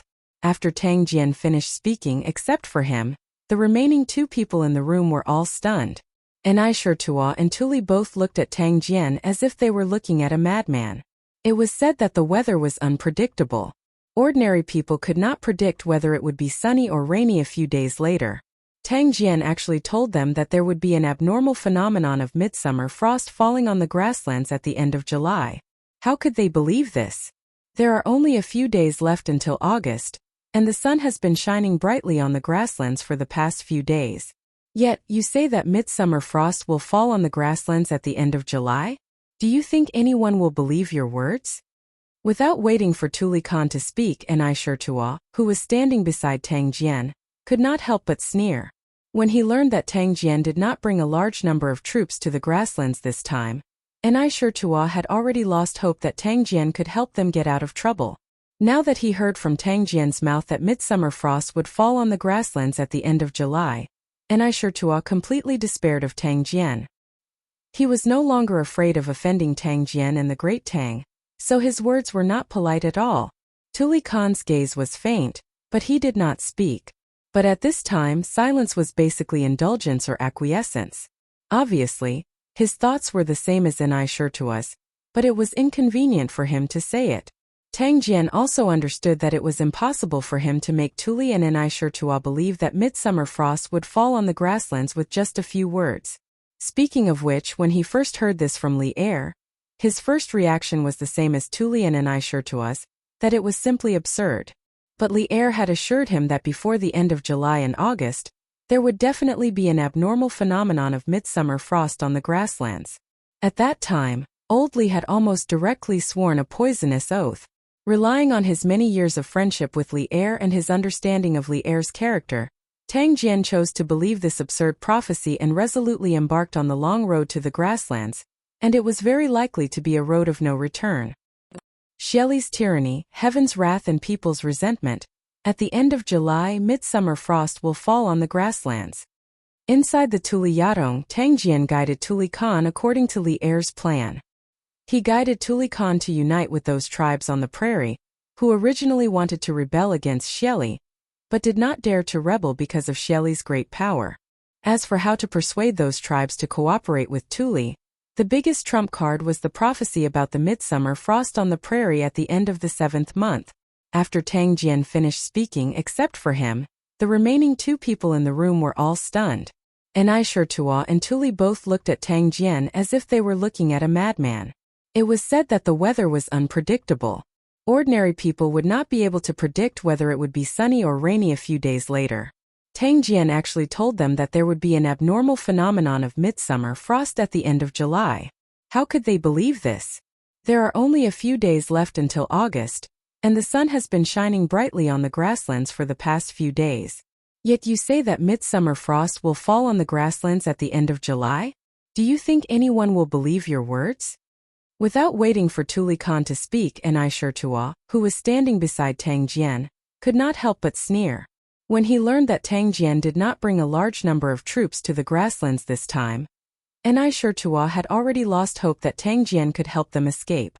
Now that he heard from Tang Jian's mouth that midsummer frost would fall on the grasslands at the end of July, Enai Shirtua completely despaired of Tang Jian. He was no longer afraid of offending Tang Jian and the Great Tang, so his words were not polite at all. Tuli Khan's gaze was faint, but he did not speak. However, his silence at this time was equivalent to connivance or acquiescence. Obviously, his thoughts were the same as Enai Shirtua's, but it was inconvenient for him to say it. Tang Jian also understood that it was impossible for him to make Tuli and Enai Shirtua believe that midsummer frost would fall on the grasslands with just a few words. Speaking of which, when he first heard this from Li Er, his first reaction was the same as Tuli and Enai Shirtua's, that it was simply absurd. However, Li Er had assured him that before the end of July and August, there would definitely be an abnormal phenomenon of midsummer frost on the grasslands. At that time, Old Li had almost directly sworn a poisonous oath. Relying on his many years of friendship with Li Er, as well as his understanding of Li Er's character, Tang Jian chose to believe in this absurd prophecy. He resolutely embarked on the long road to the grassland, and it was very likely to be a road of no return. Xieli's tyranny, the wrath of heaven and the resentment of men. At the end of July, midsummer frost will fall on the grasslands. In the Tuli Yadong, Tang Jian guided Tuli Khan according to the plan that Li Er had previously formulated. He had him unite with the tribes on the grasslands who originally wanted to resist Xieli but did not dare to because of Xieli's power. As for how to persuade those tribes to cooperate with Tuli, the biggest trump card was the prophecy of midsummer frost on the grasslands at the end of July. After Tang Jian finished speaking except for him, the remaining 2 people in the room were all stunned. Enai Shirtua and Tuli both looked at Tang Jian as if they were looking at a madman. It was said that the weather was unpredictable. Ordinary people would not be able to predict whether it would be sunny or rainy a few days later. Tang Jian actually told them that there would be an abnormal phenomenon of midsummer frost at the end of July. How could they believe this? There are only a few days left until August, and the sun has been shining brightly on the grasslands for the past few days. Yet you say that midsummer frost will fall on the grasslands at the end of July? Do you think anyone will believe your words? Without waiting for Tuli Khan to speak, Enai Shirtua, who was standing beside Tang Jian, could not help but sneer. When he learned that Tang Jian did not bring a large number of troops to the grasslands this time, Enai Shirtua had already lost hope that Tang Jian could help them escape. Now that he heard from Tang Jian's mouth that midsummer frost would fall on the grasslands at the end of July, Shirtua completely despaired of Tang Jian. He was no longer afraid of offending Tang Jian and the Great Tang, so his words were not polite at all. Tuli Khan's gaze was faint, but he did not speak. However, his silence at this time was basically equivalent to connivance or acquiescence. Obviously, his thoughts were the same as Shirtua's, but it was inconvenient for him to say it out loud.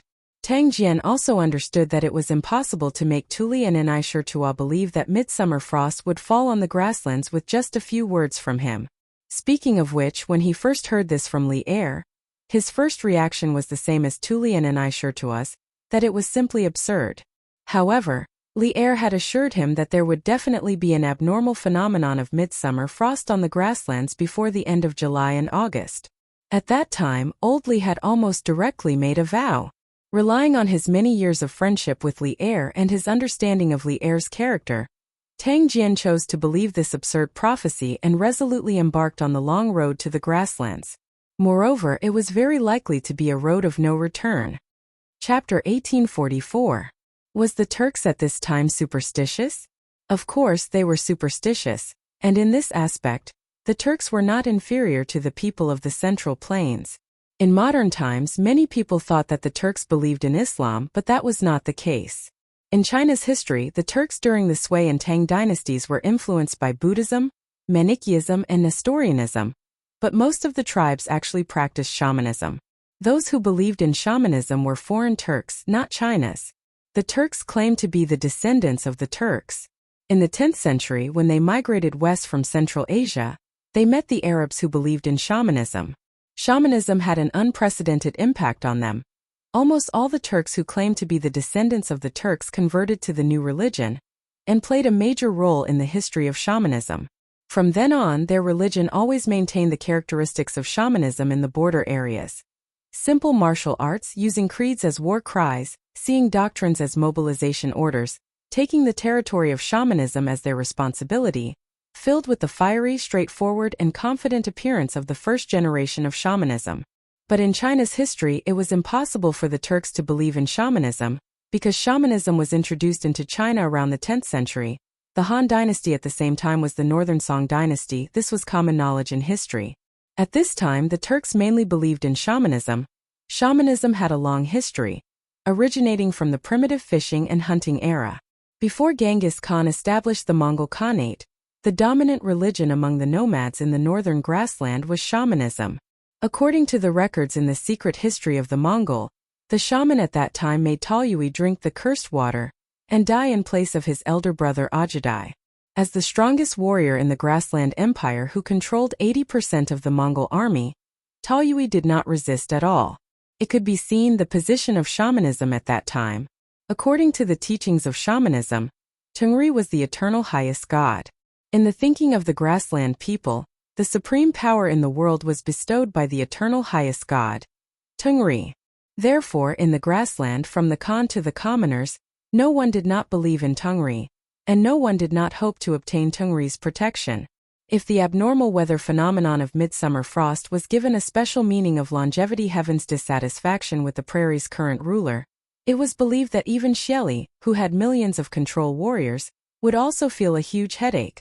Tang Jian's stratagem seemed absurd, but after careful consideration, they realized that this stratagem was indeed feasible. Just as he said, if the midsummer frost fell and the stratagem succeeded, Tuli's troops would be able to escape from Xieli's siege. If the stratagem failed, Tuli would not suffer too much loss, because they were already trapped in a desperate situation. The situation could not possibly get any worse. Haha. Since that is the case, then this Khan can rest assured. Inside Tusk, Tuli Khan chuckled. Then with a concerned expression he said, "Emissary, you must be tired from the journey. This Khan will have someone bring you to the tent to rest." Tang Jian saw that he had said what he needed to say, so he cupped his hands and said, "Thank you, Khan." Tuli Khan nodded and shouted towards the outside. Not long after, 2 maidservants came in and led the 2 maidservants into the hall. Tang Jian exited the hall. "Khan, are we really going to do as Tang Jian said?" After Tang Jian left, Shirtuo could not help but ask. Tuli Khan frowned and did not speak. After a moment of silence he said, "Now we are like caged beasts. If we don't try, how can we escape? From tomorrow onwards, you will arrange for people to spread the news among the tribes about Xieli's misconduct. Longevity Heaven is furious, and frost will fall at the end of July. Remember to arrange for some clever people. Don't let the cat out of the bag." Seeing that Tuli had made up his mind, Anai Shichuo could not persuade him anymore. He could only nod and say, "Anai Shichuo obeys." After hesitating for a moment, he could not help but say, "Khan, the Tangs are cunning. I think we can't fully believe Tang Jian's words." Tuli nodded thoughtfully. After a moment he ordered, "Send someone to watch Tang Jian and his followers. Without this Khan's permission they can't leave Tusk. No matter what, this person is still a duke of the Tang Empire. With him in our hands, he may be of some use in the future." Anai Shichuo's eyes lit up. He immediately understood and said, "Don't worry, Khan. I will definitely send someone to keep a close eye on Tang Jian." "Your Majesty, why are you so happy? Did you encounter some good news?" In the backyard of the palace, Empress Zhongsun was reading a book in boredom in her bedroom. She saw Li Er humming a tune and walking in from outside in high spirits. She could not help but put down the book in her hand and asked Li Er with a smile. In this boudoir, she and Li Er had always treated each other as husband and wife. Naturally, they did not need to greet each other like outside. "Haha. Good news. Great news." Li Er laughed and walked quickly to Empress Zhongsun. He sat on the couch and reached out to hug the beauty beside him. Chapter 1845. What? The Liu family of Fanyang and the Li family of Zhao County are also participating in the donation gathering? In the bedchamber, Empress Zhongsun's exclamation instantly attracted Li Er's attention. He couldn't help but exclaim. Earlier, when he and Xiao Yu were in the Sweet Dew Hall, Li Er saw that the Lantian County government had donated 10,000 strings of cash. He took the opportunity to discuss with Xiao Yu the way to get rich of Lantian County. Then he went directly to the harem. As for the last few lines of the account book, he didn't look carefully, so he didn't know that Lu Chongqing and Li Jingxian were participating in the donation gathering. Hearing Li Er's question, Empress Zhongsun pointed at the last two lines of the account book and said, "Yes. This account book says that the Liu family and the Li family of Zhao County each donated 30,000 strings of cash. It's really strange. Didn't these aristocratic families all have their noses in the air before? Why are they so kind now, donating so much money to the court?" At the end, Empress Zhongsun couldn't help but sigh. Li Er followed the voice and saw that the last two lines of the account book said, "The Liu family of Fanyang donated 30,000 strings of cash. The Li family of Zhao County donated 30,000 strings of cash. These people are just fence-sitters. They will naturally stand on whichever side is stronger." Li Er frowned and snorted coldly. "A mere 30,000 strings of cash. They want us to forget all the things they've done and let down our guard against them? What wishful thinking." Empress Zhongsun was puzzled. "Your Majesty thinks that the Liu and Li families are donating money at this donation gathering to make peace with the court? Make peace?" Li Er shook his head. "Rather than making peace, it's better to say that they want to temporarily lower our guard against these two aristocratic families.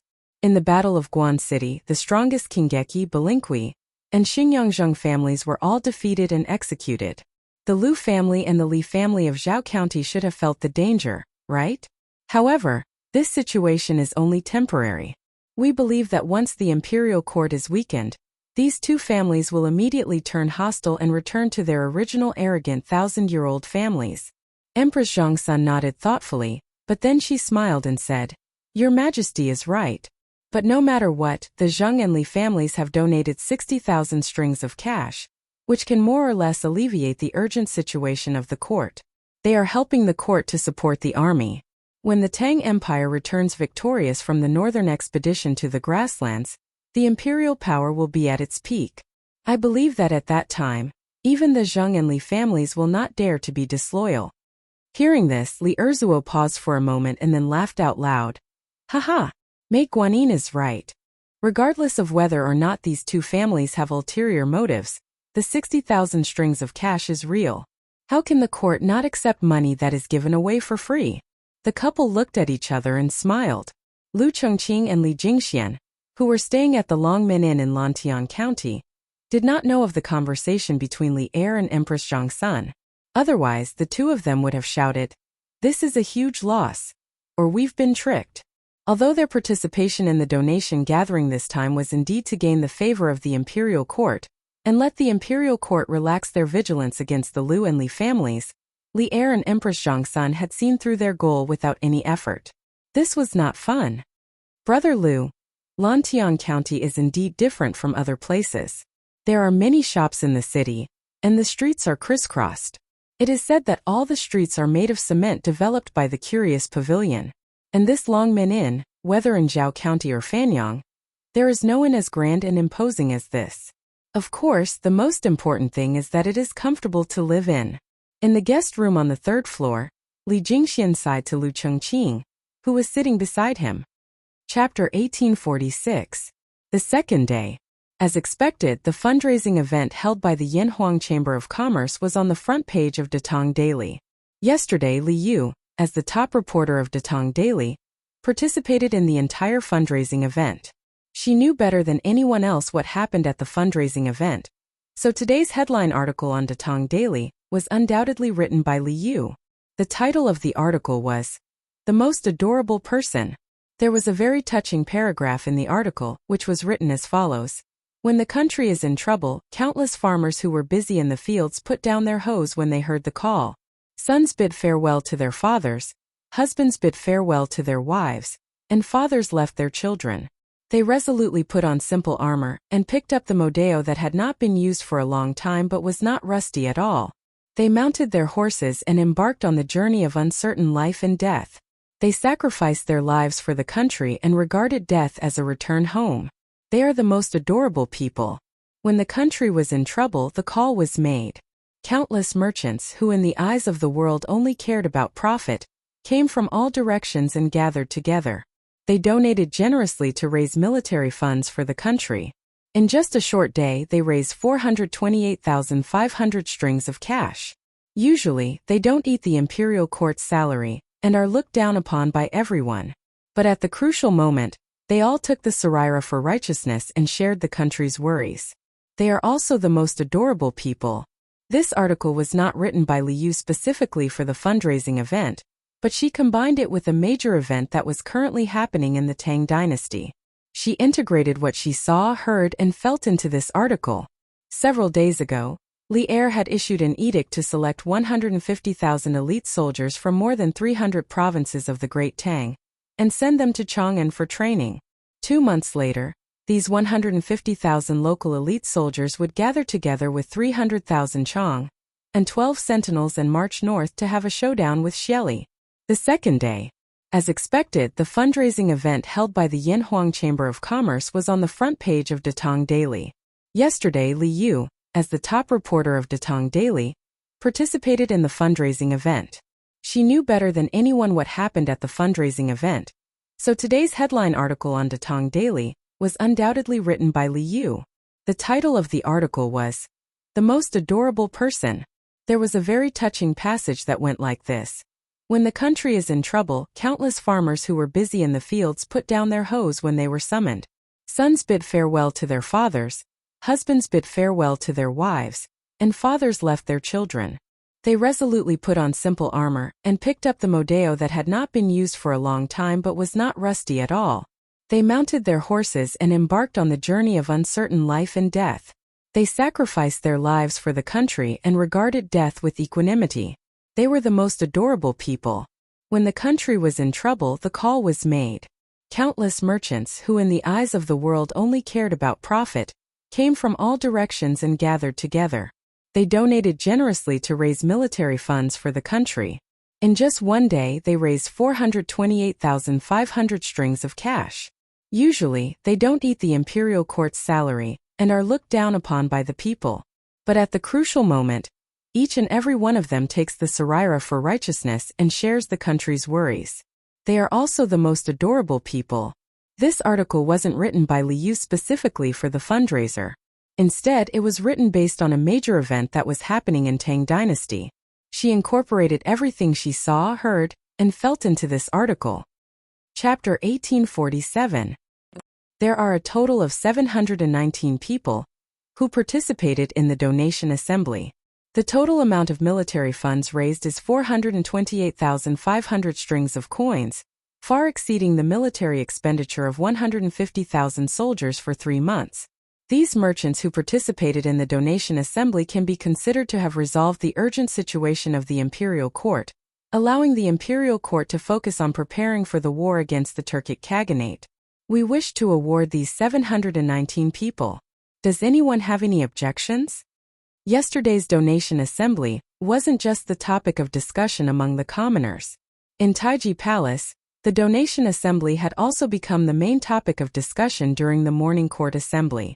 After Minister of Civil Affairs Xiao Yu reported the grand occasion of yesterday's donation assembly, Li Er, who was seated high above, slowly spoke. The officials in the hall had different expressions when they heard this. In the end, everyone turned their gazes to Zhang Sunwuji, who was seated in the first row of the civil officials. Feeling the burning gazes behind him, Zhang Sunwuji felt extremely helpless. He could only stand up and clasp his hands. How does Your Majesty intend to award the merchants? Yesterday's donation assembly may have resolved the urgent situation of the imperial court, but our Great Tang is a country founded on martial arts and governed by civil officials. I hope that Your Majesty can consider the big picture and not forget the country's roots. Although Zhang Sunwuji had also secretly contributed to the fundraising yesterday, he didn't wish for Li Er to lavishly reward the group of businessmen yesterday. This was because to the Zhang Sun family, being a businessman was only a dispensable side business. Being in politics was the foundation of the Zhang Sun family's life. From Li Yuan's military uprising at Taiyuan to the establishment of the Great Tang, from the Great Tang's sweeping of the universe to Li Er's ascension to the throne, Zhang Sunwuji had contributed greatly. It could be said that he was the beneficiary of the current order of the world. Naturally, he didn't wish for the merchants to be able to obtain the credit that he had risked his life for just because they donated some money. Zhang Sunwuji wasn't the only one who thought this way. Most of the civil and military officials in the hall also thought this way. Li Er was acting out of character today. He actually said that he wanted to reward the 700 merchants who donated yesterday. How could this be tolerated? How could they, who had worked so hard to obtain their official positions, endure this? Thus they all turned their gazes to Zhang Sunwuji. Everyone was anticipating that he, the head of the civil officials, would speak some fair words for the Great Tang officials. Duke of Zhao is right. Your Majesty, please consider the big picture. I agree. I second the motion. When all the people in the royal court joined forces, even Li Er, the emperor of Great Tang, had to give way to them. Li Er frowned slightly. To be honest, Li Er did not like to see the officials in the court huddled together. But now Li Er did not have a better solution. He also understood that this was a stage that had to be experienced when the political power had developed to a certain extent. We plan to award the 712 merchants who participated in yesterday's fundraising event collectively. As for how the award will be given, other than praising them, we will also order Datong Daily to write an article praising them and publish it to the world. In addition, I have also decided that the merchants who donated yesterday will receive the same amount of tax exemption this year. That is to say, the amount of money they donated yesterday will be the same amount that can be used to offset this year's business tax. Duke Zhao, what do you think? As he finished speaking, Li Er turned his gaze towards Zhang Sunwuji, and his tone was cold while his face was expressionless. Chapter 1848. Li Er's rewards for the 700-plus merchants were not out of line. The only thing that might cause people to hesitate was the last reward. The merchants who donated money could enjoy the same amount of tax exemption this year. Yesterday, these 700-plus merchants donated a total of 420,000 strings of coins. Didn't this mean that the Great Tang Imperial Court would have to pay less than 400,000 strings of coins in tax this year? How could this be? But the reality was not like this. This time, the Yanhuang Chamber of Commerce held a large proportion of the participants were merchants from Lantian County. Firstly, it was because of the geographical advantage of being the host. After all, Datong Daily's promotion of the charity fundraiser had only started 3 days ago. For those provinces and counties that were further away from Lantian County, these 3 days might not even be enough time for the news to reach their local area, let alone travel thousands of miles to Lantian County to donate money. Secondly, Lantian County had a unique business environment. Moreover, the business atmosphere was very strong. The number of merchants in the city could be 10 times more than other counties. Moreover, Lantian County was the headquarters of the Yanhuang Chamber of Commerce. Not to mention Lantian County, even in the entire Great Tang, which merchant would dare to not give face to the Yanhuang Chamber of Commerce? Therefore, of the 700+ merchants who participated in the charity fundraiser yesterday, nearly half of them came from Lantian County. Moreover, the total amount they donated accounted for at least 60% of the total donations. What did this mean? It meant that once Li Er's rewards were implemented, the one who would suffer the greatest loss would not be the imperial court, but Li Zishuan. Because Lantian County was Li Zishuan's fief, the taxes collected every year were not handed over to the imperial court, but to Li Zishuan. Of course, as the landlord, Li Zishuan could very well refuse to implement Li Er's rewards. According to convention, the policies of the fief could be different. However, if he did so, it was inevitable that many people would secretly say that Li Zishuan was stingy. This was something that Li Zishuan could not tolerate. Therefore, although the last reward of Li Er's reward seemed excessive, no one objected. This was because everyone was clear in their hearts. Li Er's rewards for the 700+ merchants were not excessive. The only thing that might cause people to hesitate was the last reward. The merchants who donated money could enjoy the same amount of tax exemption this year. Yesterday, these 700+ merchants donated a total of 420,000 strings of coins. Didn't this mean that the Great Tang Imperial Court would pay less tax this year by 400,000 strings of coins? How could this be? But the reality was not so. This time, the Yanhuang Chamber of Commerce's fundraising event was organized by the merchants of Lantian County. Firstly, it was because of the geographical advantage of being the host. After all, the Datong Daily's promotion of the fundraising event had only started 3 days ago. For those provinces and counties that were further away from Lantian County, these 3 days might not even be enough time for the news to spread, let alone travel thousands of miles to Lantian County to donate money. Secondly, Lantian County had a unique business environment. Moreover, the business atmosphere was very strong. The number of merchants in the city might be 10 times more than other counties. Moreover, Lantian County was the headquarters of the Yanhuang Chamber of Commerce. Let alone Lantian County, even the entire Great Tang had 10 times more merchants than other counties. Moreover, Lantian County was the headquarters of the Yanhuang Chamber of Commerce. Let alone Lantian County, even the entire Great Tang was like this. Chapter 1849. Wow! The houses here are so tall and magnificent. How can the buildings here be so tall? How can the ground be so flat? Wow! Why are the windows shining? Is there glass hanging on the windows? This is Yanhuang College? How did senior brother do it?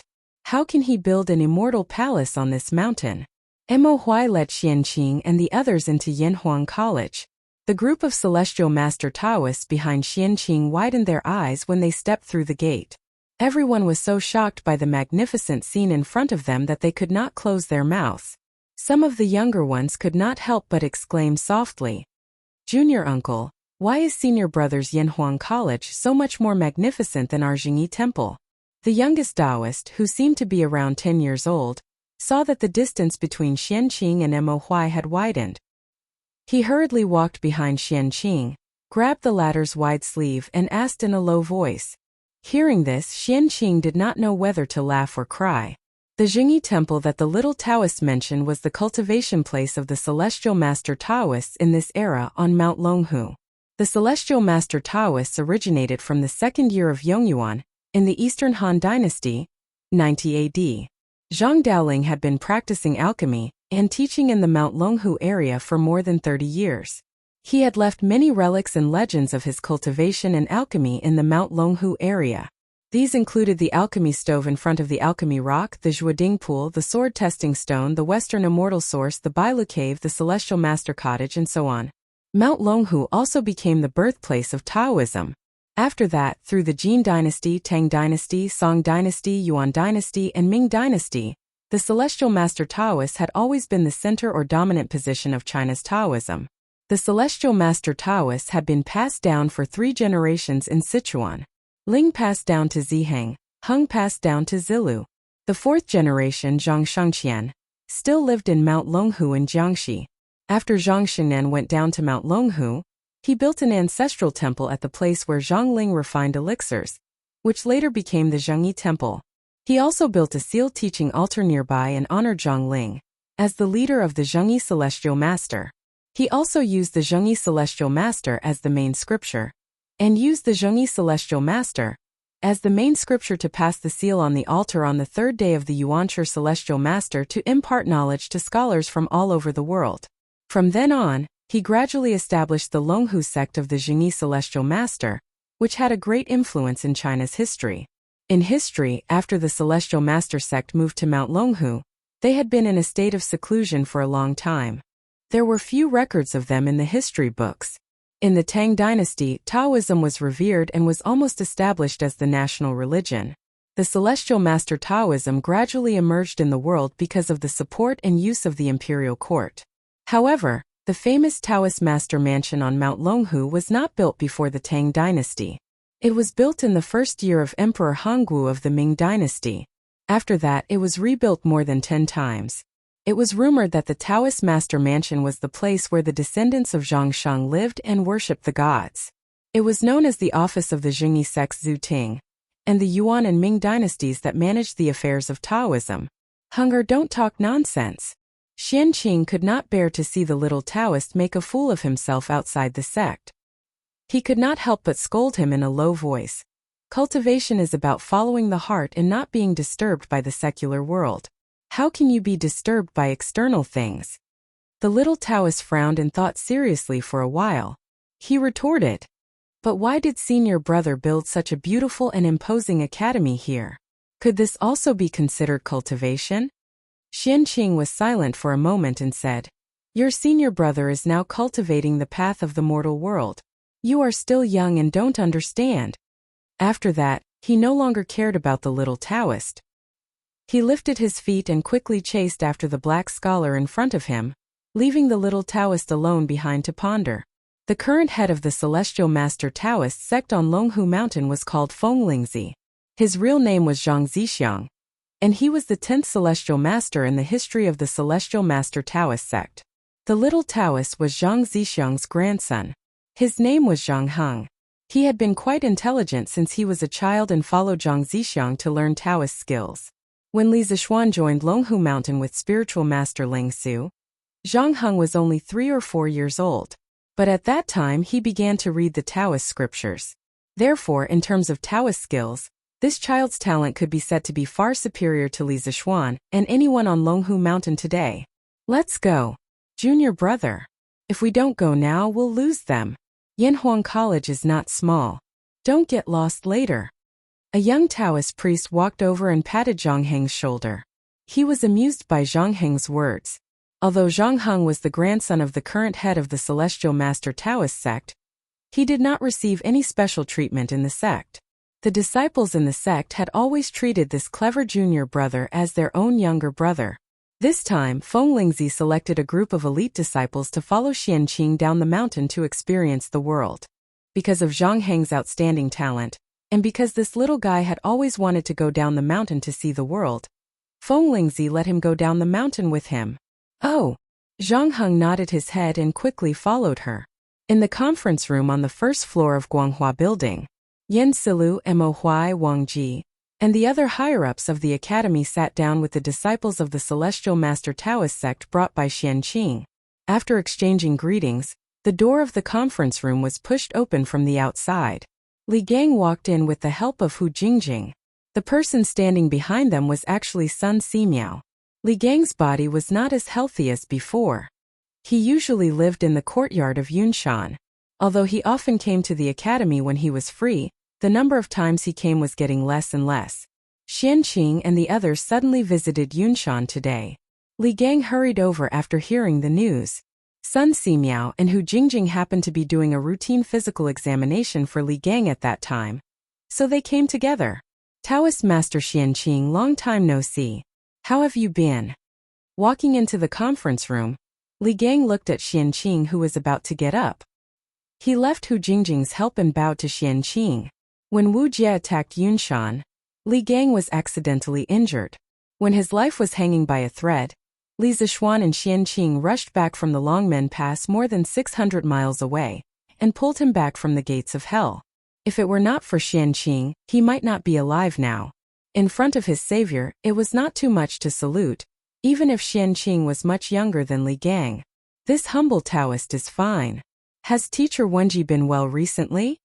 In front of Li Gang, Xianqing, who had always been cold and aloof, did not dare to be arrogant.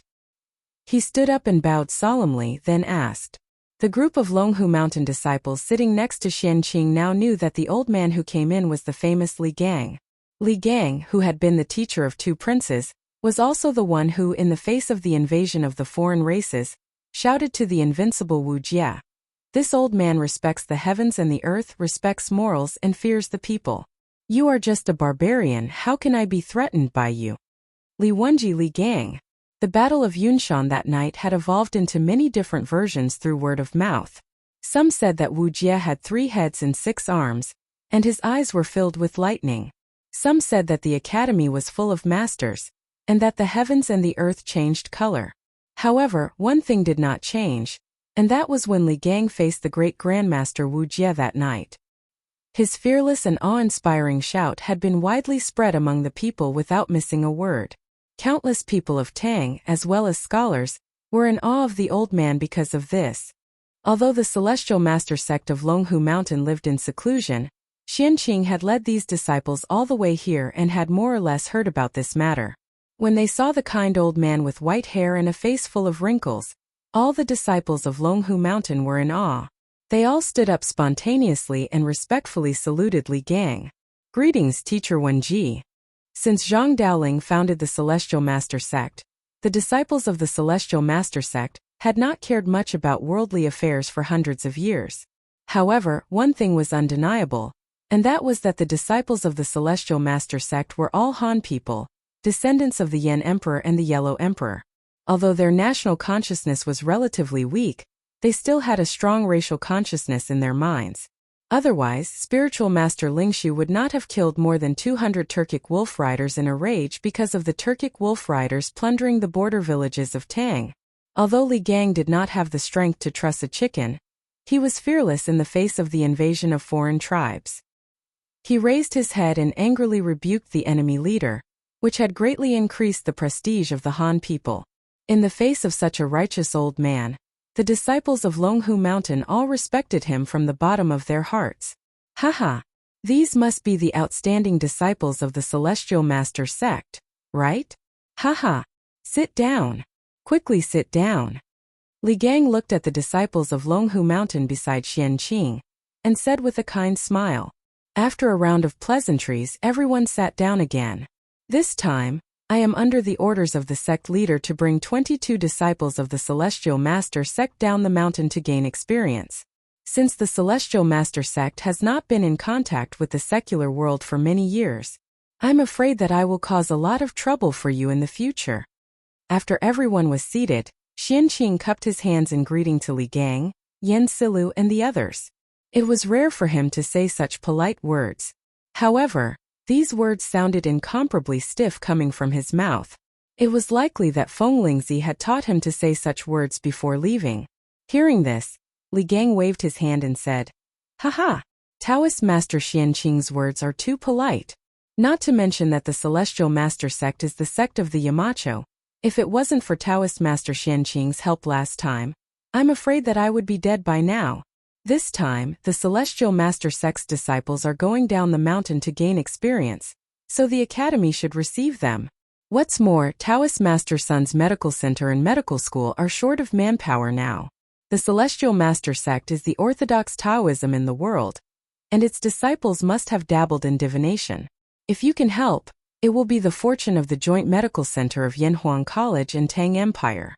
I should thank you instead. Sun Simiao also nodded at this time and said, Mr. Wenji is right.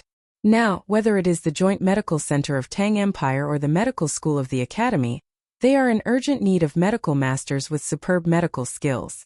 And to be honest, I have been writing a medical book these years. It is a medical book that integrates some of the diseases and treatment prescriptions that I have encountered in my travels over the years. It is a medical book that will be passed down to the future generations. But recently, I have been entangled with the affairs of the medical center and the academy. It is really difficult for me to concentrate all my energy on writing a medical book. Although the Celestial Master sect of Longhu Mountain is good at Taoism and martial arts, its medical skills are still the best in the world. If I can get your help, I will definitely be relieved a lot. And I can finish writing this medical book a few years earlier. The medical book that Sun Simiao was talking about was the half-finished prescriptions for 1,000 gold that Li Zixuan had seen in the courtyard where he lived. Since he was tricked into Yanhuang College by Li Zixuan, although Sun Simiao felt that he was getting closer and closer to his ideal, the progress of writing this medical book was getting slower and slower, because the burden on him was getting heavier and heavier. Unlike Xianqing, who was born in a famous sect, Sun Simiao was also a cultivator, but his medical skills were summed up from countless practice experiences. Strictly speaking, Sun Simiao could only be regarded as a casual cultivator, because he did not belong to any sect. But even so, none of the disciples of the Celestial Master sect present dared to despise Sun Simiao, because Sun Simiao had practiced medicine for decades and saved countless people. He had a great reputation among the people. He was a person who devoted all his energy and all his passion to the medical career, and deserved everyone's respect. Oh, Taoist Sun is writing a medical book? I wonder if it is convenient for us to have a look? Hearing this, Xianqing's eyes lit up and he asked aloud. In his life, Xianqing had devoted 99% of his energy to the Tao of the Sword. So in the Celestial Master sect, he had the title of Sword Maniac. In terms of understanding of the Tao of the Sword, even Spiritual Master Spirit Su could not compare with him. And the other 1% of Xianqing's energy was devoted to the Tao of the medicine. Although it was only 1%, Xianqing's Tao heart was extremely pure. For such a dedicated and pure person, even if he only devoted 1% of his energy, it was still stronger than ordinary people who devoted 100% of their energy. His attainments in the Tao of the medicine were currently second only to Sun Simiao, but far inferior to Spiritual Master Spirit Su. Therefore, when he heard that Sun Simiao was writing a medical book recently, Xianqing was immediately interested, because in terms of medical experience, 10 of him could not compare with Sun Simiao, who had saved countless people. And this medical book that gathered Sun Simiao's years of medical experience would definitely be of great help to improve his medical skills. Haha, since Taoist Xianqing is interested, why not?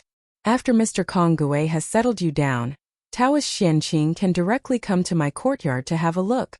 Seeing that Xianqing was interested in his medical book, Sun Simiao was not unhappy, nor did he want to hide it. He smiled calmly and said, he had been practicing medicine for half his life, and his ambition was to cure the suffering people of the world who were suffering from the pain of illness. However, he also understood that it was impossible to achieve this goal by himself. Therefore, he had agreed to join the Imperial Medical Bureau with Li Er, and this year, he had been bewitched by Li Zixuan to join the Yanhuang Academy and the Tang Alliance Medical Center. His goal was to impart his medical skills to more people who had the same ambition as him.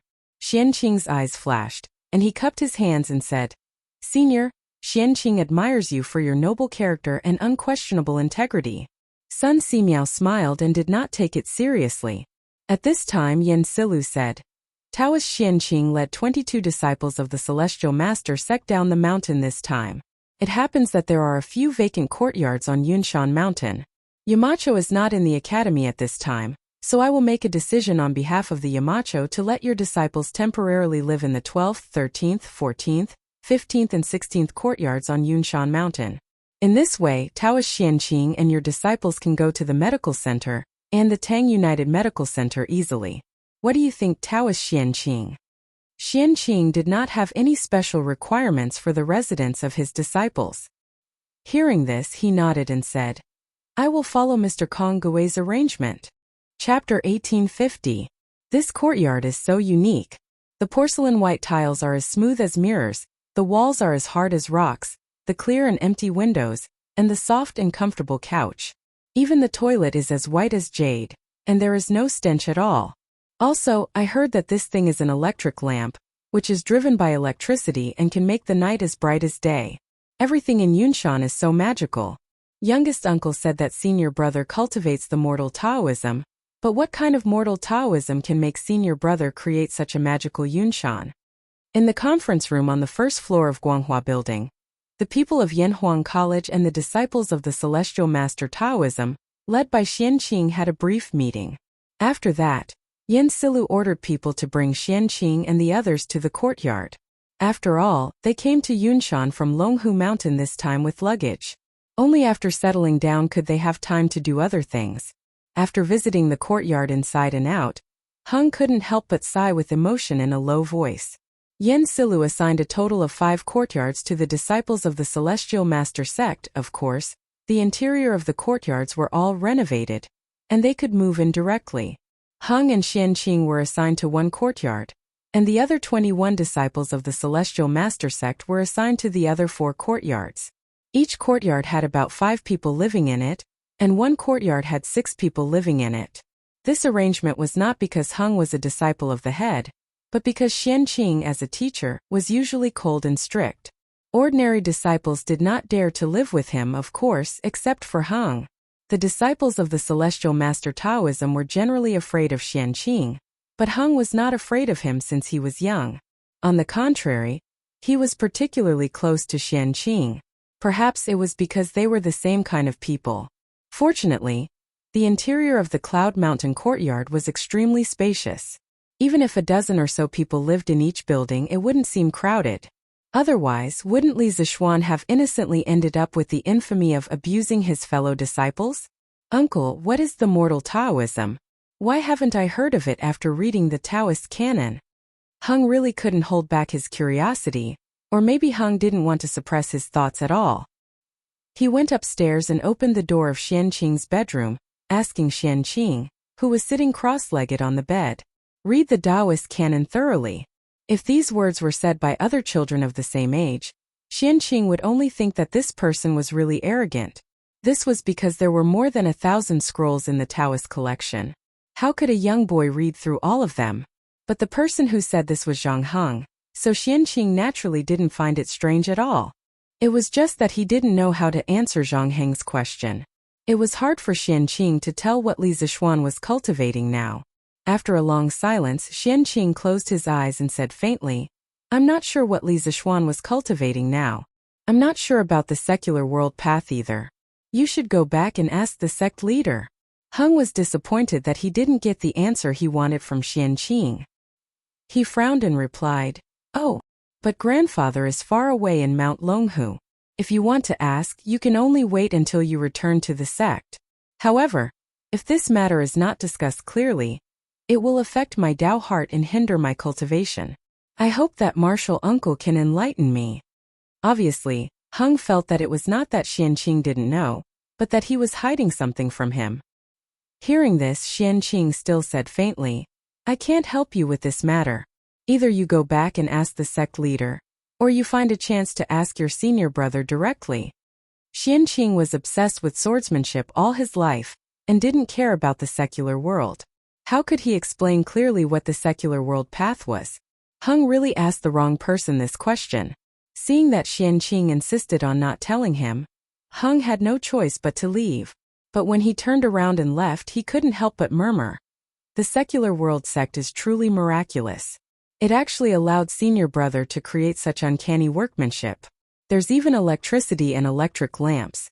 Senior brother seems to know some truths of the human world that we don't, which prompted him to create all these miraculous things on Cloud Mountain. Also, when I was in the academy just now, I heard the words that the teachers in the academy talked about the most. What is the secular world path?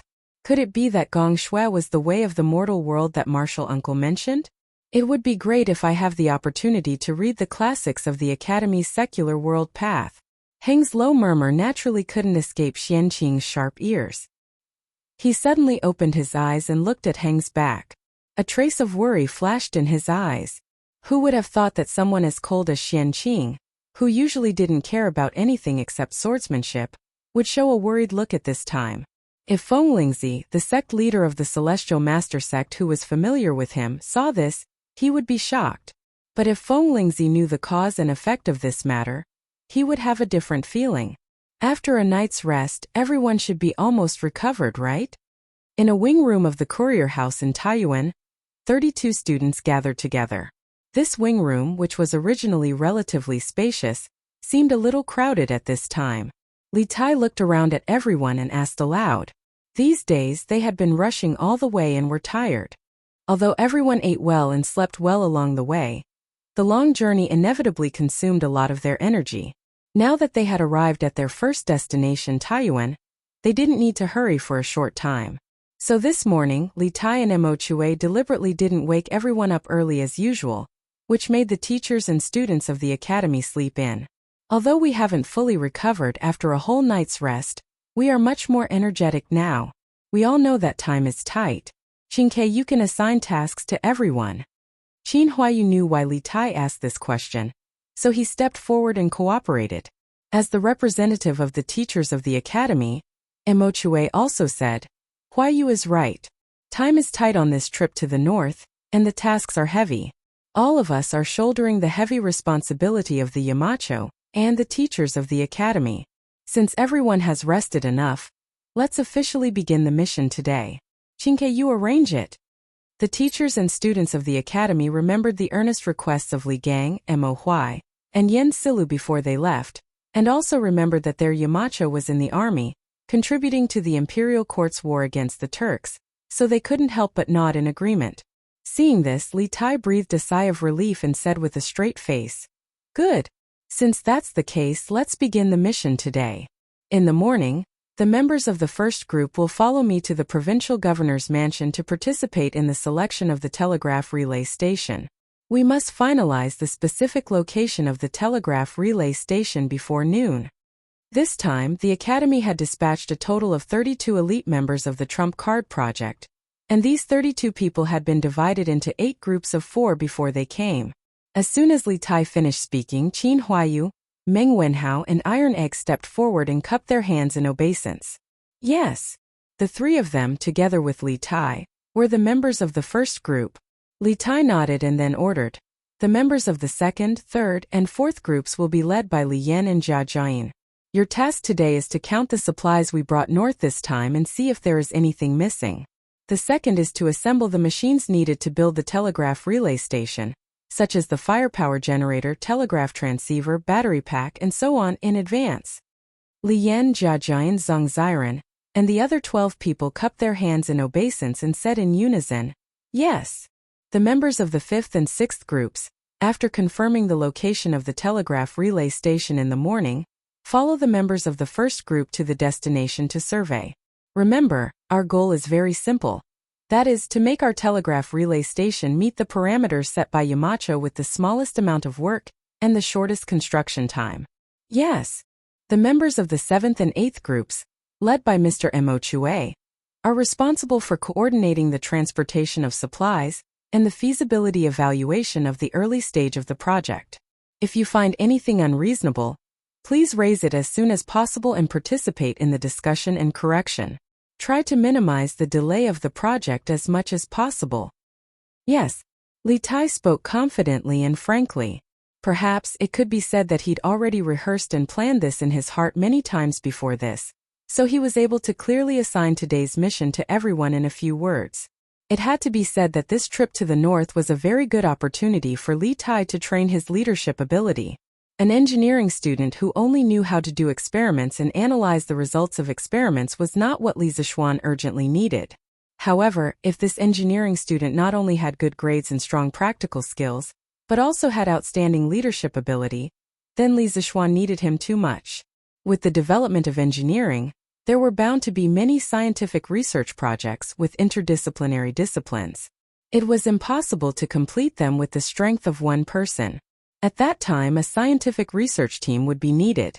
Only a leader who was proficient in technology and had strong leadership ability could lead a scientific research team to overcome one problem after another. and Li Tai was currently making progress in this direction. Mo Chue couldn't help but nod with gratification when he saw Li Tai had finished distributing the missions in a short period of 15 minutes. Moreover, he distributed them in an orderly and reasonable manner. All along the way, he'd always been witnessing Li Tai's growth and improvement. In addition, for everyone's safety, each group must have an Imperial guard by your side when you are on the move. No one is allowed to act alone at any time, under any circumstances. This is an iron law that everyone must abide by, including me.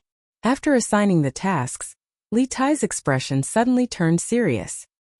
He looked at the crowd and said, "In a moment, General Dugu will assign guards to each group. Our actions must not be out of the line of sight of the Imperial guards. In addition, General Dugu will distribute signal fireworks to each group. If there is an emergency in the city, you must immediately use the fireworks to signal for help." In order to arouse everyone's vigilance, Li Tai emphasized, "This is not alarmist talk, nor is it making a mountain out of a molehill. This is for the sake of the Academy's mission and for everyone's safety. Please remember that the war between the Great Tang and the Turks is imminent. Taiyuan City may not be as safe as before." Chapter 1851. With the war between the Great Tang and the Turks imminent, Taiyuan City might not be as safe as it was in the past. This short sentence instantly made the originally tense atmosphere a little more dignified. Everyone present was an elite student or teacher of Yanhuang College, so they were naturally no fools. They could all sense the danger lurking in Li Tai's words. "Qing Ke, be at ease. Everyone understands the severity of the situation. We will be careful in all matters," Meng Wenhao said. The others agreed. "That's right. We will be careful in all matters." Li Tai turned to Mo Chue, asking with his eyes if there was anything he needed to add. Mo Chue lightly shook his head. Li Tai took in a deep breath and said, "Okay, everyone, begin to move out according to the tasks you've been assigned. Remember, safety comes first." When he had left Cloud Mountain, Li Gang, Yan Silu, and the other esteemed teachers of the academy had repeatedly urged him to ensure that all the teachers and students returned safely. As the commander of this operation, Li Tai felt an immense pressure on his shoulders. This was especially true after Dugu Xian and Dugu Feng had informed Li Tai of the treacherous situation in Taiyuan City yesterday. Li Tai had sensed a thick sense of danger, so he had repeatedly emphasized the importance of safety to the members of the academy. Since he was the commander of this northern expedition, he had the responsibility and obligation to ensure that everyone in the academy returned safely. Yes. Everyone clasped their hands and then left to carry out their respective tasks. As Li Tai walked out of his room, Dugu Xian walked over and clasped his hands to Li Tai. "Your Highness, this general has followed your orders and divided the Imperial Army into 8 teams to protect the 8 teams of the academy. In the future, no matter where the teachers and students of the academy go in Taiyuan City, the Imperial Army will follow. We will not give the enemy a chance to strike." This morning, the teachers and students of the academy had all slept in. Only Li Tai and Mo Chue had woken up early to discuss with Dugu Xian and the other generals about the arrangements and deployment for the safety of the teachers and students of the academy. Li Tai nodded and clasped his hands. "Very good. Thank you for your trouble, General Dugu." Li Tai knew that the 2 brothers of the Dugu clan had a close personal relationship with Li Zishuan, so he had always been very courteous to these 2. Moreover, the safety of the 32 teachers and students of the academy all depended on Dugu Xian and Dugu Feng. So Li Tai had no choice but to treat Dugu Xian with respect. "Your Highness, this is this general's duty."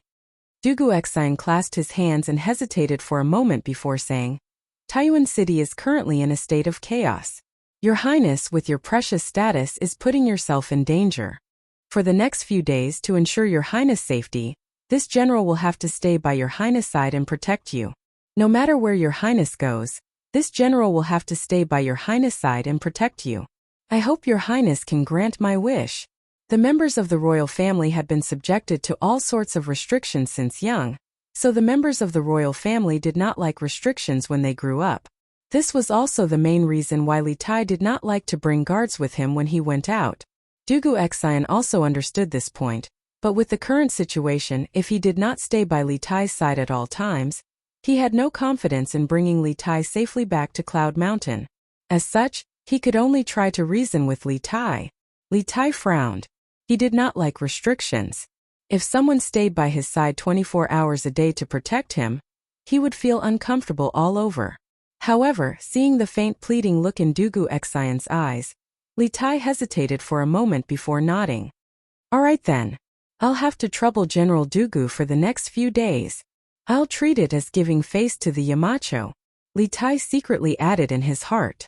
If it were anyone else who asked to stay by his side and protect him at all times, he would definitely reject without hesitation and send that person away.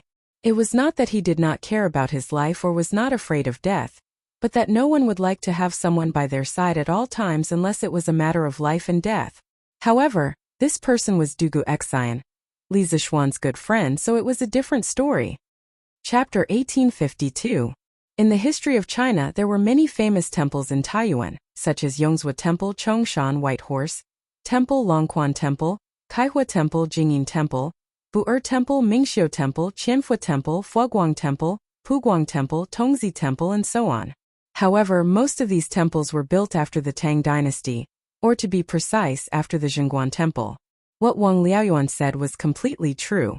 In this era, only the Puguang Temple and the Tongzi Temple remained intact in Taiyuan City. You said that the Tongzi Temple is located at the top of Longshan, which is very high and has been abandoned. Does that mean that there are no monks living in the Tongzi Temple now? And there are no incense offerings?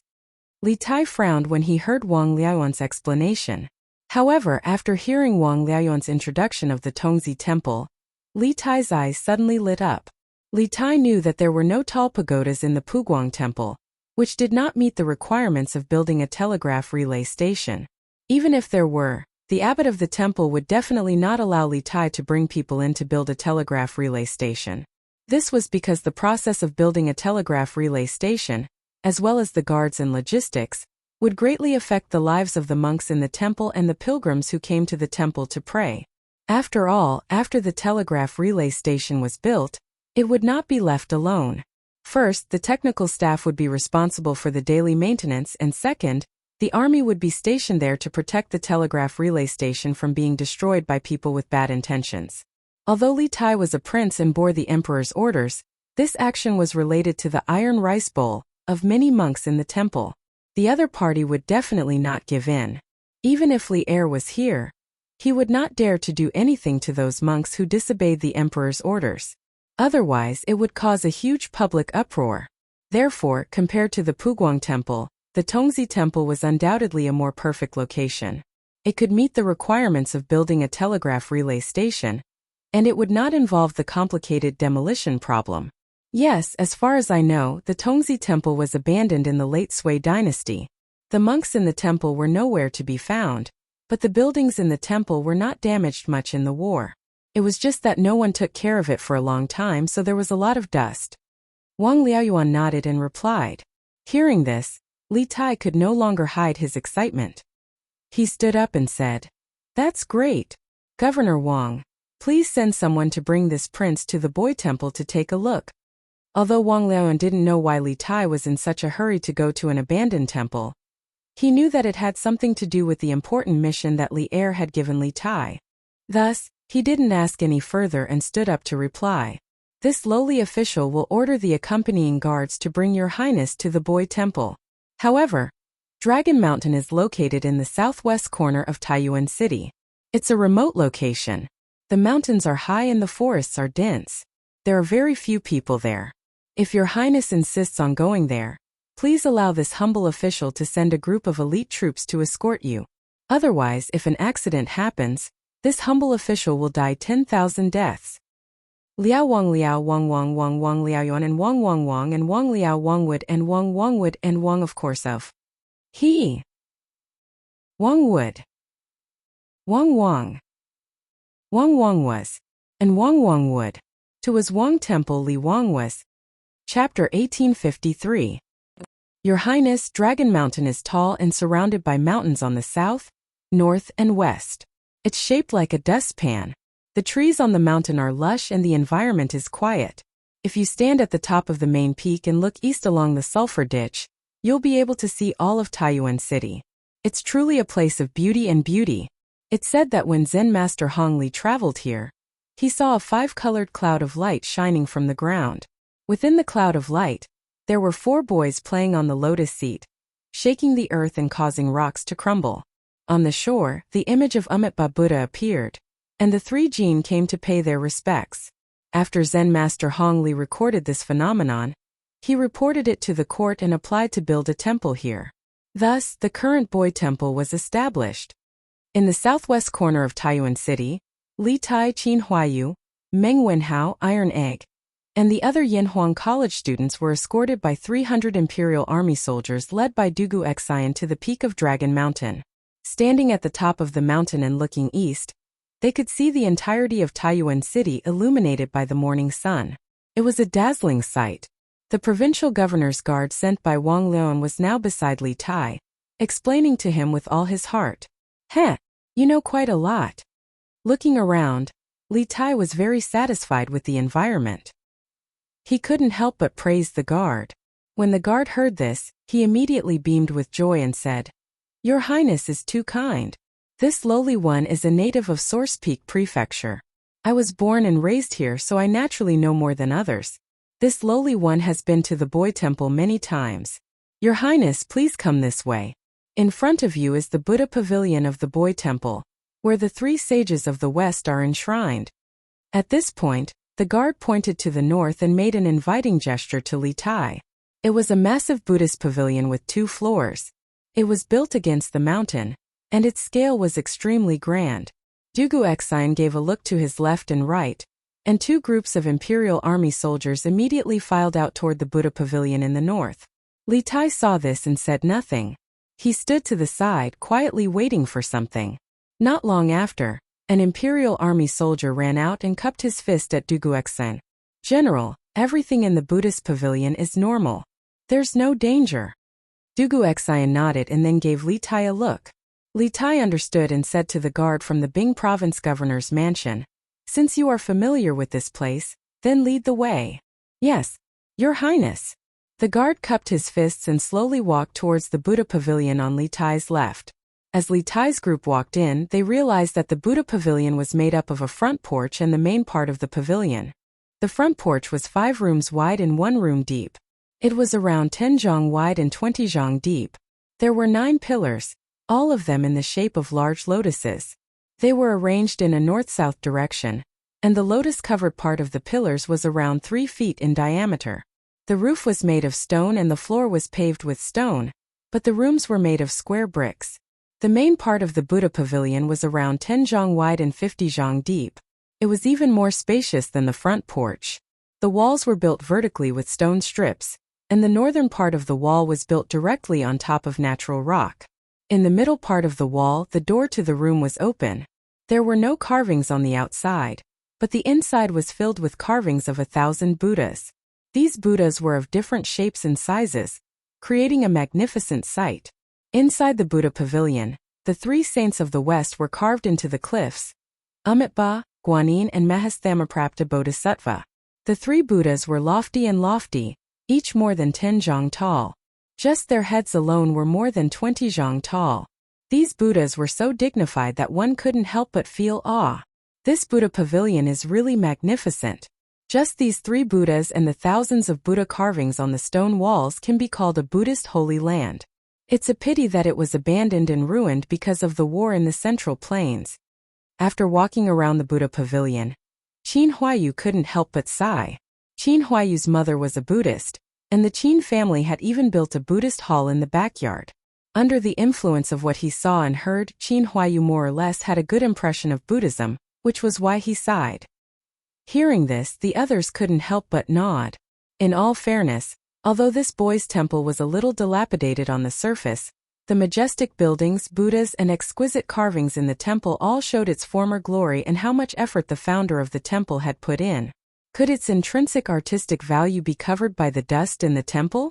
Whether it was dilapidated or glorious, now that we can use this Buddhist temple, we can be considered to have made the best use of it. Because he had spent a long time hanging out with Li Zixuan, A disciple of the Celestial Master Taoist sect, Li Tai was not interested in Buddhism.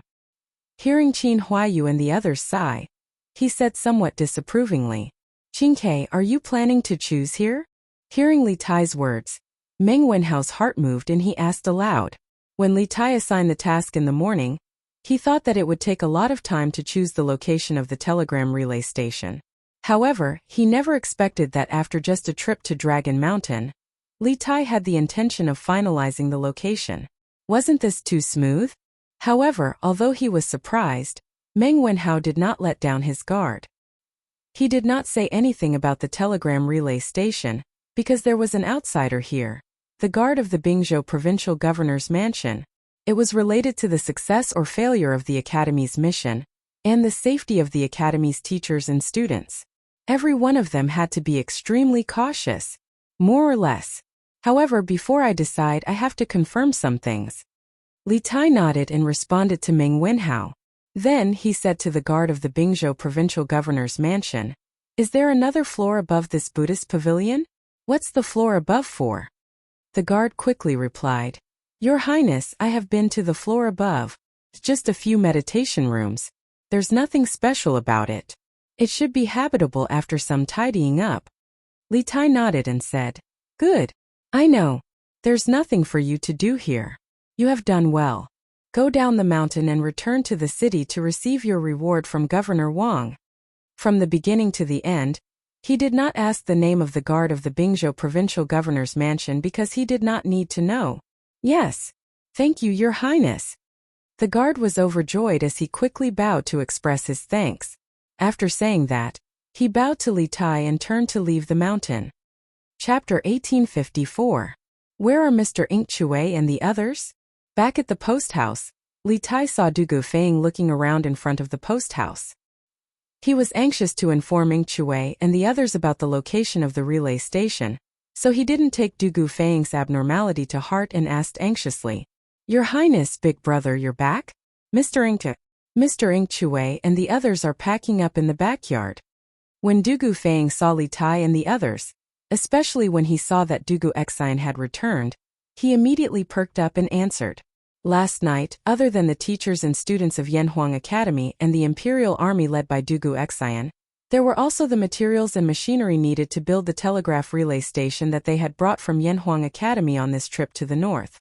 These things were all priceless treasures in this era and couldn't be bought with money. In order to ensure that there wouldn't be any mishaps and that the purpose of their trip wouldn't be revealed, these materials and equipment were allocated a courtyard to store in the courier station. Furthermore, there were specialized Imperial Army guards guarding it day and night. This prince will go take a look." Li Tai nodded in response. After saying that, he directly walked into the courier station. Dugu Exine didn't follow. Firstly, the entire post house was under his control, so he didn't need to worry about Li Tai's safety. Secondly, Dugu Feng's eyes clearly showed that something was wrong. This was something that Dugu Exine, who had been his brother for many years, could easily tell. "What's wrong?" After Li Tai entered the post house, Dugu Exine looked at Dugu Feng and asked calmly. Dugu Feng said anxiously, "Big brother, Provincial Governor Wang sent someone to the Wang family's ancestral home just now. He said that someone found the whereabouts of Zhu Xiechong and Kong Chang'an. The Wang family has already sent people over." Dugu Exine was shocked and said, "What? The Wang family found the whereabouts of those two?" Dugu Feng scratched his head and said, "Yes. Provincial Governor Wang's people just came to inform me. I also wanted to go over just now, but I remembered that Big Brother told me not to track down the whereabouts of these two people, so I didn't go. Big Brother, are we really not going to take a look?" Yesterday, after Dugu Exine had led his army into the city, after learning about the current situation in the city, he had formulated a strategy of biding his time and not making any moves. He had completely given up on finding the whereabouts of Zhu Xiechong and Kong Chang'an, and focused all his energy on protecting the safety of Li Tai and the others. Therefore, the task of tracking down the whereabouts of Zhu Xiechong and Kong Chang'an was left to the Wang family. However, Dugu Feng was somewhat unwilling to give up, because there were still many mysteries about Zhu Xiechong and Kong Chang'an waiting for him to solve. If he didn't catch these two people, He always felt that something was missing in his heart. The reason why I didn't let you continue to investigate the whereabouts of Zhu Xiecheng and Kang Chang'an was that I didn't want to divide our forces. But now that the Wang family has found the whereabouts of these two people, we should naturally go and take a look. Perhaps we can really find some clues from these two people. Du Guoxian pondered for a moment and said unhappily to Du Gufeng. Although in Du Guoxian's heart, Zhu Xiecheng and Kang Chang'an were most likely two small shrimps and not the real leader of the spies, now that the Wang family had helped them find these two people, there was no need for him to waste any more troops. Moreover, if these two people really did know something, then this trip would definitely not be a loss. Perhaps with the clues provided by these two people, they could follow the vine to the melon and catch the real mastermind behind the scenes. Good. The people sent by the Wang family told me that Zhu Xiecheng and Kang Chang'an are hiding in the basement of the fifth house on the east side of Shuren Square in the south of the city. I'll bring people there now. Seeing that Du Guoxian had agreed to go and check on the two criminals, Du Gufeng immediately said excitedly. Du Guoxian frowned because he suddenly realized that something seemed to be wrong, so he interrupted Du Gufeng and said, "You and the rest of the brothers stay here to protect His Highness. I'll go and take a look alone." Du Gufeng was unwilling and wanted to refute, but Du Guoxian glared at him sternly, so he could only reply in a muffled voice, "Yes, big brother." Du Guoxian nodded and asked an imperial guard to bring him a mount. He rode alone and sped toward the south of the city. "Commander, these two people are Zhu Xiecheng and Kang Chang'an, whom the master is looking for. They were hiding in the cellar in the backyard. However, when I brought people here, the master of the house had already disappeared." In the backyard of the fifth house on the east side of Shuren Square in the south of Taiyuan City, a thin young man dressed in black cupped his fists and bowed to another tall man dressed in black with a round collar. "Grand Commander." This tall man in black with a round collar was Wang Changgu, the Grand Commander of the Wang clan's Shadow Guards. He could be considered a legend among the Wang clan's Shadow Guards. At the age of 30, he had already reached the Grandmaster realm. With such talent, he could easily serve as a general in the Great Tang. "Bai Qing, tell me, how did you find them?" Wang Chengwu's eyes were like lightning. He glanced at Zhu Xiecheng and Kang Chang'an, who were tied up like dumplings, and then turned his eyes back to the thin man in black in front of him and asked in a deep voice. This Bai Qing was from the second division of the Wang family's Shadow Guards, which was under the control of the second branch. Yesterday, the Wang family had sent out all their forces to look for the suspects, but they still could not find them. However, this Bai Qing easily found them, which made Wang Chenggu suspicious. Bai Qing's eyes flashed and he hurriedly bowed and said, "Commander, I was patrolling Shuren Square this morning and saw that the door of this house was wide open. It was very unusual, so I went in to take a look and found that there was no one in the house. I was about to leave when I suddenly heard a noise from the backyard, so I went to the backyard to check. I didn't expect that there were people hiding in the basement of the backyard. After questioning, I found that these two people were wanted by the head of the family. I was worried that I couldn't deal with them alone, so I hurriedly sent someone back to the family to send a message to you." This guy's explanation could be said to be watertight, but Wang Chenggu looked at him suspiciously. After a moment of silence, Wang Chenggu waved his hand and said, "Take these two people back, and then go to the courier station to bring the accountant of the Chu Ironware shop back to the ancestral house. Verify their identities." "Yes." 4 warriors in golden armor came out of the crowd and dragged Zhu Xiecheng and Kang Chang'an, who were tied up on the ground. Wang Chenggu waved his hand and said, "Let's go back to the ancestral house." A group of people immediately took Zhu Xiecheng and Kang Chang'an out of the house. Bai Qing followed behind, and a trace of excitement and greed flashed in his eyes. He muttered to himself, "The head of the family gathered all the forces to arrest these two people, which means that these two people are very important, and the one who caught them is me, Bai Qing. I'm rich. Haha. The head of the family will definitely reward me a lot this time." In fact, the situation was not like what Bai Qing said just now. Bai Qing was indeed ordered to patrol Xuanren Mill in the morning, but just as he walked into the gate of Xuanren Mill, an arrow was aimed at his face. Although Bai Qing had some martial arts, he could not dodge this sudden arrow with his kung fu. Just as Bai Qing closed his eyes and shouted in his heart, "I'm going to die," the arrow did not pierce his head. Instead, it was an inch away from his ear. With a bang, it was deeply nailed to the wall. Bai Qing was still in shock, but after the person who assassinated him shot the arrow, he did not do anything else. He turned his head to look at the arrow nailed to the wall and saw a piece of cloth tied to the arrow shaft. His heart moved, and he quickly went forward to take the arrow from the wall. He opened the cloth and saw the words written on it. The person being chased by the Wang family is hiding in the basement of the backyard of the 5th house in the east of Xuanren Mill. After seeing this line of small words, Bai Qing subconsciously did not believe it. He thought that this was a prank by some bored person, but after thinking about it carefully, he felt that something was wrong. Which bored person could shoot an arrow into a wall more than 2 inches deep? Then he thought of the fact that Wang Yu had mobilized the entire Wang family's power to search for Zhu Xiaochang and Kong Chang'an in Taiyuan City. If he caught these 2 people, he would definitely receive a lot of rewards from the family. Even his position among the Wang family's secret guards would be raised to a higher level because of this. Thinking of this, Bai Qing put away the cloth with the words and secretly went to the 5th house in the east of Xuanren Mill alone. Because he did not want others to share the credit with him, he did not plan to call any of his companions. But unexpectedly, he really did find Zhu Xiaochang and Kong Chang'an in the basement of the backyard of the house. Bai Qing could not help but be overjoyed. Thus, the scene just now happened.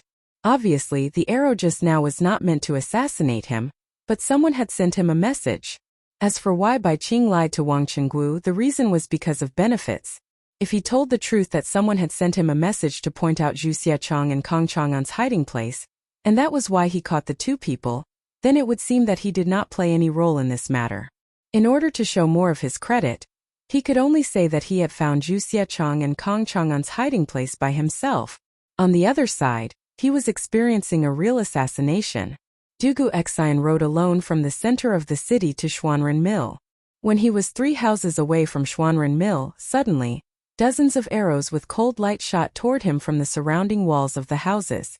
Dugu Xian was a martial arts master at the grandmaster level, and his perception of danger was far more sensitive than Bai Qing's. The moment before the arrows were shot, he felt a sense of danger, and his heart skipped a beat. In the face of dozens of arrows, Dugu Xian pulled out the sword at his waist. With the help of Li Zixuan, he had learned the 9 strategies beyond the sword's arrow-breaking style. There was a flash of sword light in the air, and the dozens of arrows were all broken by Dugu Xian. Ding ding ding! The arrows fell on the bluestone with a crisp sound, and the space was instantly silent. Who are you, scoundrel? How dare you commit murder in Taiyuan City? Come out! Dugu Xian had already dismounted. He stood with his sword in hand, glanced around and shouted in a deep voice. Chapter 1855. Taiyuan City, on the streets outside Wenchang Square, was dead silent. Dugu Xian, alone with his sword, was holding his breath as he faced off against the air. Just a moment ago, dozens of glowing arrows had been shot at him from the walls around him. If he had not been a grandmaster, and if it had not been for the exquisite swordsmanship of 9 strategies beyond the swords, that volley of arrows would have been enough to injure him. Due to the sudden attack from the dark, Dugu Xian had focused all his attention on his swordsmanship and survival, so he had not paid attention to the enemy's specific location. Now that the enemy's attack had slowed down, Dugu Xian finally had time to observe his surroundings. However, at this moment there was no one around him. If it had not been for the dozens of broken arrows lying on the ground, Dugu Xian would have thought that the frightening scene he had just experienced was an illusion. An expert. There was definitely a martial arts expert among the enemy, and there was more than one. When Dugu Xian had blocked the volley of arrows, he had clearly felt that a few of the arrows carried a huge amount of true qi. The person who had shot the arrows was definitely at the peak of qi transforming stage or above. Moreover, other than the few extremely powerful true qi arrows, the other assassins who had shot the arrows were all above the qi transforming stage. How did such a powerful assassination team sneak into Taiyuan City? And why did they choose to attack him at this time? At this moment, many questions flashed through Dugu Xian's mind. Since he had only gone to the south of the city to see if Zhu Xiaochang and Kong Chang'an had been captured, he had not brought any guards with him when he came out of the courier station. At this moment he was alone, but he was still fearless. Whoosh whoosh whoosh. Dugu Exayan happened to be standing at the intersection of two streets. His upper left, upper right, lower left, and lower right were all surrounded by the walls of the square. Just as Dugu Exayan held his breath and was on full alert, dozens of masked men in black suddenly popped their heads out from the top of the walls of the square. In response to Dugu Exayan's shout, they did not say anything. Instead, they responded with another volley of arrows. 9 strategies beyond the swords, arrow-breaking style. Dugu Exayan had not been on guard earlier, and that volley of arrows had not hurt him. Now that he was on guard, how could he be afraid of the black-clothed assassin using the same trick again? He snorted coldly, and then the tip of the sword in his hand trembled, pointing it at the arrows that were shooting towards him. The speed of his sword was too fast, and ordinary people could only see the countless blurry sword shadows in the air. Then a series of ding-ding-ding sounds could be heard, and the dozens of arrows all fell on the bluestone floor. Compared to his previous response, Dugu Exayan's response this time was even more composed and casual. Obviously, under his full defense, these dozens of black-clothed experts could not hurt him. The arrow-breaking form of the Dugu 9 swords was a supreme sword technique that could break all kinds of hidden weapons. However, Dugu Exayan had only just begun to learn it. If he had mastered the Dugu 9 swords, not only would he be able to resolve the danger he was in, he would also be able to deflect the enemy's arrow and use it to injure the enemy. But even so, it was more than enough for Dugu Exayan at the moment.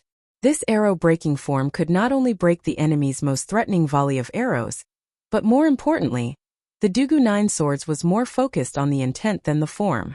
Defeating a move without a move did not consume much of one's vital energy. Therefore, even if these black-clothed experts were to shoot at him with their bows for 2 hours, Dugu Exayan was still confident that he could block them with the arrow-breaking form. This was Taiyuan City. Not only were there patrolling officers, there were also guards stationed in the city. As long as he delayed these black-clothed men for 15 minutes, he would definitely be able to wait for reinforcements. Therefore, Dugu Exayan was not worried about his own safety. Unless these black-clothed experts had other tricks up their sleeves, the target is difficult to deal with. Scatter the smoke. On the eastern wall, a black-clothed masked man put away his longbow and quickly took out a small pouch made of fine gray cloth from his bosom. This man spoke in Turkic, and Dugu Exayan could not understand him.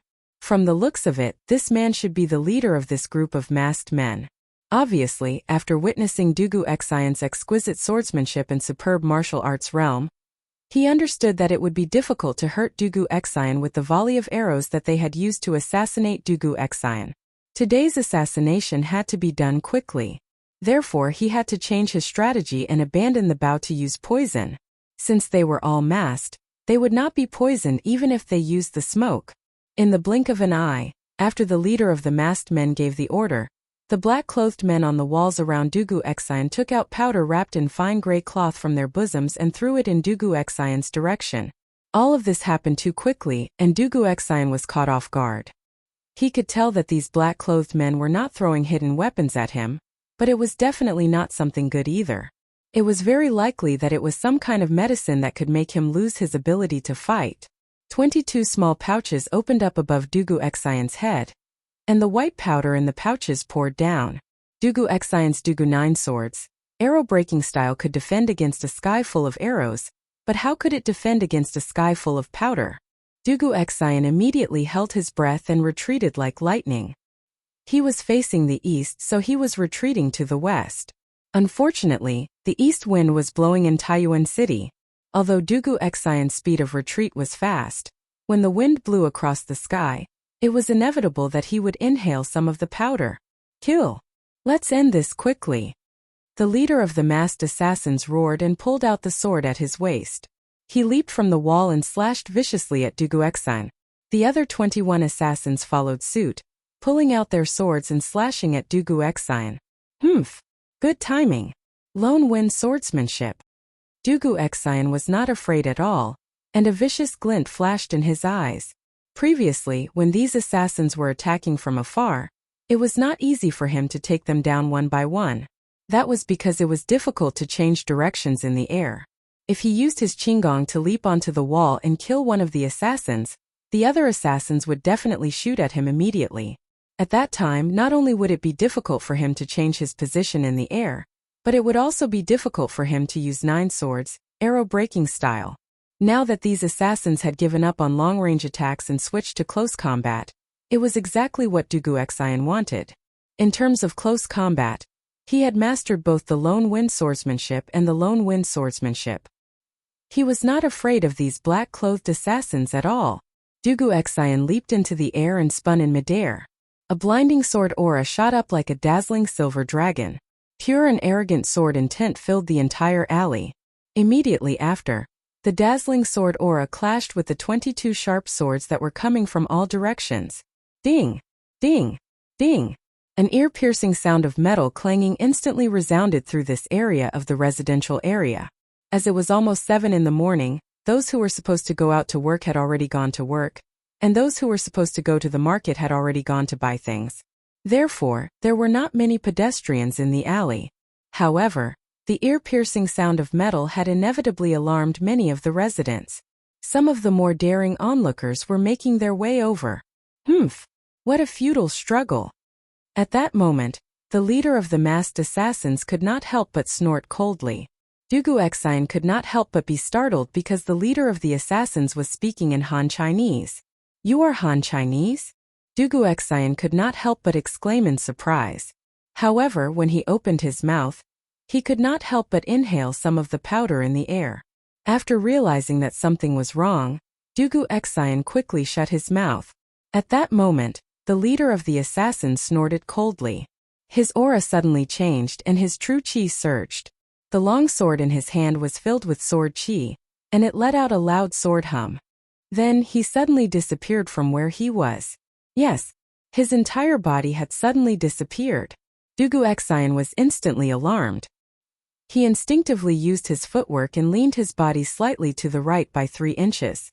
At the same time, a long sword glowing with a faint blue light appeared on his left side without warning. It brushed past his belt and stabbed forward viciously. Clearly, the leader of the assassins who had disappeared had launched a fatal attack from behind. If Dugu Xian had not subconsciously leaned his body to the right just now, that sword would have pierced through his entire body. A Grandmaster expert! This was the first time Dugu Xian had faced the leader of the assassins head-on. However, it was this exchange that made him realize that he had underestimated his opponent's strength. This leader of the assassins in black was actually a Grandmaster expert. Moreover, it seemed that he was a Grandmaster expert who specialized in assassination. At this moment, Dugu Xian suddenly felt a little dizzy. He understood that it was the effect of the powder that the other party had scattered. This caused him to feel a chill in his heart. Putting aside the fact that the other party's strength was higher than he had estimated, he had even been poisoned by the other party. It was truly a case of when it rains it pours. Dugu Xian knew that if he could not escape in a short period of time, or if the reinforcements did not arrive before he fell, then it was very likely that he would die here today. Eh! The leader of the assassins exclaimed in surprise when his killing blow missed. Then he gently raised his sleeve, and several cold lights shot out from his sleeve, heading straight for Dugu Xian's face. Hidden weapons! This leader of the assassins, as a Grandmaster expert, actually carried hidden weapons with him. This really refreshed Dugu Xian's 3 views. Generally, martial artists who had stepped into the Grandmaster realm had their own pride. Under normal circumstances, they disdained to use underhanded means such as hidden weapons and poison. However, the black-clothed assassin leader in front of him not only used poison, but also carried hidden weapons with him. He was really unscrupulous. Chapter 1856. Grand Commander? Grand Commander, bad news. Bad news.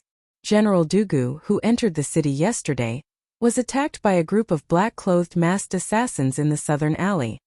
The secret guard of the Wang family, who had run out from the place where Dugu Xian and the black-clothed assassins were fighting fiercely, had just passed through 2 houses when he ran into Wang Qinggu, who was escorting Zhu Xiachang and Kong Chang'an back to the Wang family's ancestral home. He was startled at first, but then he hurried forward and cupped his fists. What? You're saying that someone tried to assassinate General Dugu in the city? Wang Qinggu was shocked when he heard this. and he hurriedly waved his hand to signal for the troops behind him to stop. He then looked at the shadow guard and asked in a low voice. The shadow guard panted as he said, "Yes, Grand Commander." There were more than 20 of them, and General Dugu was alone. When this subordinate arrived, General Dugu seemed to be on the verge of collapsing. "Should we go?" "Hu Daliang Bai Qing, take 10 of your brothers and bring Zhu Xiechang and Kong Chang'an back to the ancestral home. The rest of you follow me." Without waiting for the guard to finish speaking, Wang Chenggu bellowed and ordered his subordinates. "Yes, Grand Commander." A round-faced man with a full beard and Bai Qing hurriedly responded in unison. With that, the two of them called over 10 Wang family shadow guards and brought Zhu Xiechang and Kong Chang'an back to the Wang family ancestral home. Wang Chenggu waved his hand, and the remaining 10 or so Wang family shadow guards followed him. Under the lead of the shadow guard who had reported earlier, they galloped wildly in the direction of the battle between Dugu Xian and the black-clothed men. As Wang Yu's trusted aide, Wang Chenggu naturally understood Wang Yu's current attitude toward the imperial court and the imperial family. He also knew why the Wang family's forces, both on the surface and in the shadows, had mobilized in full force yesterday to search for 2 businessmen who had nothing to do with the Wang family. It was precisely because of this that Wang Chenggu had made the decision to rescue Dugu Xian, without any hesitation the moment he heard that someone had tried to assassinate him. Putting aside the fact that the Wang clan had mobilized all its forces yesterday mainly because Dugu Xian's younger brother, Dugu Feiying, had personally come to Wang Yu's door to ask for help, given the current relationship between the Wang clan and the imperial court, Wang Yu could not possibly sit by and watch as the commander of the imperial army was assassinated in the Wang clan's headquarters, Source Peak City, was assassinated by an unknown group of people. If something were to happen to Dugu Xinjin in Source Peak City, the Wang family and the officials of Source Peak City would face endless trouble. Therefore, there was no need to report this matter to Wang Yu. Wang Chenggu could guess Wang Yu's attitude. Most importantly, there was no time for him to return to the ancestral home and report the situation to Wang Yu. On the other side at the post house, after Li Tai returned, he immediately gathered everyone in the academy and informed them of everything he had seen on Dragon Mountain in the morning, as well as his decision to set the location of the telegram relay station at Dragon Mountain Boy Temple. After understanding the general topography of Dragon Mountain Boy Temple, the academy's teachers and students, including Mo Chue, unanimously agreed that the telegram relay station should be built on Dragon Mountain. At that moment, Li Tai led the members of Team 5 and Team 6 with measuring tools and prepared to go up the mountain for a field survey. Mo Chue also followed. He also wanted to see the terrain and discuss with Li Tai the future construction plan. After leaving the post house, Li Tai did not see Dugu Xian. There was only Dugu Feiying and the imperial army guarding the door. Li Tai couldn't help but frown. He went up to Dugu Feiying and asked, "General Feiying, where is General Dugu Xian? Didn't he come back with me just now?" Dugu Xian had already told Li Tai about Zhu Xiechang and Kong Chang'an before entering the city yesterday, so Dugu Feiying had nothing to hide. He told the truth. "Your Highness, I just received news that the Wang family's shadow guards found Zhu Xiechang and Kong Chang'an's whereabouts at Xuanren Square in the southeast of the city, and were preparing to capture them. After my brother heard about it, he went alone to check it out. He should be back soon." Zhu Xiechang? Kong Chang'an? I heard that the Wang family had been looking for these two for almost an entire day yesterday, but they couldn't find their whereabouts. How did they suddenly find them today? Hearing this, Li Tai frowned and muttered to himself suspiciously. Now that the situation in Source Peak City was treacherous, Li Tai had become paranoid. He subconsciously felt that something was wrong, but as for what was wrong, he couldn't put his finger on it. Dugu Feiying's ears were sharp, so he naturally heard Li Tai's muttering. However, he could only pretend that he didn't hear it, because he couldn't answer this question. "Did you just say that General Dugu Xian went alone?" Suddenly, Li Tai raised his voice and asked Dugu Feiying. There was a faint nervousness in his expression. Dugu Xian was the strongest fighting force in the Imperial Army, and he was also the brain of the Imperial Army. If something happened to him, it would be almost impossible for the people from the Academy to complete their mission and return safely to the Academy. Therefore, Li Tai couldn't help but feel nervous when it came to Dugu Xian's safety. Dugu Feiying chuckled and said, "Your Highness, you don't have to worry. My brother is now a master. No one in Taiyuan City can hurt him." As Dugu Xian's younger brother, Dugu Feiying had full confidence in Dugu Xian's personal strength. Chapter 1857. Scorching Sun Saber Technique. The newcomer was none other than Wang Chenggu, who had just rushed over to help. When he saw the black-clothed man completely disregard him and insist on killing Dugu Xian first, Wang Chenggu was greatly alarmed and immediately used his trump card. Wang Chenggu held a large saber with both hands and spun it rapidly in the air. The scorching saber aura directly blasted away the other men in black who wanted to stop him. At the same time, his speed instantly doubled. He was originally about 30 meters away from Dugu Xian and the leader of the men in black, but in the blink of an eye, the distance between them was less than 10 meters. What a fast speed! Feeling the biting cold murderous intent behind him, the leader of the men in black frowned slightly. He could not help but be secretly surprised by Wang Chenggu's extreme speed. Even when he was in his best condition, he could not reach such a fast speed, let alone when he was fighting with Dugu Xian earlier. Not only did he expend a lot of vital energy, but he also suffered some minor injuries. This time he had to make a choice. Should he continue to swing his sword to kill Dugu Xian, or turn around to block Wang Chenggu's swift and domineering saber? If he continued to kill Dugu Xian, by the time he stabbed his sword into Dugu Xian's throat, Wang Chenggu's saber would be close to his back. He would not be able to block it in time and would be seriously injured or even killed. If he gave up on Dugu Xian and turned around to block Wang Chenggu's attack, he was confident that he could withstand Wang Chenggu's saber. However, if he did so, Dugu Xian would be temporarily spared from death, and there would be many more variables in this assassination attempt. It was a difficult choice, but there was not much time left for the leader of the men in black to consider, because Wang Chenggu's saber was about to arrive. Concentrate all your strength and kill Dugu Xian first. At this critical moment, the leader of the black-clothed men did not hesitate. Almost instantly, he made a decision. He turned around at lightning speed and quickly formed a sword move to meet Wang Chenggu, who was flying towards him.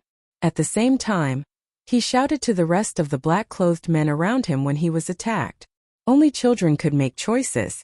Of course, adults would want all of them. The leader of the men in black did not want to die, but he did not want Dugu Xian to live either. Therefore, while turning around to block Wang Chenggu, he decisively ordered the rest of the assassins to surround and kill Dugu Xian. Although Dugu Xian was a master at this time, he was not only severely poisoned, but also seriously injured. Any warrior in the Qi-forming realm could easily kill him, not to mention that there were at least a dozen assassins in the Qi realm around Dugu Xian. Under the joint attack, Dugu Xian would die. Therefore, the leader of the black-clothed men did not hesitate to turn around and block Wang Chenggu. "You don't know your own strength."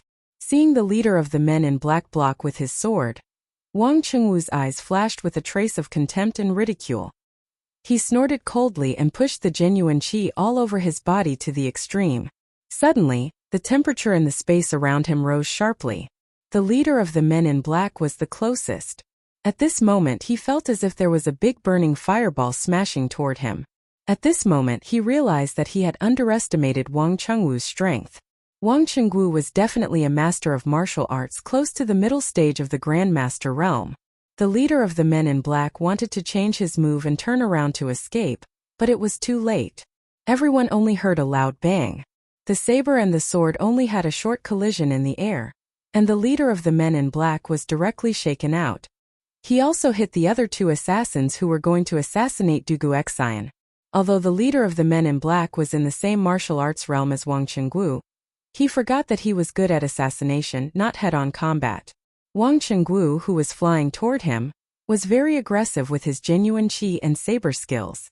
Obviously, he was good at head-on combat.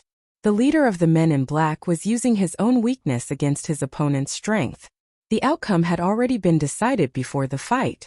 It had to be said that the previous battle with the drugged Dugu Xian had given the leader of the black-clothed men a misconception that his direct combat strength was also very strong. However, he had forgotten that Dugu Xian had been drugged at that time, and had been relying on his strong willpower to stay awake. His strength was also much weaker than before, and there was no way he could beat Dugu Xian at his peak. Protect General Dugu. Try to keep one of these assassins alive. Wang Chenggu, who had shown his great power with one strike, did not stop. He swung his saber diagonally and split the two assassins who were surrounding him. He let out a loud cry and then rushed forward like lightning, trying to save Dugu Xian, who was struggling under the siege of the men in black.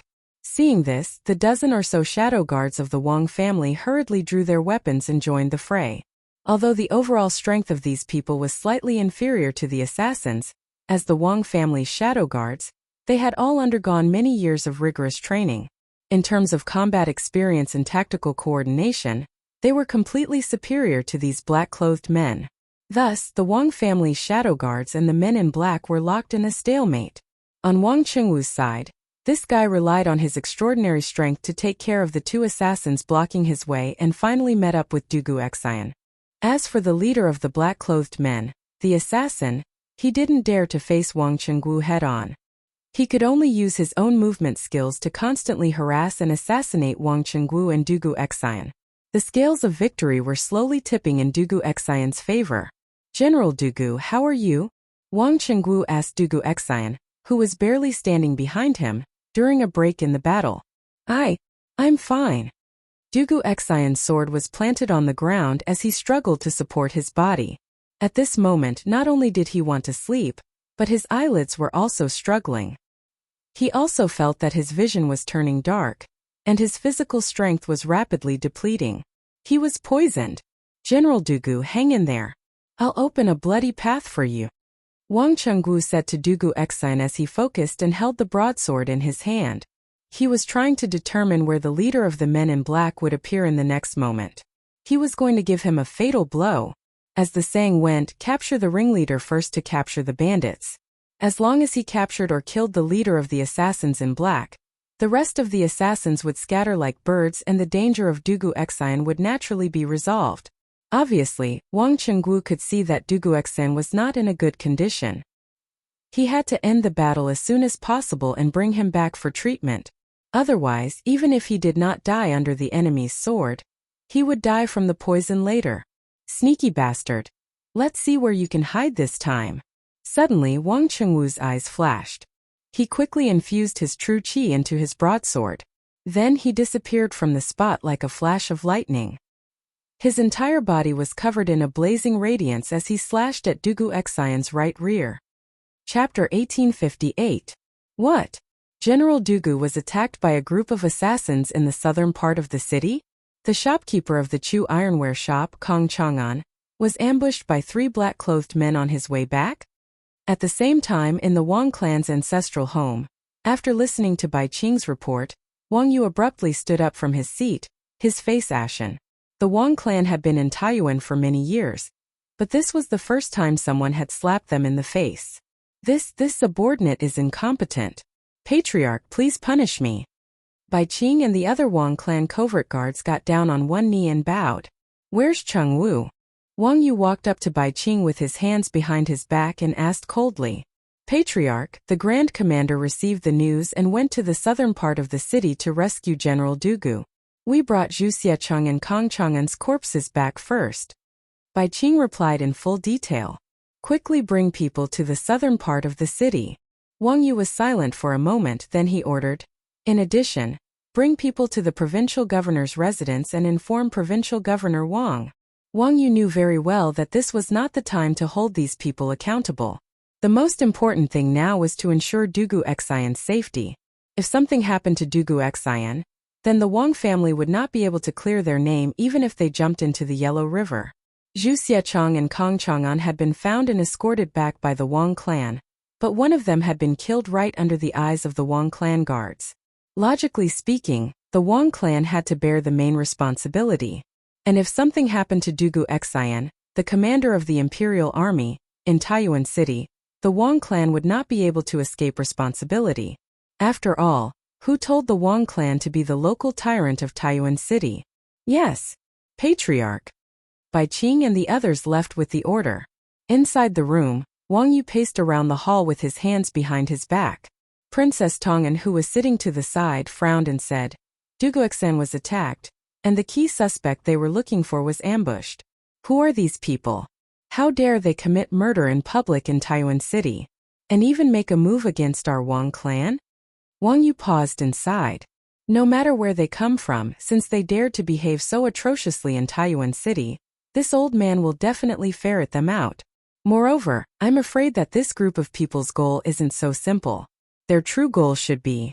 At this point, Wang Yu turned to look in the northwest direction. That was the post house in Taiyuan City. Li Tai and the other Yinhuang college teachers and students were staying there. Princess Tong and naturally understood what Wang Yu was trying to say. Her heart sank slightly as she revealed a worried expression. The other party wants to harm Qing Ke? In this way, I'm afraid we won't be able to return to Sui province for the time being. Speaking of which, she and Li Tai had returned to their ancestral home from Qizhou. Originally, they had planned to settle Wang Renbiao's matter, and then immediately return to Suizhou. However, Li Tai was her grandnephew. Whether it was due to emotion or reason, whether it was public or private, she had to look after Li Tai. After all, this was Taiyuan, the territory of her husband's family. We definitely can't return to Suizhou for the time being. Nothing must happen to King Wei and the others in Taiyuan City. Right now he had to see if Changwu could save Dugu Exine and capture one or two of them alive.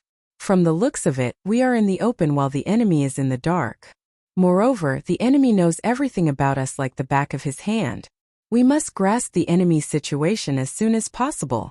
Wang Yu sternly said, his eyes blazing. As the saying went, know thyself and know thy enemy, and thou shalt be victorious in every battle. Although the Wang clan was powerful, if they knew nothing about the enemy's situation, they would be constantly on the defensive. This was something that Wang Yu did not wish to see. Princess Tong and silently nodded. Reporting. Patriarch. The Grand Marshal has rescued General Dugu. Hurried footsteps came from outside the room. Soon after, Bai Qing, who had left earlier, ran into the hall and cupped his fists to Wang Yu. Wang Yu, who was anxiously pacing back and forth in the hall, suddenly had his eyes light up. He turned around and said with a face full of joy, "Good. That's great. Where's Changwu now? And how is General Dugu? Is he injured?" Although he and Princess Tong had analyzed that the enemy's target was likely Li Tai, they had no good ideas. After all, the heavy responsibility of protecting Li Tai's group could only be shouldered by Dugu Exine and the other Imperial Army soldiers. The Wang clan could not shoulder this responsibility. Thus, nothing could happen to Dugu Exine. Moreover, no matter what, Dugu Exine was the commander of the Northern Imperial Army. If he were to die in Taiyuan City for no reason, no one would be able to bear Li Er's wrath. After all, the Northern Imperial Army was Li Er's trump card, and the commander of this army represented Li Er to a certain extent. Chapter 1859. Whoever could cure Dugu Exine would be rewarded with 3,000 strings of cash. Hearing this, the doctors who had yet to take Dugu Exine's pulse froze, their breathing quickening. Doctors were humans too, and they had emotions and desires. Almost no one would not be tempted by a reward like 3,000 strings of cash. After all, that was a fortune that could allow them to live comfortably for several lifetimes. However, the prerequisite for all of this was to cure Dugu Exine. This old man is quite knowledgeable in detoxification. May I take a look at General Dugu? Just as everyone was about to give it a try, an old man stroked his beard and said, "Old sir, please." Dugu Feiying hurriedly gestured for the old man to go ahead. The old man nodded, and then he slowly walked over to the bed. He first took Dugu Exine's pulse, and then he looked at the wounds on Dugu Exine's arms and back. His expression instantly changed when he saw them. Dugu Feiying hurriedly asked, "Old sir, what poison was inflicted on my brother? Is there an antidote?" Everyone in the room, including the doctors, turned to look at the old man. Although the doctors could tell that Dugu Exine was poisoned, they didn't know what kind of poison Dugu Exine was poisoned with. This was also the main reason why they couldn't do anything about it. After all, if they did not even know what poison the patient was inflicted with, how could they possibly cure it? The old man calmly returned Dugu Exine's body to its original position on the bed, then said with a serious expression, "General Dugu was inflicted with 3 poisons. The first is a knockout powder, which should have been inhaled through the nose and mouth, causing General Dugu to be unconscious. As for the second poison, if I'm not wrong, it should come from the devil's snare flower in India. Moreover, it's taken from the devil's snare flower seed and not its petals, so it's more poisonous. The person who injured General Dugu should have smeared this poison on their weapon. Those who are poisoned will first feel dizzy and have a headache, followed by tachycardia, hallucinations, delirium, and convulsions. If the poison isn't detoxified as soon as possible, it will take at most 2 days to half a day for the poisoned person to slowly die in their sleep. The third poison is the strong poison hook kiss, which should have been smeared on the weapon. The victim will first feel dizzy, then have their heartbeat slow down and then speed up. Their limbs will also feel cold. This poison is extremely strong, and if the antidote is not cured within 2 hours, the victim will definitely die. Not even a deity can save him. Hook kiss, also known as heartbreak grass, humang vine, etc., is highly poisonous. The moment the old man finished speaking, the doctors in the room were shocked. They could not help but whisper, "What? Devil's snare and hook kiss? Both of them are rare poisons in the world." That's right. No wonder I didn't see it earlier. It turns out that General Dugu was poisoned by these 2 poisons. I'm afraid he's done for. Sigh. These 2 poisons, I'm afraid no one in this world. I don't know if half-immortal Lu can cure them. He is an expert in detoxification. Hearing these people's private discussions, even if Dugu Feiying didn't know how to treat illnesses and save people, he still knew his brother's current situation. However, he still looked at the old man unwillingly and asked, "Old mister, since you already know what kind of poison my brother is suffering from, then you must have a way to cure my brother's poison, right? Don't worry, as long as you can cure my brother, the Dugu family is willing to take out 3,000 strings to express our gratitude." When Dugu Feiying said this, the doctor standing at the side immediately felt uncomfortable. What was the most uncomfortable thing in the world? There was money to be earned, but he couldn't earn it himself. The old man bitterly laughed, shook his head and said, "The people of Taiyuan City call me half-immortal Lu, but this old man is just a mortal with a mortal body. How can I be considered a half-immortal? I'm afraid that only a true immortal can cure General Dugu's poison. This old man is really powerless. I hope that Your Highness and young General can find someone else as soon as possible. Don't delay General Dugu's treatment." Hearing this, the doctors in the room were relieved, but also sighed with some regret. Even half-immortal Lu can't cure the devil's snare and hook's kiss poison. In order not to delay Dugu Xian's treatment, half-immortal Lu cupped his hands and left. The other doctors knew that their medical skills were not as good as half-immortal Lu's, so they also left the room. Perhaps only Mr. Gongsun can cure this poison. When a doctor walked out of the room, he couldn't help but sigh softly. Mr. Gongsun? Which Mr. Gongsun? When Dugu Feiying, who was in despair, heard this, it was as if he had grabbed onto a life-saving straw. He quickly wanted to chase out of the room, but when he went out, the doctors were already far away. He pulled over the constable of the provincial government office standing at the door and asked, "Who is this Mr. Gongsun they were talking about? Can he cure the poison in my brother's body?" Chapter 1860. 1 coin of skullcap root, 1 coin of gold thread, 2 coins of philodendron, 1 coin of licorice, 1 coin of mung bean, 1 coin of honeysuckle, half a coin of forsythia. Inside the Taiyuan courier station, Gong Sun Liang picked up a brush and wrote 2 prescriptions on a piece of paper without hesitation. The alchemy apprentice who came in with him frowned, but due to Gong Sun Liang's prestige, he didn't say anything. After a while, Gong Sun Liang finally put away the brush and handed the prescriptions to the medicine boy, saying, "Xiao Bao, take these 2 prescriptions and quickly go back to the medicine hall to get the herbs. Let your senior brother pick the best herbs. Go and come back quickly." "Oh, yes, master." The medicine boy wanted to say something but hesitated, but in the end, he took the prescriptions and turned to leave. Dugu Feiying stepped forward and grabbed the medicine boy, saying, "This place is not close to the rejuvenation hall. I will ride a horse and take you there. This way we can save a lot of time." He did not forget that before Master Lu left, he said that if the hook kiss poison in Dugu Xian's body was not cured within 2 hours, he would die without a doubt. Although Gong Sun Liang in front of him had promised to save Dugu Xian, Dugu Feng did not dare to risk his brother's life. In fact, since Gong Sunliang could boast, then the 2 hours were invalid. Even if the medicine boy could not come back within 2 hours, he had his own way to ensure that Dugu Xine would not die. The medicine boy looked back at Gong Sunliang and saw that Gong Sunliang was smiling without saying anything, so he nodded in agreement. "Thank you, General." After saying that, the two walked out of the post house together. Inside the room, Gong Sunliang opened the medicine box and took out a wooden box with 24 gold needles. He waved to Iron Egg, who was standing beside Li Tai, and said, "Kid, come and help this old man lift this general up and take off his clothes. This old man wants to give him the needles." Li Tai frowned and complained in his heart, "Is this old man still holding a grudge? Is that why he's called Iron Egg and not me?" In fact, this was completely Li Tai thinking too much. Although Gong Sunliang had an eccentric temperament, he was already 70 to 80 years old. His tolerance was not small to the point of being angry with a child. The reason why he called for Iron Egg to come over and help instead of Li Tai was because in terms of physique, Iron Egg was stronger than Li Tai. Moreover, Li Tai was the king of Wei. Even if he did not put him in his eyes, he could not so blatantly order him around. Otherwise, Li Tai's subordinates would jump out and accuse him. He did not want to cause trouble.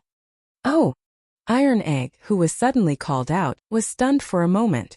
When he came back to his senses, he quickly walked forward and helped Dugu Xine up from the bed. He also took off the latter's shirt. Suddenly, Dugu Xine's strong muscles and the wounds on his body that had only been treated were exposed to the air. "This old man is going to perform acupuncture. I need some peace and quiet. The fewer people in the room, the better." Gong Sunliang took out a golden needle from the needle box. He did not immediately insert it but turned to Li Tai and the others. Li Tai frowned, but he did not say anything. He waved at the guards in the room and said, "All of you leave." Understood.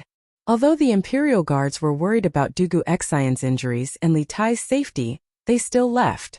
Apart from Dugu Xine and Gong Sunliang, only Li Tai, Iron Egg, and Wang Yu were left in the room.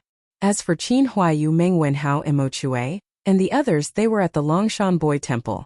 After learning of Dugu Xine's assassination, Li Tai did not stop their plan to build a telegraph relay station. On one hand, he arranged for Qin Huayu and Mo Chue, and the others to proceed as planned. On the other hand, he and Dugu Feng rushed back to the courier station to rescue Dugu Xine. Seeing that the room was finally spacious, Gong Sunliang nodded in satisfaction. He held his breath and focused his mind. His aura suddenly changed, becoming serious and serious. He was like a completely different person from before. Then he raised the golden needle and inserted it into the Tianta acupoint on Dugu Xine's chest. The speed of his insertion was as fast as lightning. It was not a speed that an old man of his age could possess. Then Gong Sunliang took out the golden needles from the wooden box and inserted them into Dugu Xine's Xuanji acupoint, Shenzong acupoint, Huagai acupoint, Shanzhong acupoint, and Jiwei acupoint. The 6 golden needles stood proudly on Dugu Xine's chest. Immediately afterward, Gong Sunliang placed his right hand an inch above the 6 golden needles. The 6 golden needles seemed to be driven by an invisible force and began to vibrate rhythmically. A few drops of sweat appeared on Gong Sunliang's forehead at this time. Controlling the needles with qi. Who would have thought that this frail old man in front of them was actually a martial artist? He could even control the needles with qi? Iron Egg, who was closest to Gong Sunliang, could not help but widen his eyes in shock. Obviously, he did not expect Gong Sunliang to practice Nigong. Looking at Dugu Xine's chest, the chest that was originally covered in black gas was gradually returning to its normal color. After a while, Gong Sunliang let out a sigh of relief and put down his palm. The golden needles naturally stopped vibrating, but the old man had no intention of withdrawing the needles. Taking advantage of this gap, Iron Egg could not help but ask, "Mr. Gong Sunliang, did you use qi to control the needles? Could it be that Mr. Gong Sunliang also practiced Nigong?" Iron Egg was also a martial artist. Although his martial arts realm was not high, he could still clearly feel that Gong Sunliang had transferred his qi into Dugu Xine's acupoints through the golden needles. That was why he asked this question. Gong Sun Liang was sitting on the couch with his eyes closed at this time. When he heard Iron Egg's question, he opened his eyes and looked at Iron Egg with interest. Then he smiled and said, "Oh, I didn't know that you were also a martial artist. Moreover, your eyesight and knowledge are good. At such a young age, you actually know how to control the needles with qi. Who is your master?" Although Gong Sun Liang did not directly answer Iron Egg's question, he tacitly agreed with Iron Egg's guess. Hearing this, Li Tai, who was standing to the side, widened his eyes in shock. Although he was not a martial artist and had never practiced medicine, he had still heard of using qi to control needles. Previously, when Li Gang was injured by Wu Jia, his life was in danger. It was Sun Simiao, Li Zishuan and Xian Qing, these three top medical masters, who worked together to control the needles with qi, that pulled Li Gang back from the gates of hell. Li Tai never expected that on this trip to Taiyuan, he would meet a master like Sun Simiao who could control needles with qi. At this moment, Li Tai didn't dare underestimate Gong Sun Liang in the slightest. Iron Egg thought for a moment and answered truthfully, "My master is the current Marquis of Yong and Li Zishuan, who is also the Yamacho of Yanhuang College. My master and Daoist son of the college both know how to control needles with qi, and I have seen both of them before so I could recognize them." "Oh." Gong Sun Liang let out a long "oh." It was unknown whether he had really heard of Li Zishuan or was pretending to have heard of him. After a moment he asked, "The Daoist son you are talking about, is it Sun Simiao? He actually went to Yanhuang College?" Li Tai couldn't help but say at this time, "Daoist son is naturally the doctor son that everyone praises. He is now in the medical school of our college. In addition to Dr. Sun, our medical school has many masters with superb medical skills. Even many respected doctors from the Imperial Medical Department have joined our medical school. In time, our medical school will definitely be able to cultivate many students with superb medical skills." As a student of Yanhuang College, naturally he was proud of Yanhuang College. Moreover, Li Tai had another intention in saying this, which was to make Gong Sun Liang interested in Yanhuang College. If he could directly attract Gong Sun Liang to join Yanhuang College, that would be even better. He believed that Li Zishuan would definitely remember his merit. After all, although the words of this old man in front of him were not very pleasing, he still had some real skills. "Oh, Yanhuang College." Gong Sun Liang smacked his lips and didn't say anything more. After adjusting his breath for a moment, he stood up and said to Wang Yu, "This old man just used a golden needle to protect the general's heart meridian to ensure that the poison won't enter his lungs in a short period of time. The poison of datura is relatively mild in nature, but it is like a gangrene attached to the bone and is extremely difficult to eradicate. The poison of hook kiss is extremely poisonous, like a flood or a fierce beast. These two poisons, under normal circumstances, are difficult to achieve the effect of fighting poison with poison. However, the two medicines this old man prescribed are used to induce the two poisons in the general's body and balance the power of the two poisons, so that they can be used to fight poison with poison. After Xiaobao brings the herbs here, boil the medicine near the post house and then feed it to the general. This old man will administer the needles from the side to ensure that the two poisons will not harm the general's heart meridian." Hearing this, whether it was Wang Yu, Li Tai, or Iron Egg, all of them gasped. Under normal circumstances, when a patient was poisoned, the first thing a doctor would do was to detoxify the patient. However, this old man in front of them not only did not detoxify Dugu Xian, but also directly used the power of the medicinal stone to induce the poison to act up in advance for fear that it would take too long for the poison to take effect. This kind of medicine was simply too radical and too bold, wasn't it? Wang Yu looked at Gong Sun Liang with a strange expression and then asked tentatively, "Mr. Gong Sun, are you confident?" Gong Sun Liang smiled confidently and said, "Of course. Didn't this old man say at the beginning that I have a 90% chance of eliminating the poison in the general's body?" Hearing this, everyone was speechless again. At the very beginning, Gong Sun Liang did say this, but at that time this old man didn't even take Dugu Xian's pulse. Everyone knew that it was just a formality and couldn't be taken seriously. But who would have thought that this old man would actually take it seriously? Could it be that no matter what kind of person he treated, he would say that he had a 90% chance? Or was it that for him 90% and 10% were almost the same with the probability of failure? At this moment there was a knock on the door, followed by someone saying, "Reporting to Your Highness, the Bing Province Provincial Governor requests an audience." Chapter 1861. There's no need for you to follow me. The Imperial Army will be responsible for my safety. You are the provincial governor of a province and have a lot of work to do. I don't want Bing Province to fall into chaos because of me. I can't bear the responsibility. In Taiyuan Post Station, Li Tai hesitated for a moment. In the end, he did not speak ill of Wang Liaoyuan, but he still rejected Wang Lao's good intentions. After all, Wang Liaoyuan was the highest official in Bing Province. It was unrealistic to have him by his side 24 hours a day. Wang Laoan was relieved to hear Li Tai's tone soften. He looked at Dugu Xen on the bed and asked, "May I ask how General Dugu's injuries are? Do you need me to find a famous doctor in the city?" "Haha, there's no need for that. Although General Dugu's injuries are serious, with Mr. Gong's son here, he will be fine." Li Tai smiled faintly. After seeing Gong Sun Liang's medical skills, Li Tai's trust in the old man increased. Although Gong Sun Liang's explanation of the detoxification process was shocking, in Taiyuan City, only Gong Sun Liang was worthy of Li Tai's trust. "Mr. Gong Sun? Gong Sun Liang?" Hearing Li Tai's words, Wang Liaoan noticed Gong Sun Liang sitting cross-legged on the side. As the provincial governor of Bing Province, Wang Liaoan naturally knew of such a person in Taiyuan City. At the same time, he had also heard of Gong Sun Liang's strange temper and his treatment rules. He only sat in the hall and did not make house calls. But now, Gong Sun Liang had appeared in this post station. What was going on? Wang Liaoyuan's eyes flashed with a trace of doubt. But when he saw Wang Yu, who was stroking his beard and smiling silently at the side, the bewilderment in his eyes instantly vanished, and it was replaced by a wisp of relief.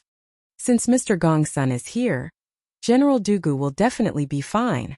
Wang Liaoan nodded after a moment of shock. "Master, I've brought the medicine back." At this time, Dugu Feiying came in with Gong Sun Liang's little apprentice. The little apprentice carried a few large and small oil paper packages and said to Gong Sun Liang, who was sitting cross-legged on the couch. Gong Sun Liang suddenly opened his eyes and ordered, "Take it to the kitchen immediately. Little Bao, decoct the medicine yourself. First, use martial fire to decoct it for a quarter of an hour, then slowly decoct it for half an hour. Then bring it over and feed it to this general." "Yes, master." The little medicine apprentice accepted the order. Dugu Feiying quickly said, "Let's go. I'll take you to the kitchen of the post house." "Your Majesty, look. Today's Datong Daily's headline is very interesting." After the morning court, Li Er, who had just finished dealing with the court officials, rubbed the space between his eyebrows and came to the Lizheng Hall in the west court of the Imperial Palace. When Empress Zhongsun saw Li Er come, she first bowed and then had a maid bring the newspaper she had just read. She handed it to Li Er and said with a smile. She also saw that Li Er looked tired and wanted to let Li Er read the newspaper and relax. "Oh, what news? I'll take a look." Hearing what Empress Zhongsun said, Li Er was really interested. He sat on the couch and reached out to take the newspaper from Empress Zhongsun. He glanced at the eye-catching headline on the front page of the newspaper. "The cutest person? Li Yu? Was it this girl who wrote the news again?" After seeing the headline and the author of the news, Li Er couldn't help but whisper. He had a deep impression of Li Yu, not only because he had personally made Li Yu the gold medal reporter of Datong Daily, but also because almost every issue of Datong Daily had news written by Li Yu. The most important thing was that after the victory of the Battle of Guan City, Li Yu entered the palace to accept the reward. At that time, Li Yu gave Li Er a very familiar feeling. Li Er had never forgotten it. Empress Zhongsun smiled at this time and said, "Yes, it was written by Li Yu. This concubine feels that this lass is quite smart and intelligent. There's no need to follow me. My safety is the responsibility of the Imperial Army. You are a provincial governor and busy with government affairs. I don't want the entire Bing province to be in a mess because of me. I can't bear this responsibility." Taiyuan Post Station. Li Tai hesitated for a moment. In the end, he didn't speak ill of Wang Lan, but he still rejected Wang Lan's good intentions. After all, Wang Liaoyuan was the highest official in Bing province. It was unrealistic to have him by his side 24 hours a day. Hearing Li Tai's tone soften, Wang Leong couldn't help but heave a sigh of relief. At this time he looked at Duguxen on the bed and couldn't help but ask, "May I ask how General Dugu's injuries are? Do you need this official to find a famous doctor in the city to treat him?" "Haha, there's no need for that. Although General Dugu's injuries are serious, with Mr. Gongsun here, he will be able to turn the situation into safety." Li Tai smiled faintly and said. After seeing Gongsun Liang's treatment methods, Li Tai couldn't help but trust this old man a little more. Although Gongsun Liang's words about the detoxification process were shocking, in Taiyuan City, perhaps only Gongsun Liang was worthy of Li Tai's trust. "Mr. Gongsun? Gongsun Liang?" Hearing Li Tai's words, Wang Laon noticed Gongsun Liang sitting cross-legged on the side. As the provincial governor of Bing Province, Wang Laon naturally knew of such a person in Taiyuan City. At the same time, he had also heard of Gongsun Liang's strange temper and treatment rules. He only sat in the hall and never visited patients. But now Gongsun Liang appeared in this post station. What was going on? A trace of doubt flashed in Wang Laon's eyes at this time. But when he saw Wang Yu stroking his beard and smiling silently, the doubt in his eyes dissipated and was replaced by a touch of relief. Since Mr. Gongsun is here, General Dugu will definitely be able to turn the situation into safety. After being stunned for a moment, Wang Laon nodded. "Master, I've brought the medicine back." At this moment, Dugu Feng pushed open the door from outside with Gongsun Liang's little medicine boy. The little medicine boy held a few large and small oil paper packages and said to Gongsun Liang, who was sitting cross-legged on the couch. Gongsun Liang suddenly opened his eyes and ordered, "Take it to the kitchen immediately. Xiaobao, boil the medicine yourself. First use martial fire to fry it for 15 minutes, then slowly fry it for half an hour. After that, bring it over and feed it to this general." "Yes, master." The little medicine boy obeyed the order. Dugu Feng hurriedly said, "Let's go. I'll take you to the back kitchen of the post station." "Your Majesty, look, today's Datong Daily's headline looks very interesting." After the morning court, Li Er, who had just finished dealing with the court officials, rubbed the space between his eyebrows and came to the Lijong Hall in the west court of the Imperial Palace. When Empress Zhongsun saw Li Er coming, she first bowed and then had a maid bring the newspaper she had just read. She handed it to Li Er and said with a smile. She also saw Li Er's tired face and wanted to let Li Er read the newspaper to relax. "Oh, what news? I'll take a look." Hearing Empress Zhongsun's words, Li Er was really interested. He sat on the couch and reached out to take the newspaper handed over by Empress Zhongsun. His eyes swept over the eye-catching headline on the front page of the newspaper. "The cutest person? Li Yu? Was it this girl who wrote the news again?" After seeing the headline and the author of the news, Li Er couldn't help but whisper. He had a deep impression of Li Yu, not only because he had personally made Li Yu the gold medal reporter of Datong Daily, but also because almost every issue of Datong Daily had news written by Li Yu. The most important thing was that after the victory of the Battle of Guan City, Li Yu entered the palace to accept the reward. At that time, Li Yu gave Li Er a very familiar feeling. Li Er had never forgotten it. Empress Zhongsun smiled at this time and said, "Yes, it was written by Li Yu. This concubine feels that this lass is quite smart and intelligent. There's no need to follow me.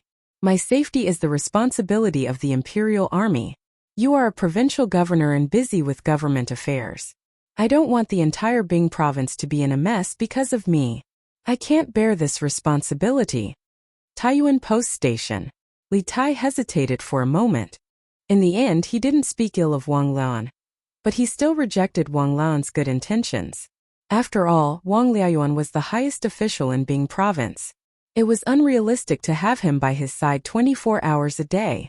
Hearing Li Tai's tone soften, Wang Laon couldn't help but sigh in relief.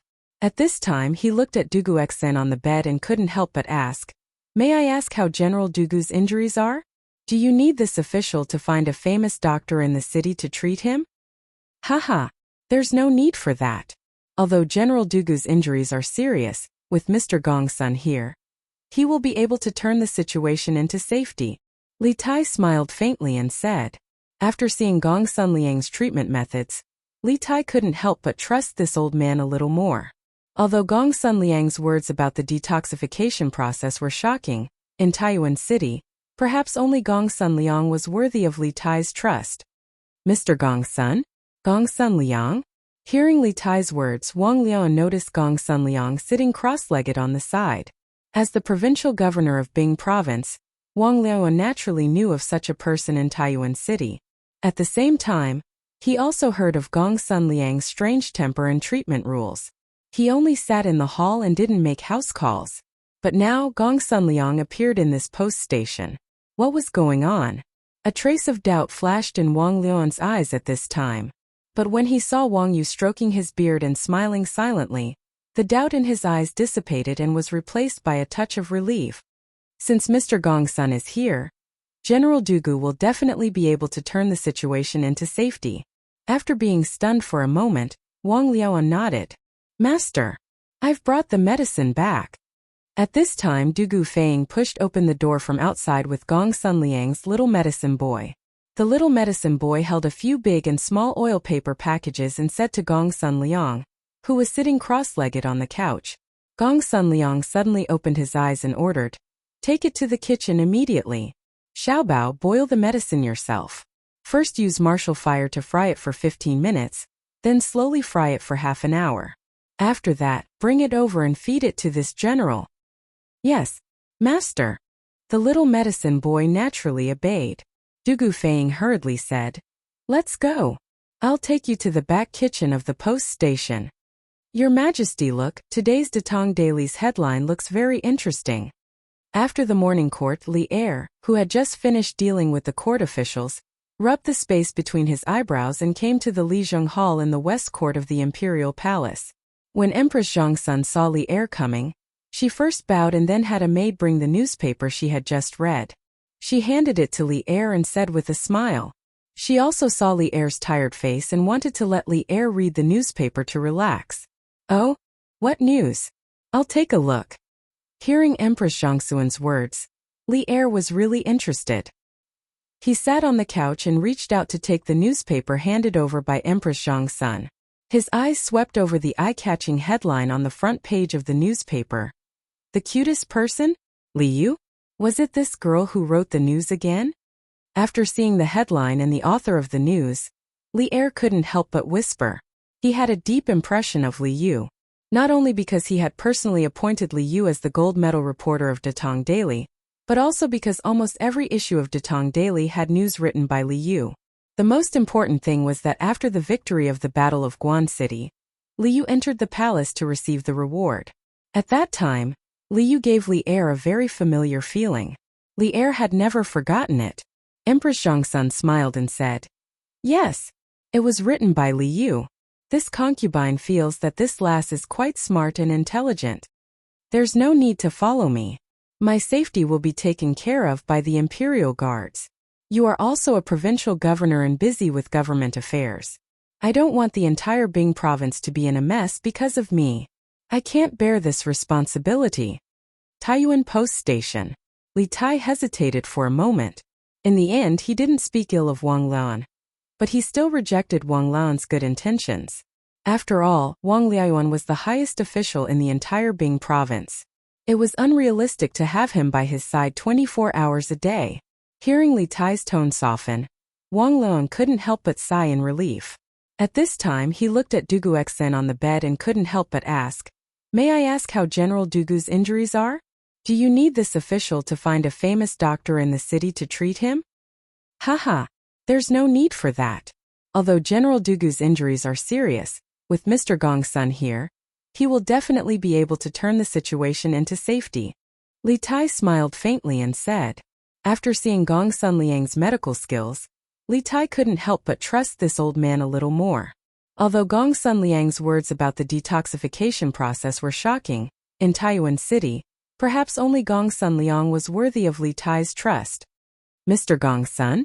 Gong Sunliang?" Hearing Li Tai's words, Wang Liang noticed Gong Sunliang sitting cross-legged on the side.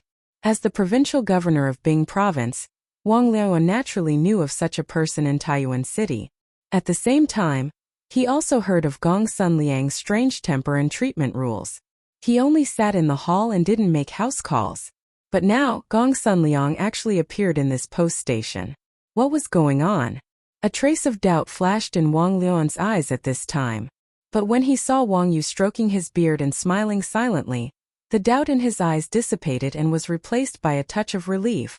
Since Mr. Gong Sun is here, General Dugu will definitely be able to turn the situation into safety.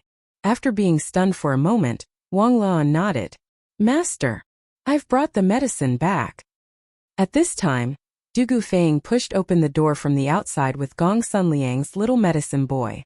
The little medicine boy held a few large and small oil paper packages and said to Gong Sun Liang, who was sitting cross-legged on the couch. Gong Sun Liang suddenly opened his eyes and ordered, "Immediately take these to the kitchen. Xiaobao, boil the medicine yourself. First use martial fire to fry it for a quarter of an hour, then slowly fry it for half an hour, then bring it over to feed this general." Chapter 1862. County Magistrate. His Majesty has issued a decree to reward the merchants who participated in the charity event yesterday. Other than publicly praising them on Datong Daily, the merchants who donated money yesterday will receive the same amount of tax exemption this year. However, more than half of the merchants who donated money yesterday came from our Lantian County. The total amount of money donated by these merchants is close to 260,000 strings of cash. If our Lantian County collects taxes according to His Majesty's decree, won't we collect less than 260,000 strings of cash in business tax? The county office's treasury is already not abundant, and we even donated 10,000 strings of cash yesterday. After that, the county office still has to expand the city and assist Yunshan in laying electric wires for the county. Now that His Majesty has issued a decree, the business tax collected by our county office will be reduced sharply in the future. What should we do? In the back hall of the Lantian County office, County Deputy Meng held a notice in his hand as he worriedly spoke to County Magistrate He. In the hall, other than the two of them, there was also Registrar Zhang and County Lieutenant Wang. It could be said that all the administrative officials of the Lantian County office were present. As for Dian Hu and Constable Sun, they were in charge of the prison and public security, so they did not participate in this small-scale meeting within the county office. The notice in County Deputy Meng's hand was naturally the notice of commending merchants that was posted in Chang and the surrounding counties after the morning court. The four people present had all seen it. After County Deputy Meng finished speaking, Registrar Zhang could not help but speak up. County Magistrate, County Deputy Meng's worries are not without reason. Back then, Marquis returned the financial authority of Lantian County to the county office and instructed us to collect and use the taxes collected by the county office for the people. Seeing that the business in the city has just picked up and the business tax collected is increasing month by month, the county office dares to start many large and small projects. Right now we have such a big business and borrowed a lot of money from Yanhuang Bank. Furthermore, the expansion of the city walls and the laying of electric wires will require a lot of money. If we follow His Majesty's decree to collect taxes, in the remaining 5 months of this year, I'm afraid we will only be able to collect 1 or 2,000 strings of cash in business tax, which is just a drop in the bucket. In this way, not only will the 2 projects be stopped, but the money that our county office owes Yanhuang Bank will also be difficult to pay off. Therefore, I think that if we don't follow the Emperor's order to collect taxes, we will continue to collect taxes according to the original policy. It had to be said that Li Er's imperial edict to reward the merchants who participated in the donation gathering yesterday had somewhat disrupted the development of Lantian County. If the tax reduction decree was implemented according to the imperial edict, Lantian County would suffer a huge financial loss. First of all, there were currently more than 600 merchants in Lantian County. However, there were more than 300 merchants who participated in the fundraising event yesterday.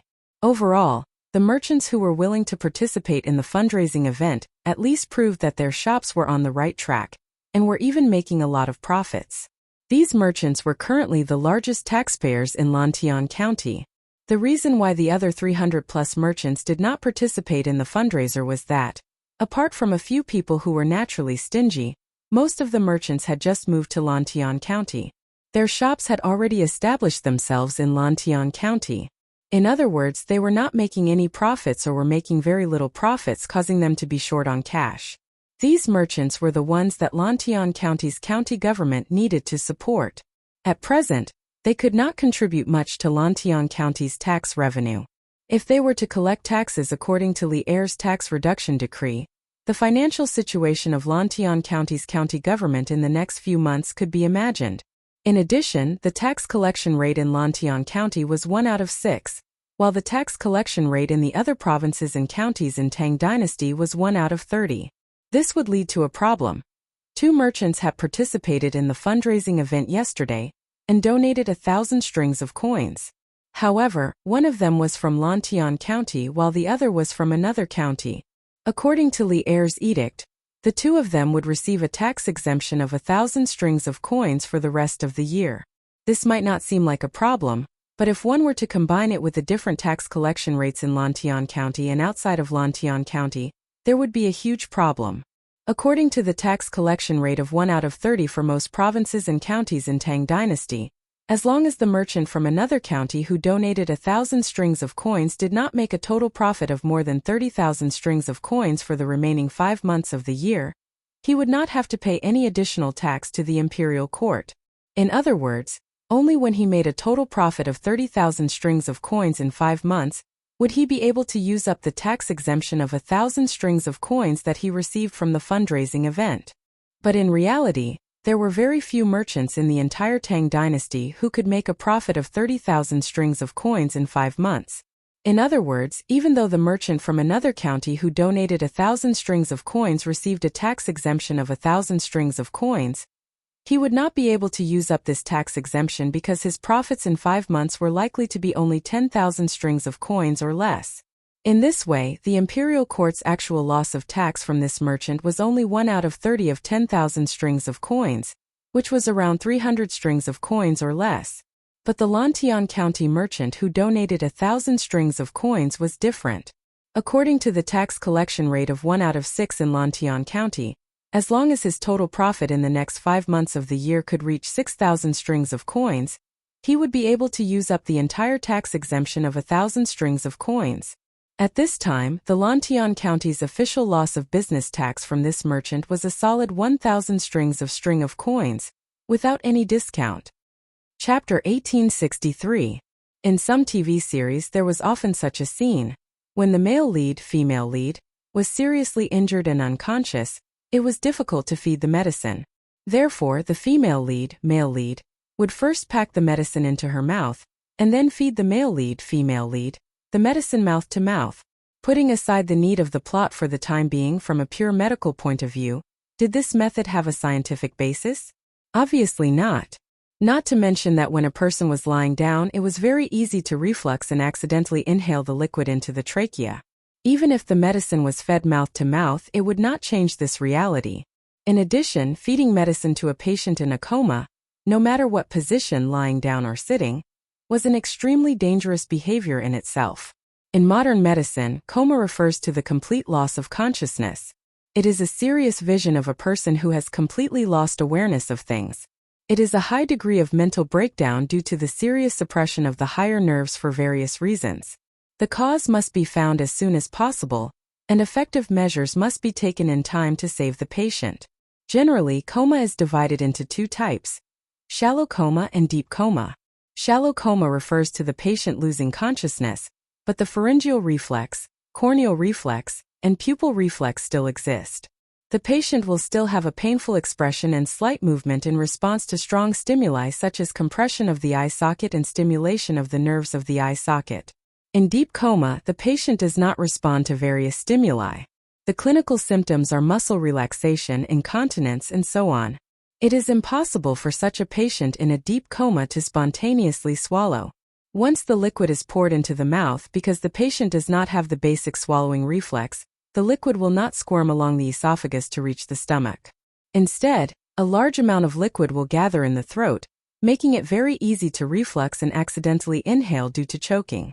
In other words, these things will mistakenly enter the trachea and reach the lungs, resulting in aspiration pneumonia. In this case, a lung infection is often life-threatening. Therefore, in modern hospitals, as long as the patient's swallowing reflex is not good, such as the neurological department's medulla oblongata paralysis, the doctor will consider feeding the patient with a gastric tube and nasal feeding diet as well as medicine and water. They will not risk the patient's life. Although Gong Sun Liang did not know the professional terms such as swallowing reflex and advanced nerves, nor did he know that there was such an alternative method of feeding drugs through a nasogastric tube, it did not mean that one's personal problem-solving ability would be limited even if one's knowledge was limited by the age when one reached the peak of one's expertise in a certain field. When he first examined Dugu Xian's injuries, Gong Sun Liang had not only checked Dugu Xian's pulse, but also checked Dugu Xian's eyelids, mouth, and other parts of his body. He wanted to confirm whether Dugu Xian was still conscious and whether he could swallow medicine on his own. It was because he was certain that the unconscious Dugu Xian still had a certain level of consciousness that Gong Sun Liang gave him the prescription and dared to let the little medicine boy decoct and feed the medicine to Dugu Xian. "All right, little treasure. I won't feed him for now. Take the bowl of medicine and wait at the side." Under the care of the little medicine boy, Dugu Xian barely managed to drink half a bowl of medicine. If he was fed any more, the medicine would all flow out. Seeing this, Gong Sun Liang spoke up to stop him. In his opinion, half a bowl of medicinal soup was enough for the two poisons in Dugu Xian's body to take effect. "Yes, master." The little medicine boy did not hesitate.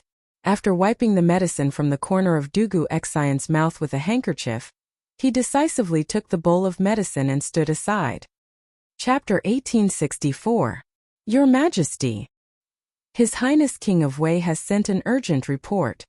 In the hall of Ganlu, Li Er, who had received spiritual comfort from Empress Zhongsun, was reviewing memorials.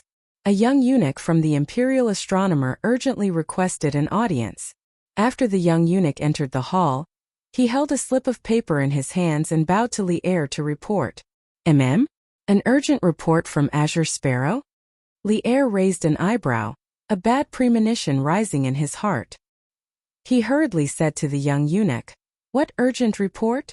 Quickly bring it up for us to see." "Yes, Your Majesty." The young eunuch raised the slip of paper over his head. Zhao Song hurriedly walked over, took the slip of paper, and then quickly walked forward and handed it to Li Er. "What? Dugu Xian was assassinated in Taiyuan City?" After taking the slip of paper from Zhao Song and reading its contents, Li Er's face suddenly paled and he cried out in alarm. His voice was thick with anger and disbelief. Just a few minutes ago, he had declared in front of Empress Zhongsun how many guards Li Tai had in Taiyuan City and how safe he was. But in just a few minutes, the cruel reality had viciously slapped Li Er in the face. Li Tai's strongest fighting force, the commander of the Great Tang's Northern Yamen Imperial Army, had been assassinated in Taiyuan City. Although he didn't know Dugu Xian's current condition, whether he had been injured or whether his injuries were fatal, the assassination attempt on Dugu Xian meant that there was a faction in Taiyuan City that was resisting the Great Tang Imperial Court and plotting something. They had even dared to assassinate a general of the Imperial Court. This meant that Li Tai was not absolutely safe in Taiyuan City, and might be the next target of the assassins. This also reflected the grim situation in Taiyuan City.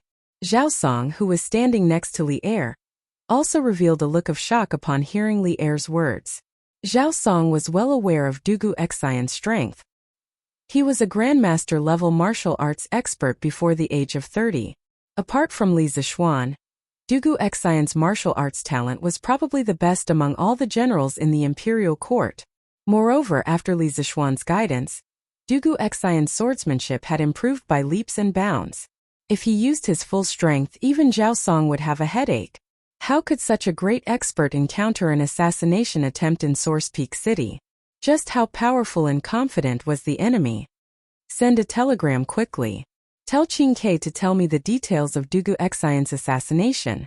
Also, order Bing Province's Governor Wang Liaoyuan to capture the assassin within 7 days. Otherwise, I will not let him off easily. Fang Gongting of Bingzhou's Zhichong residence was temporarily given the title of commandant. He also had the authority to command the troops to assist Wang Liaoyuan in maintaining the security of Taiyuan and protect the safety of the King of Wei and the teachers and students of Yanhuang College. The imperial edict of appointment will be sent to Taiyuan City by carrier pigeon. After reading the contents of the note, Li Er's face darkened. After thinking for a moment, he gave the order to the young eunuch from the imperial astronomer. It was a military taboo to change generals in battle, so Li Er did not directly remove Wang Liaoan from his position. Instead, he gave the latter a chance to make up for his mistakes. "Yes, Your Majesty," the young eunuch replied, then quickly left the hall. "Zhao Song, write what I just said into an imperial edict. Then, use the Wang family's carrier pigeon to send it to Taiyuan as quickly as possible." After the young eunuch left, Li Er instructed Zhao Song, who was beside him. This matter concerned the appointment of generals and the mobilization of troops. It was impossible to rely on telegrams alone. An official imperial edict was required. Chapter 1865. Fei. Feng, have you caught Zhu Xiecheng and Kong Chang'an? Hurry. Interrogate them as soon as possible. Long delays may cause trouble. In Taiyuan City, in the inn, Dugu Exine, who had just woken up, felt weak and thirsty. After drinking 3 cups of water from Dugu Feng, Dugu Exine felt a little better. He had recovered some of his strength, so he grabbed Dugu Feng's arm and said, "Brother Dugu Feng, let's go." The first thing on Dugu Exine's mind when he woke up was not his injuries, but the person behind the scenes. Obviously, this assassination had given him a strong sense of urgency. Since the hidden force dared to jump out and assassinate him directly, it meant that the other party's layout in Taiyuan City was basically complete. Their next target was probably Li Tai and the students and teachers of Yanhuang College. Therefore, he had to catch them before they made their next move. Otherwise, Li Tai would be in danger. "Big brother, we did catch Zhu Xiecheng and Kong Chang'an, but on the way back, Kong Chang'an was killed. Dugu Exine was killed before he reached Xuanren Square, so he did not know that the Wang family's shadow guards were also attacked on the way back. Therefore, Dugu Feng hurriedly explained. What? Kong Chang'an was killed? Cough cough. When Dugu Exine heard this, he almost jumped out of bed, if his body's condition allowed it. Perhaps because he was too agitated, his breathing became unstable, and he began to cough. Dugu Feng hurriedly stepped forward and patted Dugu Exine's back. He said anxiously, "Big brother, don't be so agitated. Although Kong Chang'an was killed, we still have Zhu Xiecheng. We can definitely get some information from him." Wang Yu, who was standing to the side, could not help but say, "Commander Dugu, you may not know this, but our Wang family's shadow guards were attacked by 3 black-clothed masters on the way back from escorting Zhu Xiecheng and Kong Chang'an. The 3 men's martial arts were extremely high, and the leader of the Wang family's shadow guards, Wang Chenggu, happened to be at Wenchang Square in the south of the city, so they succeeded in killing Kong Chang'an. After all, it was the Wang family's fault. The Wang family will definitely take good care of Zhu Xiecheng and won't let anything happen to him again. General Feng is right. Right now, Commander Dugu should focus on recuperating. Zhu Xiecheng is under the care of the Wang family. It won't be too late to interrogate him after he recovers." Dugu Exine, who was lying on the bed, felt a jolt in his heart when he heard that. He struggled to wave his hand at Wang Yu and said, "Patriarch Wang, you're exaggerating.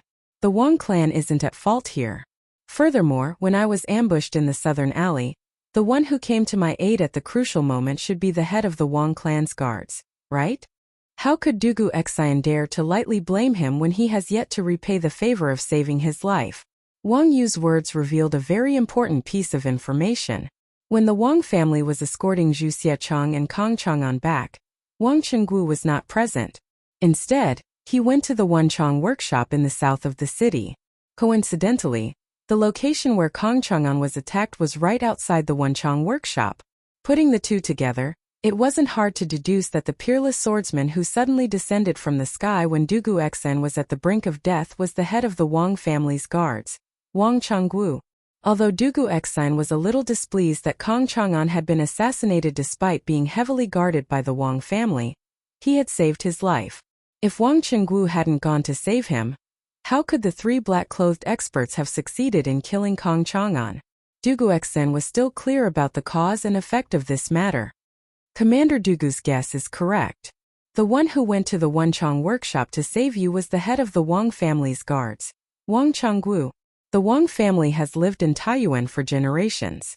Although they don't have the responsibility of guarding the city like the government, They still don't allow anyone to behave atrociously at their doorstep. Therefore, it is the Wang family's duty to save Commander Dugu. Commander Dugu, you don't have to be so polite. In the face of Dugu Xian's thanks, Wang Yu spoke with a righteous expression. Wang Liaoyuan, who was standing at the side, suddenly felt a little ashamed. Speaking of which, maintaining the law and order of Taiyuan City should be the responsibility of the provincial government or the county government. Dugu Xian had been assassinated in the city, and the person who had saved him wasn't someone from the government, but the head of the Wang family's guards. This made the government lose face. Fortunately, Constable Feng from the provincial government had brought people to the scene at the last moment and had more or less contributed some effort. Otherwise, Wang Liaoan's expression would have been even uglier. No matter whether it is the Wang family's duty or just following orders, to me Dugu Xian, it is still a life-saving grace. How can this life-saving grace just be taken lightly? When I'm feeling better, I will personally visit Brother Chenggu to thank him. Dugu Xian shook his head and insisted. Without waiting for Wang Yu to say anything, he changed the topic and said in a low voice, "But the most important thing right now is to interrogate Zhu Xiecheng as soon as possible." Among the assassins that appeared in the city today, the strongest one was a grandmaster. Their origins are probably not simple. We have to find out their identities and hiding places as soon as possible. Otherwise, we will always be in a passive position. Li Tai, who had been standing at the side for a long time, spoke up at this time. "General Dugu, don't worry about your injuries. Leave the matter of tracking down the assassins to us." But Dugu Xian wanted to say something else, but Li Tai firmly cut him off. "No buts. This is my order. Dr. Gongsun said earlier that General Dugu needs to rest more for the next few days, and you can't use force. I'm still waiting for General Dugu to recover as soon as possible so that you can lead the Imperial Army to protect me. General Dugu, please don't disappoint me. During this time, the Imperial Army will be led by General Fei Ying." It was rare for Li Tai to be so forceful. His resolute words left Dugu Xian with no room to refute. After that, Li Tai turned to look at Wang Yu, Wang Liaoan and the others and said solemnly, "General Dugu still needs to recuperate. We won't disturb him. In addition, my father has just sent an imperial edict through the telegraph. Everyone, please follow me to receive the edict." When they heard that Li Er had sent an imperial edict, everyone in the room couldn't help but look solemn. Wang Yu's heart was as clear as a mirror. After all, Li Tai had suddenly left the room just now because the telegraph had rung. It must have been a telegram from the palace. Moreover, when Li Tai had replied to the telegram, he must have reported what had happened in Taiyuan City to Li Er. Therefore, Li Er's imperial edict must have had something to do with Dugu Xian's assassination. "Yes, sir." Everyone in the room except for Dugu Xian, who was lying on the bed, cupped their hands in acknowledgement and followed Li Tai out the door. After a while, the crowd arrived at a side hall. Li Tai stood in front of the crowd and took out a piece of paper from his bosom. He faced the crowd and read it aloud. "Father has ordered Bing Province's provincial governor, Wang Liaoan, to investigate Dugu Xian's assassination with all his might. The murderer must be caught within 7 days. Otherwise, he will be severely punished. Fang Gongting of Bing Province's Zhichong residence will be temporarily promoted to the rank of commandant. He will also temporarily have the authority to command the army to assist Wang Liaoyuan in maintaining the security of Taiyuan City. He will also protect the safety of Yanhuang College's teachers and students." The content of the imperial edict was very short.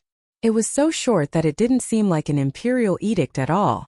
There were no pleasantries or anything difficult to understand. It was more like Li Er was giving orders in front of everyone. Although this was only an imperial edict in the form of a telegram, no one could tell if it was real or fake. Whatever Li Tai said was the truth. However, no one questioned the authenticity of the imperial edict. This was because the person who announced the imperial edict was Li Tai, Li Er's favorite son. It was impossible for Li Tai to lie about this matter. This was because lying about this kind of thing could be easily exposed. Moreover, once exposed, his political career was basically over. Moreover, Li Tai had no reason to lie about this. There was no benefit to lying to him. Your subject, Wang Liaoyuan, obeys the imperial edict. Listening to the imperial edict, Wang Liaoan couldn't help but feel relieved that Li Er didn't dismiss him directly. Instead, he wanted him to make up for his mistakes. However, the 7-day deadline made him nervous again. He was afraid that he wouldn't be able to sleep in the next 7 days. Li Tai nodded and said, "Although this imperial edict came from a telegraph, you don't have to doubt its authenticity. The imperial edict with the imperial seal has already been sent here by the Wang family's carrier pigeons in the capital. It will probably arrive at noon. At that time, granduncle, please pay more attention. The cultivation of carrier pigeons couldn't be done overnight. The imperial court couldn't cultivate a batch of carrier pigeons to cover every province and county in the Tang Empire. Not only the imperial court couldn't do it, but even a 1,000-year-old clan like the Wang family couldn't do it. At present, the Wang family could only cultivate some carrier pigeons to send messages to the ancestral home in Taiyuan." Wang Yu nodded and said, "Your Highness, don't worry. Once the Wang family receives the imperial edict, it will be sent here immediately. In addition, when Provincial Governor Wang needs any help in tracking down the assassin, please don't hesitate to ask me. The Wang family will do our best to help." "Thank you." Wang Liaoyuan clasped his hands and thanked Wang Yu gratefully. He was a distant collateral descendant of the Wang family, so he didn't receive much help from the Wang family in his official career. Especially after he became the provincial governor of a province, he took the initiative to reduce his contact with the Wang family to avoid suspicion. However, Wang Yu was willing to spare no effort to help him in this matter, which made him very touched. Li Tai said in a clear voice, "Good. In that case, I hope that all of you can work together to catch the assassin hiding in the city as soon as possible. The first thing is to interrogate Zhu Zeqing and see what we can get out of him." Wang Liaoan clasped his hands and said, "I will do as you command. I will send people to the Wang family to detain Zhu Zeqing in the prison of the government office and immediately interrogate him. We will set up a heavy guard and won't let anything happen to him." Li Tai shook his head and said, "There is no need to set up a heavy guard. I think that we shouldn't have too much hope for Zhu Zeqing. The reason why the assassin only killed Kong Chang'an and let Zhu Zeqing go means that they are not afraid of Zhu Zeqing falling into our hands. In other words, Zhu Zeqing probably doesn't have the information we want. So, for this person we just need to interrogate him briefly. At the very least he should know Kong Chang'an's identity. Let's not waste too much time and energy on this person." Calm and wise. While everyone was clamoring to interrogate Zhu Zeqing and try to get information about the assassin from him, Li Tai remained absolutely calm. It had to be said that Li Tai was much calmer than before. The people present were not stupid. After hearing Li Tai's words, they all reacted. Indeed, according to the description of the Wang family's secret guards, after the 3 black-clothed masters killed Kong Chang'an, they had the strength to kill Zhu Zeqing as well. But why didn't they do that? The only possibility was that Zhu Zeqing was just an abandoned pawn that they had pushed out. An abandoned pawn that was useless and didn't know anything about their identities. Your Highness is right. I am ashamed that I almost fell into their trap. Wang Liaoan clasped his hands and said, ashamed. After a pause he continued, after I transfer Zhu Zeqing to the prison, I will personally go to the Bing province camp and pass on the Emperor's decree to Fang Zicheng. Then I will ask Fang Zicheng to immediately mobilize the troops to protect Your Highness and the others, as well as to track down the assassin in the city. Although Li Tai hadn't stamped the imperial edict of appointment and mobilization of troops, Li Tai had just said that the imperial edict would soon be transported to Taiyuan City. Wang Liaoyuan and Wang Yu had no choice but to believe it. Fang Gongting wouldn't dare to doubt it either, because they had already learned from the mistakes of the past. When Li Zishuan mobilized troops from Taiyuan City to stop Wu Jia, he also mobilized troops in the same way. Therefore, in Wang Liaoyuan's opinion, this imperial edict in the form of a telegram could definitely allow Fang Gongting to mobilize the troops in advance. Good. Let's move out immediately. This time, Li Tai didn't reject Wang Liaoyuan's request to have the provincial government's troops protect the academy, because by now, he also felt the seriousness of the situation. Your Highness, please excuse us. Wang Liaoyuan and Wang Yu cupped their hands and left. Suddenly, only Li Tai, Iron Egg, and Du Gufeng were left in the studio. Li Tai then turned to Iron Egg and said, Iron Egg, you are good at martial arts. Go to Dragon Mountain for me. These men in black are so arrogant and vicious. I'm worried that they will harm Mr. Imochue and the others. Immediately lead a group of Imperial Guards to Dragon Mountain Boy Temple. Iron Egg hesitated for a moment, then shook his head and said, No, I have to stay by your side and protect your safety. This is the task my master gave me. Li Zixuan had asked Iron Egg to follow the Academy North not because he wanted Iron Egg to contribute to the construction of the telegram relay station, but because Iron Egg's martial arts were the best among the students of the Academy.